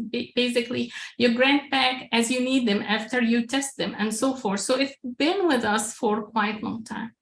Mm-hmm. Brian, I'll just add one thing. For small companies who they're not really equipped, or medium-sized companies, to handle zero trust, it prevents, sometimes, not all the time, it may prevent them from being nimble.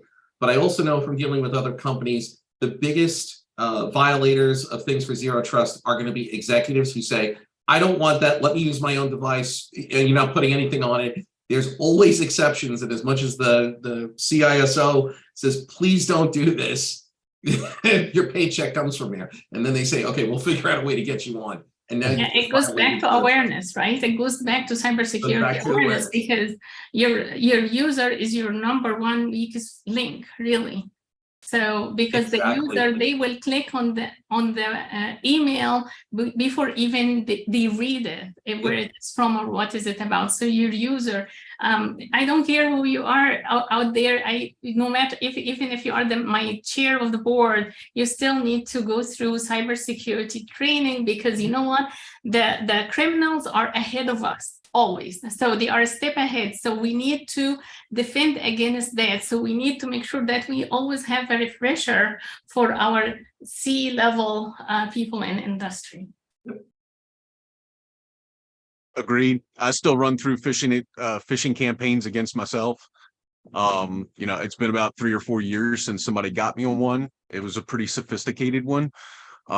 It did have some backlash though, because they impersonated one of our company surveys.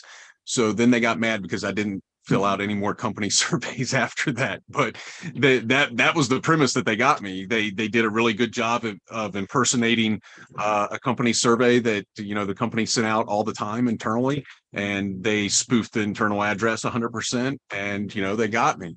I probably should have checked with some other folks first before I clicked on it. But it, you know, like Hala was saying, it was a reminder for me, right? Because I was in a rush. That's what happened. They got me because I was emotionally thinking about other things work related and focused on other topics. And I was at a conference trying to work with people and talk to people and deal with some other things at the same time. And then, you know, some other things occurred and then they were like, hey, this needs.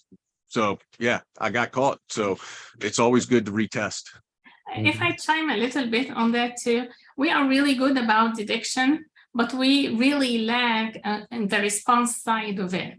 On my previous research about the ransomware attacks and how Colonial Pipeline and others, but in general, and from my experience in industry, we don't have the response. We don't teach even our students, okay, you got attacked, what next? What you're supposed to do, right? So we need to start looking at that because also from industry perspective, you can put as much as you want from budget perspective in preventative measures. But if you don't prepare for the response, because you will get attacked, but if you don't have the response down, then it is a problem. So we need always to dedicate some of the resources into the response. Excellent, excellent.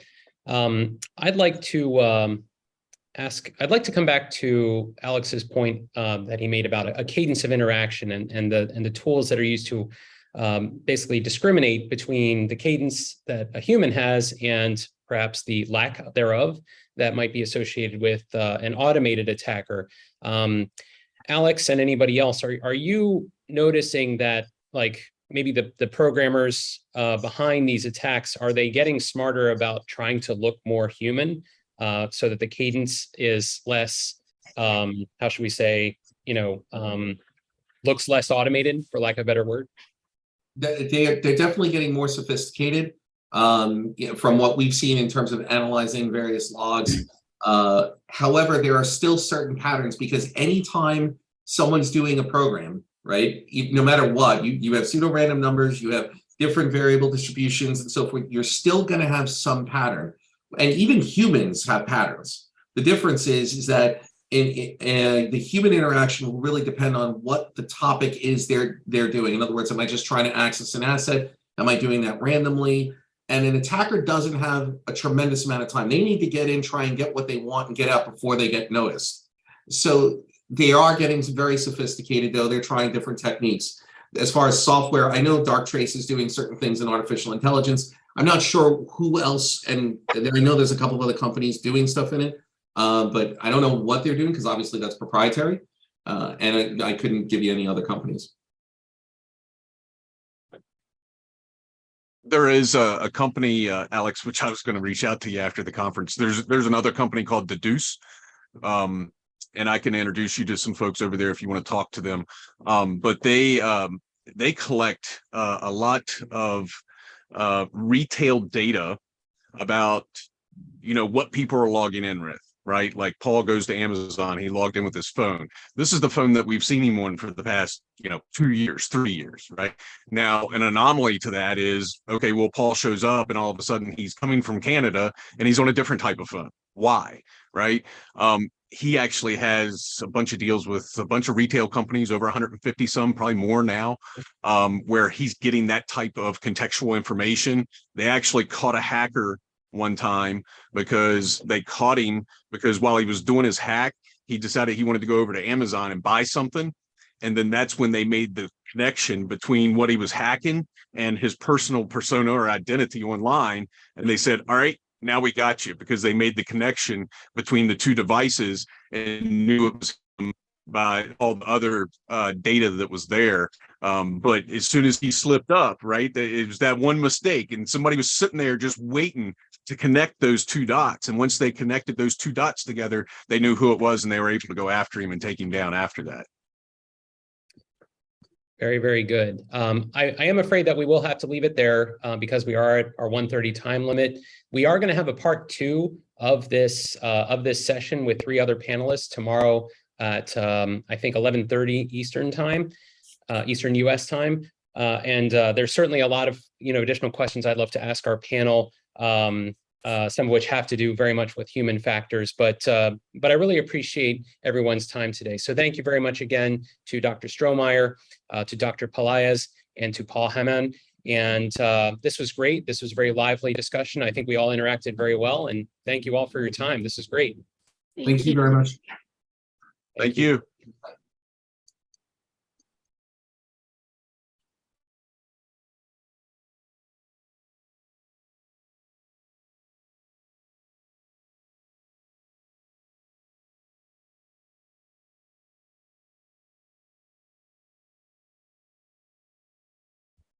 Thank you, Brian, Paul, Alex, and Hela. Great session, a lot of information. Be very careful about this kind of affairs. I know John will agree with me, Dr. McIntyre. With this, we are moving to our next session. If Regina could say hi to me here.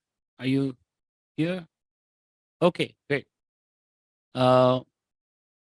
Stacy?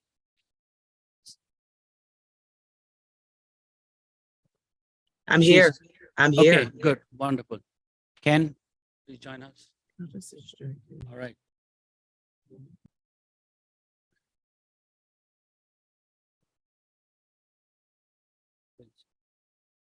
So we have Stacy Key is online. She has a meeting today at the Capitol or in one of the meetings, and Ken and Richard. So please welcome. Thank you for joining us. Okay. This session is titled as Inclusive Innovation, Entrepreneurship and Technology. We have very experienced speakers here. Their bios are in the program book. And we are a little bit late, so I will turn her over to Regina to take it away. Thank you. We get started just to confirm the speakers are all. Okay, super. All right. Well, thank you, everyone. Thank you for being here today, and thank you. I can for hear joining her. us. I can hear her. Can you hear me? Okay. So Yeah, I need I her am speaker. Regina Bennett, Can't hear. Next Generation Manufacturing, and we are, of course, a partner to the organization. I appreciate being able to share all this good information today. So, is that better? Oh, sorry. I'm just going to move closer. Thank you so much for letting me know that. So I think we should start with introductions. If Do you have a PowerPoint that I need to put up? Thank you. Go ahead. So if you'll go ahead and introduce yourself since you're present in person, that would be that. I'm Ken Stewart. I'm currently in a new reinvention mode. I'm an immigration attorney, but most of my life has been around business, manufacturing, sales, and a stint is in economic development. Oh, fabulous. and we'll hear more from you as we get started with the conversation. Yeah, sure. So will those folks online go ahead and introduce themselves, and we'll continue, and then we'll segue to the presentation part. Great. You like me to go first? Yes, please. That would Okay. be fabulous. Thank you. Good afternoon, everyone. My name is Stacy Key, and I'm the president and CEO of the Georgia Minority Supplier Development Council, GMSDC. GMSDC is a 47-year-old organization that connects minority businesses to corporate and governmental supply chains. So GMSDC is partners with many of the brands we all know and love here in Georgia and nationally. And again, the whole purpose is to grow minority and small businesses by connecting them to supply chains to do business. That's all we do every single day. We've done that for 47 years. That's wonderful. Thank you. We look forward to hearing more from you as well. And Mr. Brooks, Mr. Richard Brooks. Richard, if you'll introduce yourselves to everyone. She's hard. Richard, if you'll introduce yourself to everyone. Oh, hi, this is Richard Brooks. Sorry, it wasn't the speaker wasn't coming through very clearly. I'm Richard Brooks. I'm with Connex, the America-Israel Commercial Alliance. And so we're an alliance of businesses that are helping each other, that are based on the relationships and values that we have in common in the Western world. And so recently we just had a delegation come in, fintech oriented, that was a big success here in Atlanta, actually. And so we continue to do those in different sectors and industries. We're looking for volunteers in those sectors and industries also. Awesome. Well, thank you all so much. The format of this segment will be such that we'll hear from each of the speakers. They're going to talk a little bit about their initiatives in innovation, entrepreneurship, and technology. So we'll hear from each of them sequentially, and then we'll come back to together for some Q&A. So actually, Kenneth, if you'll kick us off with that part, that would be fabulous. Happy to do it. Thank you. Thank you. I'm going to speak about inclusiveness more around economic development perspective. A little bit on technology and leave here and there, but sort of the foundation of the basis for this for me is I kind of go back to a couple of books that we've all read and know a long time ago. One by Friedman, The World's Flat, and the other is the Post-American World by Fareed Zakaria. And it's within that sort of context of the world that we live in now, where we don't really have any, we don't have any geopolitical boundaries, and people, places, quite close enough, thank you, and people and goods and data flow so readily around the world now. And it's not like when I grew up where you'd get a call would come in and somebody say, my goodness, it's a long distance call. And you're like, oh, it's from Macon, Georgia, or something from around here, just down the road. But it was a big deal. But our economic reality of where we kind of live was pretty close, mostly our own little communities. And now the world is so incredibly different. And the reason I bring that up is related to inclusiveness. It's changed how inclusiveness is dealt with, and I'll go into some of that. And I want to talk, I guess, really about from economic development perspective. I thought I knew what it was going into economic development, and after I was in it for a while, I was absolutely sure I didn't know what it was anymore, because it means something different to everybody. But it's awfully important, and that we continue to grow and innovate, change in this surviving world, and economic development is a big component of that. So I want to talk to some current state metrics first, at least as to the United States. We've got 6% of the United States counties that account for 2/3 of GDP output. 6% accounts for 2/3 GDP output. It's beginning to try to paint the picture of urban versus rural here. We have 25 U.S. megacities and high-growth hubs that generated more than 2/3 of the nation's growth. And so we have 54 trailing cities, secondary cities, and about 2,000 rural counties that have about a quarter of the population of the United States, and they have disproportionate disproportionately higher unemployment and lower educational attainment during this same period we're talking about. And I'm going to talk a little bit about the future state, but more about the future state initiatives that we need to deal with, I believe. Now, innovation and inclusion is certainly not new. And I mean, we can kind of go back, I think, to hand tools, the wheel, and look at societies and how they developed even back at that time. And those that did a better job of having a better wheel or a better tool ended up having, better technology, let's say, ended up having better health. They had better protection. They had appropriation. They found themselves in a place that those that didn't have it weren't, and they protected that because of their strength. Strength might have been war or personal protection at the time, but now it's not a whole lot different. I mean, we define it in terms of laws or maybe economic power. And so innovation and after innovation, it's got to continue, will continue. But, however you define it, it has significantly impacted the United States. If you go back to something, ignoring a lot of the obvious, like electric light or automobiles and trains and penicillin and such, if we begin to, instead we sort of focus on the urban versus rural distribution of people and wealth. I would contend that one of the big drivers that still impacts us now was the Eisenhower interstate system. Believe it or not, it was founded in 1956 by, I think, a federal law. But and Eisenhower particularly liked it because he was thinking of the defense standpoint. But the impact was something that I don't think people really understood at the time. We've got 48,000 miles now of interstate roads in the U.S. And then you have lower oil prices, which are much lower back when it was all being put together. And we've kind of kept it artificially low in the United States. Coupled with the interstate system, resulted in a very highly distributed manufacturing environment in the United States. Just about every little town you go to around the United States, anywhere close to an interstate, even off of it a ways, it'll have a manufacturing plant because it was, good, cheap labor.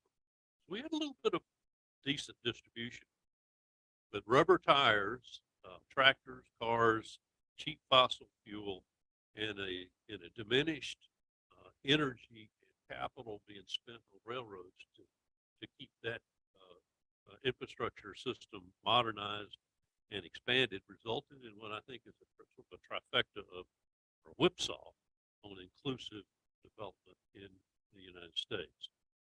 Oil price increases, U.S. laws, property rights, difficulty in expanding rail, and you all know what's happened with free trade and the competition among nations. And then along comes COVID, and we find ourselves in a place where those plants have many been offshored or relocated somewhere else, but it has significantly impacted inclusivity, at least for rural versus urban. So I want to just talk to a couple of things about some of the what I consider to be crucial initiatives to close the inclusivity gap. One certainly is revitalizing entrepreneurship and small businesses. Lest we ever forget, 48% of the U.S. economy provides for small businesses, and they provide employment for 60 million people in the U.S. And they generally have a fairly low financial resiliency, and COVID's even, I think, probably made it even worse. So I know economic development, state laws, the government is trying to help, tech schools are trying to help with this, but we're a long ways from being strong enough. Second one is building a more competitive U.S. manufacturing sector. Well, the multiplier effect of manufacturing, nothing like it anywhere else. McKinsey estimated that just 16 manufacturing sectors had the potential to boost the U.S. GDP by almost $500 billion and 1.5 million jobs in a very short order just by its strength and investing. Disproportionate contributions to national competitiveness comes from it. 10% of the jobs are in manufacturing, but 20% of the nation's capital investment will come from it. 35% of the productivity growth, 60% of exports, 70% of the business R&D expenditure comes attributable to manufacturing, and it's frankly the main economic engine. And economic development, when I was there, that was the plum. Get the jobs, get the investment, get it manufacturing. The multiplier effect is significant. And then I'll shorten the rest of this, but scaling workforce development, reskilling. The old model of workforce development, just front end loading all of your training early on in one's education life has really gone away. It's got to be lifelong. That's for mid-career workers, in order to keep up with their skills development. The other thing that we know that we've got to do is to invest in healthcare. This is all about inclusivity, and incredible costs there, disproportionate effects on rural areas with failure to invest in healthcare. And then lastly is closing the gender gap, racial gaps. Gender equality, we know is there. It's going to be hard to fix the way it really needs to be fixed, but it hinders the development of women in the workforce, which is disproportionately bad for us as an overall economy, and the same with the racial gaps. There's a $220 billion wage gap for Black workers in the United States, and it's clear that there could be a significant increase in numbers of people employed with increased wages for that segment. That was very interesting. All very, very interesting and very important. Thank you for taking the time to pull that together and share it with us. Stacy, if we could segue to you to share your views and comments, we'll let you take it from here. Thank you very much. And again, thank you for the opportunity to participate. I want to take a tie to inclusive innovation, entrepreneurship, and technology is really the intersection of who we are and what we do at GMSDC. GMSDC has been, again, around for 47 years, bringing together minority businesses and corporations to provide innovative solutions for the supply chain and for our economy. And so our organization is built around 4 pillars, which is certify, develop, connect, and advocating on behalf of minority businesses. And that's the foundation. And so a couple of things you've got on the screen here. Okay, here we go. Thank you. So again, we certify, develop, connect, and let's talk through each one of those pillars, because again, this is the intersection of that inclusive innovation, that entrepreneurship, and the technology. And so GMSDC provides a national certification that is recognized by all the corporations nationally and many of the government entities, a certification that certifies that ethnic minority businesses own, manage, and control their business. And so it's recognized again nationally, and that is the basic gold standard for how we operate and recognize in corporate America. And as you can imagine, all small businesses come in all flavors, sizes, and shapes. And so development is a key part of what we do around development. And on the development side, for example, mentoring, coaching, providing educational programming, all of that is critical for growing minority business to the next level. GMSDC took over the state of Georgia's Mentor Protege program 12 years ago, and we administer that. Again, making sure small businesses have the resources and the information and the thought leadership to help them grow and thrive. And a key part of that is around the connections, connecting them to corporations that are looking for that innovation, looking for that technology to help corporations go to the next level. There's a McKinsey study that I recently looked at that talked about companies that are inclusive, whether it be in your workforce, in your supply chain, you have inclusive practices, tend to outperform their competitors by 25%. And what that says is inclusion drives revenue and profits to the bottom line. So inclusion is critical for corporations as they go forward. And many we're in Georgia, we're very fortunate in that we have many of these innovation hubs right here in Georgia, that many of the brands you know and love, the Accentures, the Deltas, the Southern companies, all have innovation hubs here in hopes of working with small businesses and bringing that new technology, that new product, that new process to the table to again drive profitability and drive value to the residents of our great state and globally. And then advocate is the last piece, and that we work very closely in advocating small business practices, making sure the taxation and the policies as a state make it a great state for us to continue to do business with. And so those are the pillars in which we operate, that again, that it ties that inclusive innovation, that entrepreneurship and technology all together. If you go to the next slide for me real quick, one of the key things that we do is we look at data, the analytics and the data behind this. And we've got data around that talks about the economic impact of what inclusion does. Again, our minority businesses generated $9 billion, represent over 50,000 employees. One of the key things we did last year in our study in partnership with PwC is we looked at the industries and the sectors. And if someone is interested in some of this data or any of our reports, you can feel free to reach out to me. I'll be more than happy to share with you any of the data. We'll be doing our next study in 2023 as well, so it's very timely. But one of the things that's shared on our current course as a state, if we continue on our current practice of spending with and engaging with minority businesses, it will take us 100 years for economic inclusion. Clearly beyond my lifetime and clearly beyond the lifetime of all those that are listening today.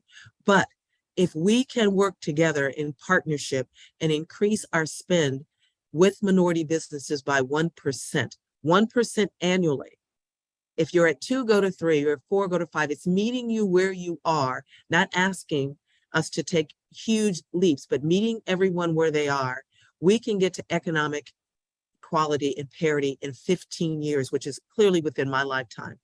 And so it's very important, and we're very focused in working with corporations that have taken the pledge, that have made the commitment, and how do they take intentional action in improving their spend with minority businesses, looking at innovative ways to do that, looking at innovative ways to engage small businesses to help and achieve that. That is our primary focus at GMSDC in helping drive that innovation with our corporations, with our minority businesses throughout the states. So the backbone of is the data that's driving and giving us the information and sharing with us how we take the next steps, the roadmap for success in including minority businesses in the next phase of this innovation and this entrepreneurship activity. That was fantastic, Stacey. Thank you so much. You made so many Thank you. very, very good points. So Richard, we'll let you, we'll segue to you now for the next overview, and we'll let you take it from here. Sure. Can you hear me there? Is it working? We sure can. Okay, great. Well, I have to apologize. I'm en route between events, and so I'm coming to you from a car. So if the quality is not that great, please excuse it. So generally speaking, I think we're looking at our previous speaker said that within 100 years she won't be alive, but I'm not sure that that's necessarily true with the way technology is going. Technology is increasing by leaps and bounds, and there's no way to sort of put it back in the bottle. So technology is going to keep pushing forward. And so it's up to us to make sure that we continue to change with it and to keep our values, though, and our Western values, I would say, of individualism and freedom, even though technology tends to bring all the power and control to a sort of centralized database. And so one of the things that we're looking at is technologies that decentralize power and control. And that can be things such as blockchain. Recently, we had a delegation come, and one of the companies was decentralizing security data so that you couldn't have a hacker come in and take the data from one location because it was everywhere. And so those are the things that particularly interest me going forward. And in terms of that, how do we promote those kinds of businesses? And so to that end, Connex has been sort of a thought leader and a bit of a think tank also in our councils as to how do we see the future and how do we try to shape things in a way that makes sense for us too. And so what we do is we bring over these high technology companies that are being basically incubated, I would say, for lack of a better term, in Israel, because it's probably the second Silicon Valley. I think per capita over there, you have more innovation than anywhere else in the world. And so we're trying to link up those technologies with US companies here and see if we can't make the world a better place for everybody. So that's kind of what we're doing and where we see the future sort of going. And I guess I'll leave you with that.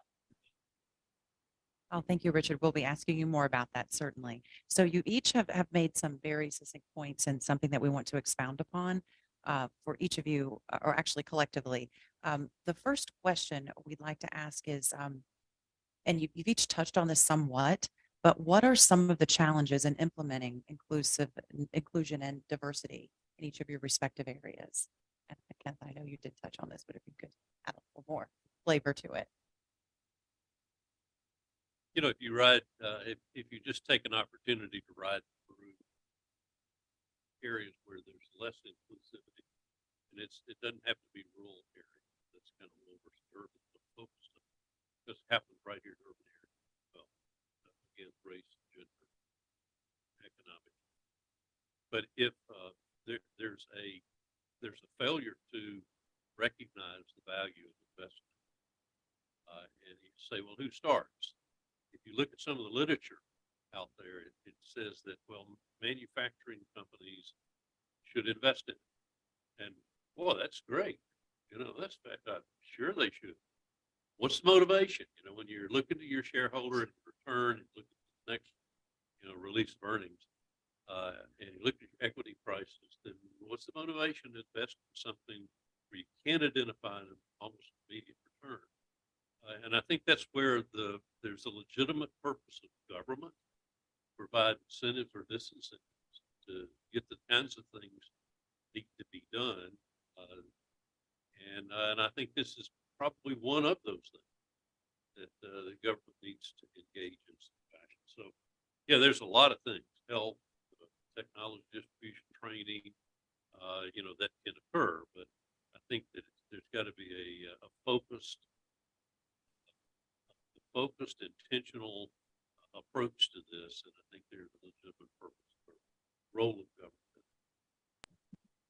Right, we'll let the government folks know that. And Stacy, you, the same question for you as well. Okay. What are some of the challenges in implementing inclusion and diversity? And also, I- we'd like to hear a little bit more about. You'd mentioned if everyone increased 1% annually, that was intriguing. That would bring it down to a 15-year window. Yes. If you could relate it to that as well, that would be fascinating. And I like what he just said around focused, intentional. I like that. I think that's exactly what's required. But some of the challenges, people do what they're familiar with, what they're comfortable with. And so if you're talking about change inherently makes people uncomfortable. It's not easy. Can you hear me okay? Yes, we sure can. Okay. Yeah, okay. Change is just uncomfortable. And so to the extent an organization bridges a path to have people share their thoughts, their concerns around the change, that helps the implementation of change and bringing new to an organization.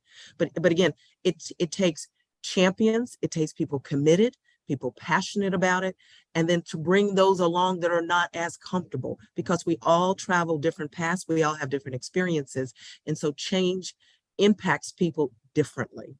And so I think organizations recognizing that. And when you work with larger companies, I know you mentioned that you have some partners in the community that are some larger companies.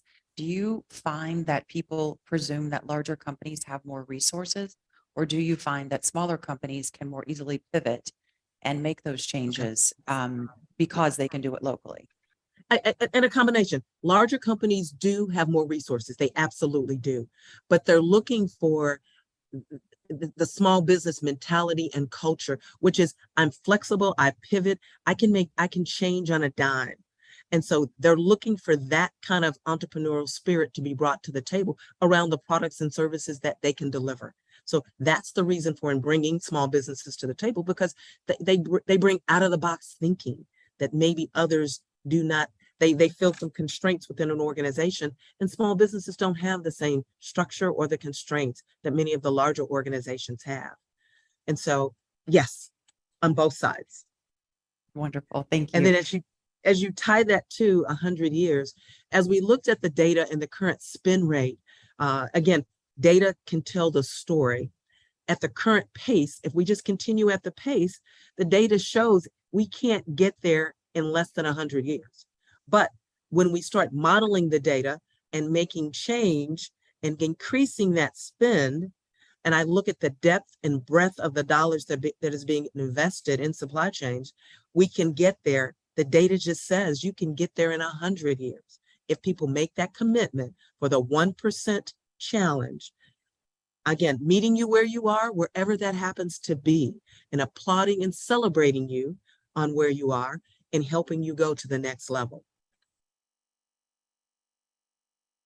That's wonderful and a great place to start. We always say we have to start somewhere. So you just start somewhere, get it started. Richard, would you like to share how Connex and what those challenges are for you all? So really, we don't have any challenges around that. Everything we do is diverse. We take thought leaders from all over the world in a lot of areas. So yeah, we don't really have any issues around that issue. All of our stuff is very diverse, and all the companies that we deal with are all very diverse. In fact, what we do is I find us doing a lot of interpretation, cultural interpretation for people from other countries to make sure that, you know, communications are clear. That's a fabulous model. Stacy, perhaps you and Richard need to have a conversation as well. That would be a good follow-up for you all. And you all could share some best practices. So our next question that we'll segue to, and again, Kenneth, we'll start with you. What kind of diversity, equity, and inclusion training is proper?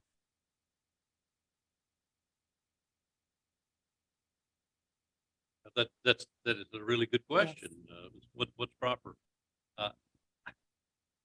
I'm thinking about the solution set probably more than, you know, how do we cause people to be more sensitive relative to diversity, equity, and inclusion.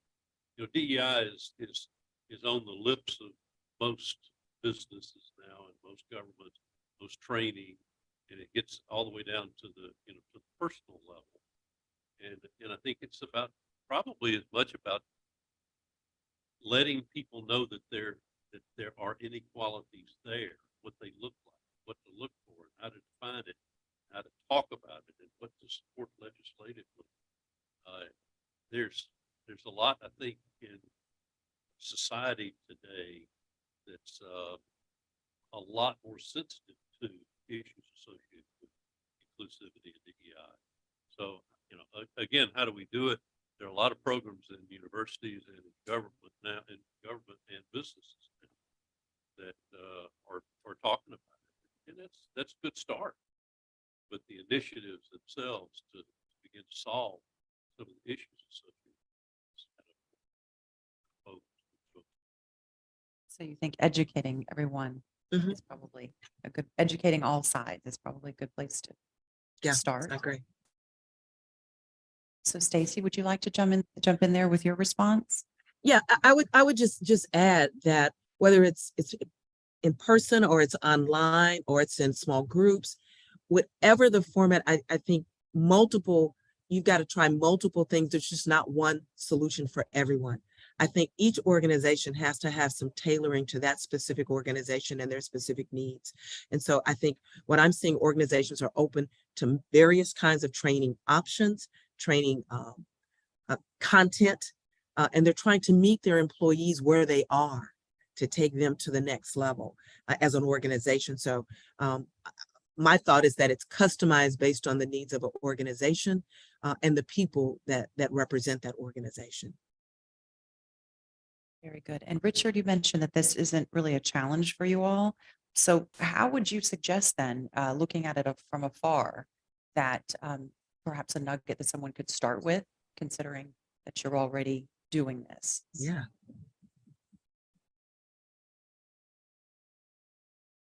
My connect.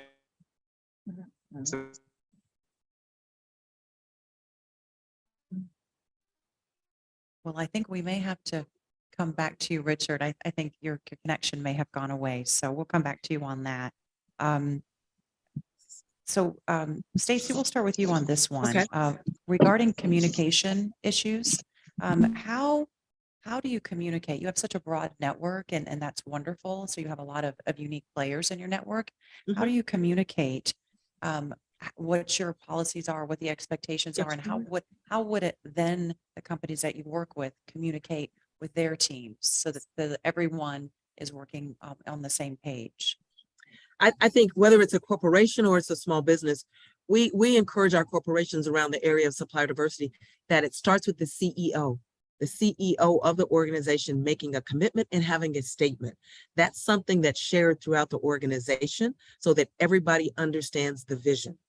The last thing you want when you're moving down a path of inclusion is for there to be confusion or people not understanding where you're going and why. And so we start with the CEO having a vision and communicating the vision to the entire organization. And then from there, champions throughout the organization helping continue move that message throughout the organization. But it starts with the CEO setting the tone, setting the direction, and setting the vision for the organization and what that policy looks like and the expectation of the organization as such. Absolutely. Yes. And John. Here. We have an audience question.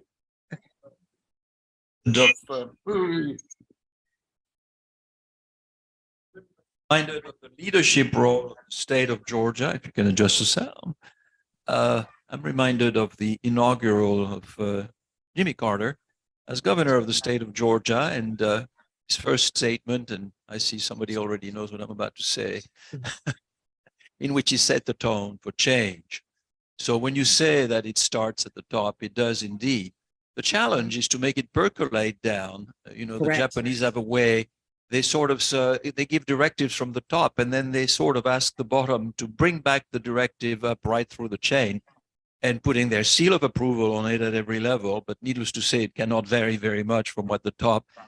However, we live in a very diverse society by definition, which means that what comes in as a wish may not come out as reality. I spent, that's a good comment. True.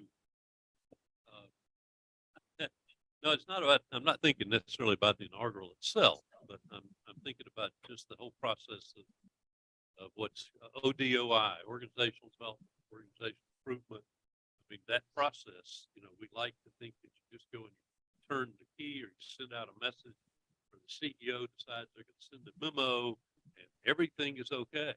Well, it's not things like this. It's 3, 4, 5 years or longer, I think, in a diverse organization before, you know, it really permeates throughout the culture. And so it's great. Stacy, I totally agree with what you said. It starts with the CEO. They've got to live it. They've got to live it. You've got to say it every single day. You've got to start every meeting, you know, with this in mind. And they've got to expect everybody that works to start every day with this in mind. And then all of a sudden, you know, it's inculcated throughout the organization or over time. But it's actually a very, very big deal, long-term process. Oh, yes, I mean.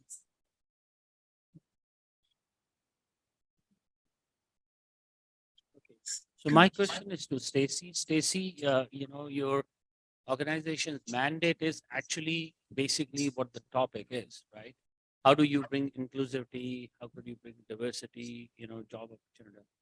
Can you, with your vast experience of being with the organization, can you share with us experience or name of an organization where actually it happened, started from the top and then the CEO level, work through, as John has said, and the company transformed and saw the advantages of doing so, transformed the culture, and how did they do that, and whether it was beneficial for them?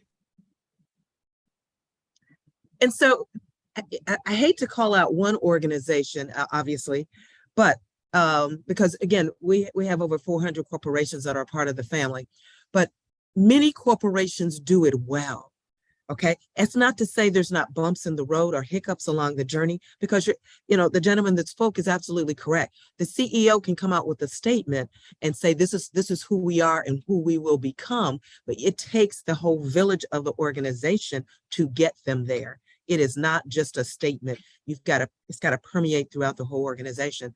But I will tell you, one organization, one or two come to mind that are here that do it really, really well, in my estimate. Again, not to say they don't have bumps along the road, but they do it well. Southern Company and Tom Fanning, he does it well. That organization at top to bottom, he does it well. In fact, we recognized him this year because of his leadership around this, because they do it well. Southern Company, their supply chain, their hiring, their practices, their policies, they've just done an incredible job in doing that. But there are others that are on the journey. I was at a meeting last week with Accenture. Accenture does it really, really well incorporating suppliers in their supply chain, their employees and the culture they set. They do it really, really well. So there are lots of organizations that get it, again, not to say along the road they don't have bumps and they correct, but they do a really good job. And there are others throughout our great state that do this well, but just to name a few. But again, they do it exceptionally well, and their employees permeate. They understand it. They've embraced it. It's part of who they are in the DNA. And that's really critical if you're going to have this pervasive in an organization. Employees have to embrace as part of their DNA, and they practice it every single day, and they tweak it along the journey. It just doesn't stay for 40 years or 10 years. They're constantly tweaking this machine based on the environment and things that are happening. So those are a couple of companies that I would say that get it, that do it well. And there are others. There are others that are on this journey that are working. So there are others that are as well that are doing a really good job of it. Stacey, I agree with those. But my mentor, I don't think he's in the room here, Peter Drucker. You guys probably remember him. You've met Peter Drucker. I'm so impressed. Anyway, Peter Drucker used to say, you get what you measure, right? Yeah. And my guess is, Stacey, all those organizations you're talking about, that is a part of a measure of the organization. It is. Success. Yes. It's part of the measure for each individual, part of their, periodic or annual reviews. It has some element of that because that's a value. And if you really want to get it, you got to measure. Mhm. Those are all very And good. reward it. Mhm. Kenneth, you'd mentioned specifically manufacturing and the need for economic development and relative to that industry specifically. And one of the things that I know from my experience is that manufacturers tend to have a diverse, or many do, have some diversity in their work populations. But it seems to be a certain number of them. I've learned through working with these companies that it's because of their culture. And as you mentioned, as you and Stacey mentioned, it's the culture from the top that is supported from all the employees down. So do you feel like, especially in the smaller rural communities where you mentioned that there could be room for gains in that if manufacturers lead by example and work together in their respective communities and perhaps share their cultural samenesses, if you will, is that a good place to start? Because I feel like if you lead by example and you bring people into your world, that it's easier to emulate rather than, I would say it's easier to edit than create. So I think it's a great place to start, but I think this is like a great big circle. You just got to start somewhere, and I think you have to start everywhere, probably concurrently. And that again gets back to what I'm thinking of one of the motivations to do it in the first place. You go to a lot of the manufacturing locations, say Gulfstream in Brunswick, One of the most critical things for them is to have a technical school program that's pumping out, A&E people that are airframe and engine mechanics. And the same would apply for really, it applies to Kia. So they have probably 10 times as many people apply for a job there is the ones that, jobs that they have and accept. And so they have to go through a screening program and then a training program. But it doesn't make it a training program. So it's going to be, I think, the skills that drives sort of the complexity of the people that come through, but it's going to go back to our communities, how we invested in basic primary and secondary education, and some of the historical disadvantages a lot of people have had. For me, I'm from the South, I'm white. I was born on the 50-yard line. Shame on me if I didn't end up with some level of success in something, because I had money, had education, had a focus on that. Most of the people in the world, frankly, I think, wake up every morning and they don't have those advantages. And so I think it applies in levels. So if you go to some of these manufacturing facilities in more rural areas, particularly, or even urban, there's going to be some people that walk into the door and apply for those jobs are going to have an advantage.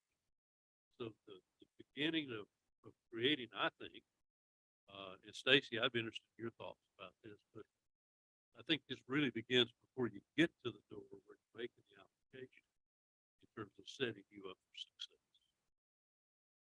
For one. Absolutely. Stacy, I know you must have some thoughts on that. Please share them. I couldn't hear the last part of it, unfortunately. It was brilliant. It was I know, brilliant. I know.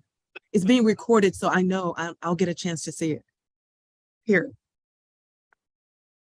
So Stacy, what I was saying is that there's a certain amount of preordained success, depending on where you come from, your level of economic success, you and your family, focus on education, the education that you receive, your focus on success, your peer level, reviews, all partly predetermine whether you're going to be the successful candidate when you walk into the doors of these places applying for a job. I believe. I think a lot of factors go into that, but part of what we do as an organization with small and diverse businesses is change that level, that playing field just a bit. The odds are against many of these small businesses being successful, but my role is to make that and change the odds. I've seen a business go from 2 people that wasn't destined to be anything to go to $500 million with the right coaching, developing, mentoring, and resources. That's what we do every single day. And so that's part of that, creating the wealth and changing the generational wealth. But I've seen it. That's why I wake up excited. When my feet hit the door, the world trembles every day because I can make a difference somewhere and change somebody's life, change an organization, change families. Again, just by the things that we do, the connections that I make for a Home Depot or a Walmart can change the whole trajectory of that business. So that's part of changing that paradigm of what we do. Stacey, I 100,000% believe you, and I am glad you're in your role. I think you are extremely effective. Absolutely. Absolutely. Richard, are you on the line? Yep, I'm here. Forget it. Oh, Richard, and Richard is here as well. Yeah. Yes.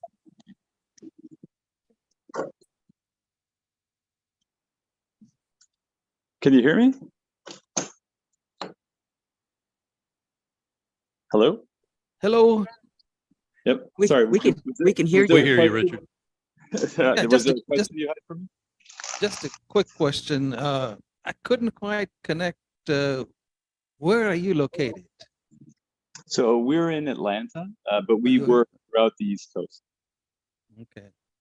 Are there So some examples that you can use Israel is such a small country, so small, and yet you're on the leading edge of so many innovations.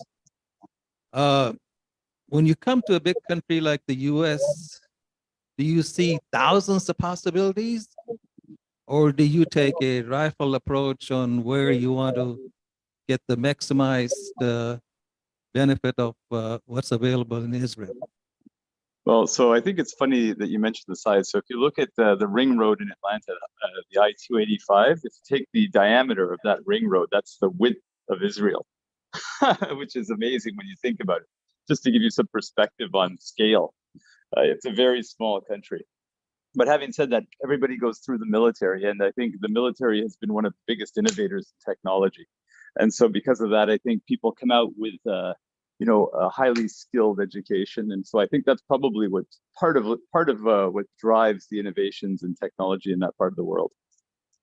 And I think to your point, I think yes, it's the dream of all companies, probably not just in Israel, but all over the world, to be able to sell to the U.S. market, because it's such a huge marketplace and it's such a lucrative marketplace that if you can make it here, literally you can make it anywhere.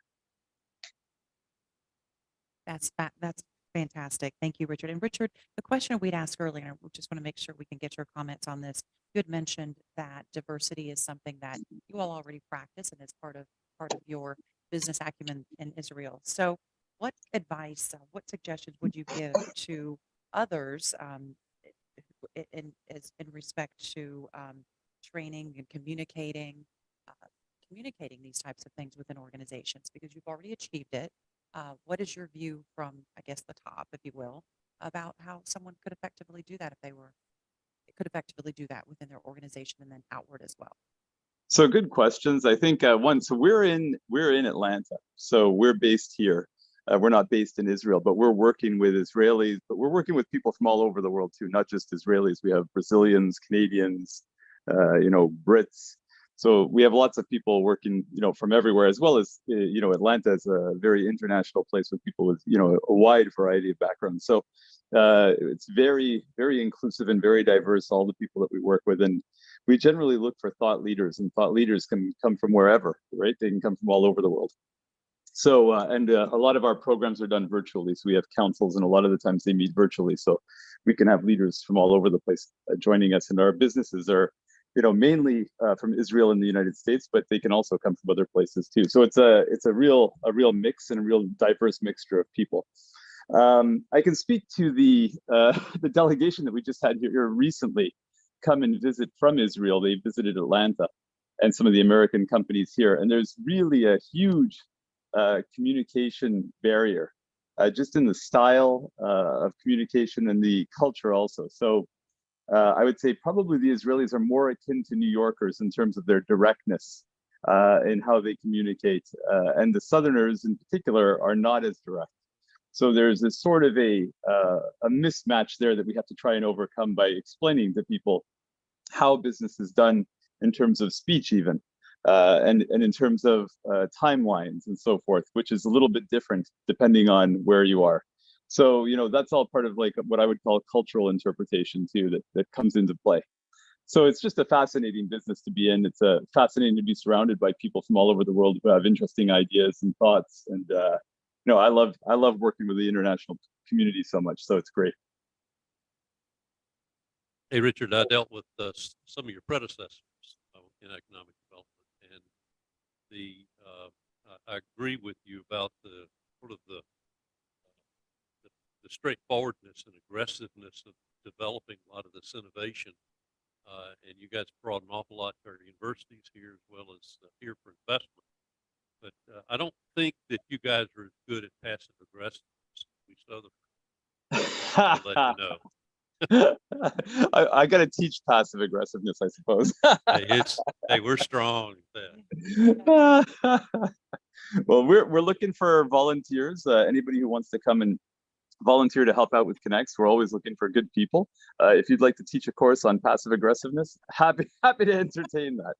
I think I could do it. That is great. That's fantastic. Well, Stacy, Kenneth, and Richard, thank you so much for sharing your comments and your information and insights today. It was a very, very good conversation, and their information will be shared through Ani and the group and John and the group later. But if you have any questions, please do reach out to either of them and the committee, and they'll be happy to help. So thank you for joining us. Thank you. Thank you. Thanks, guys.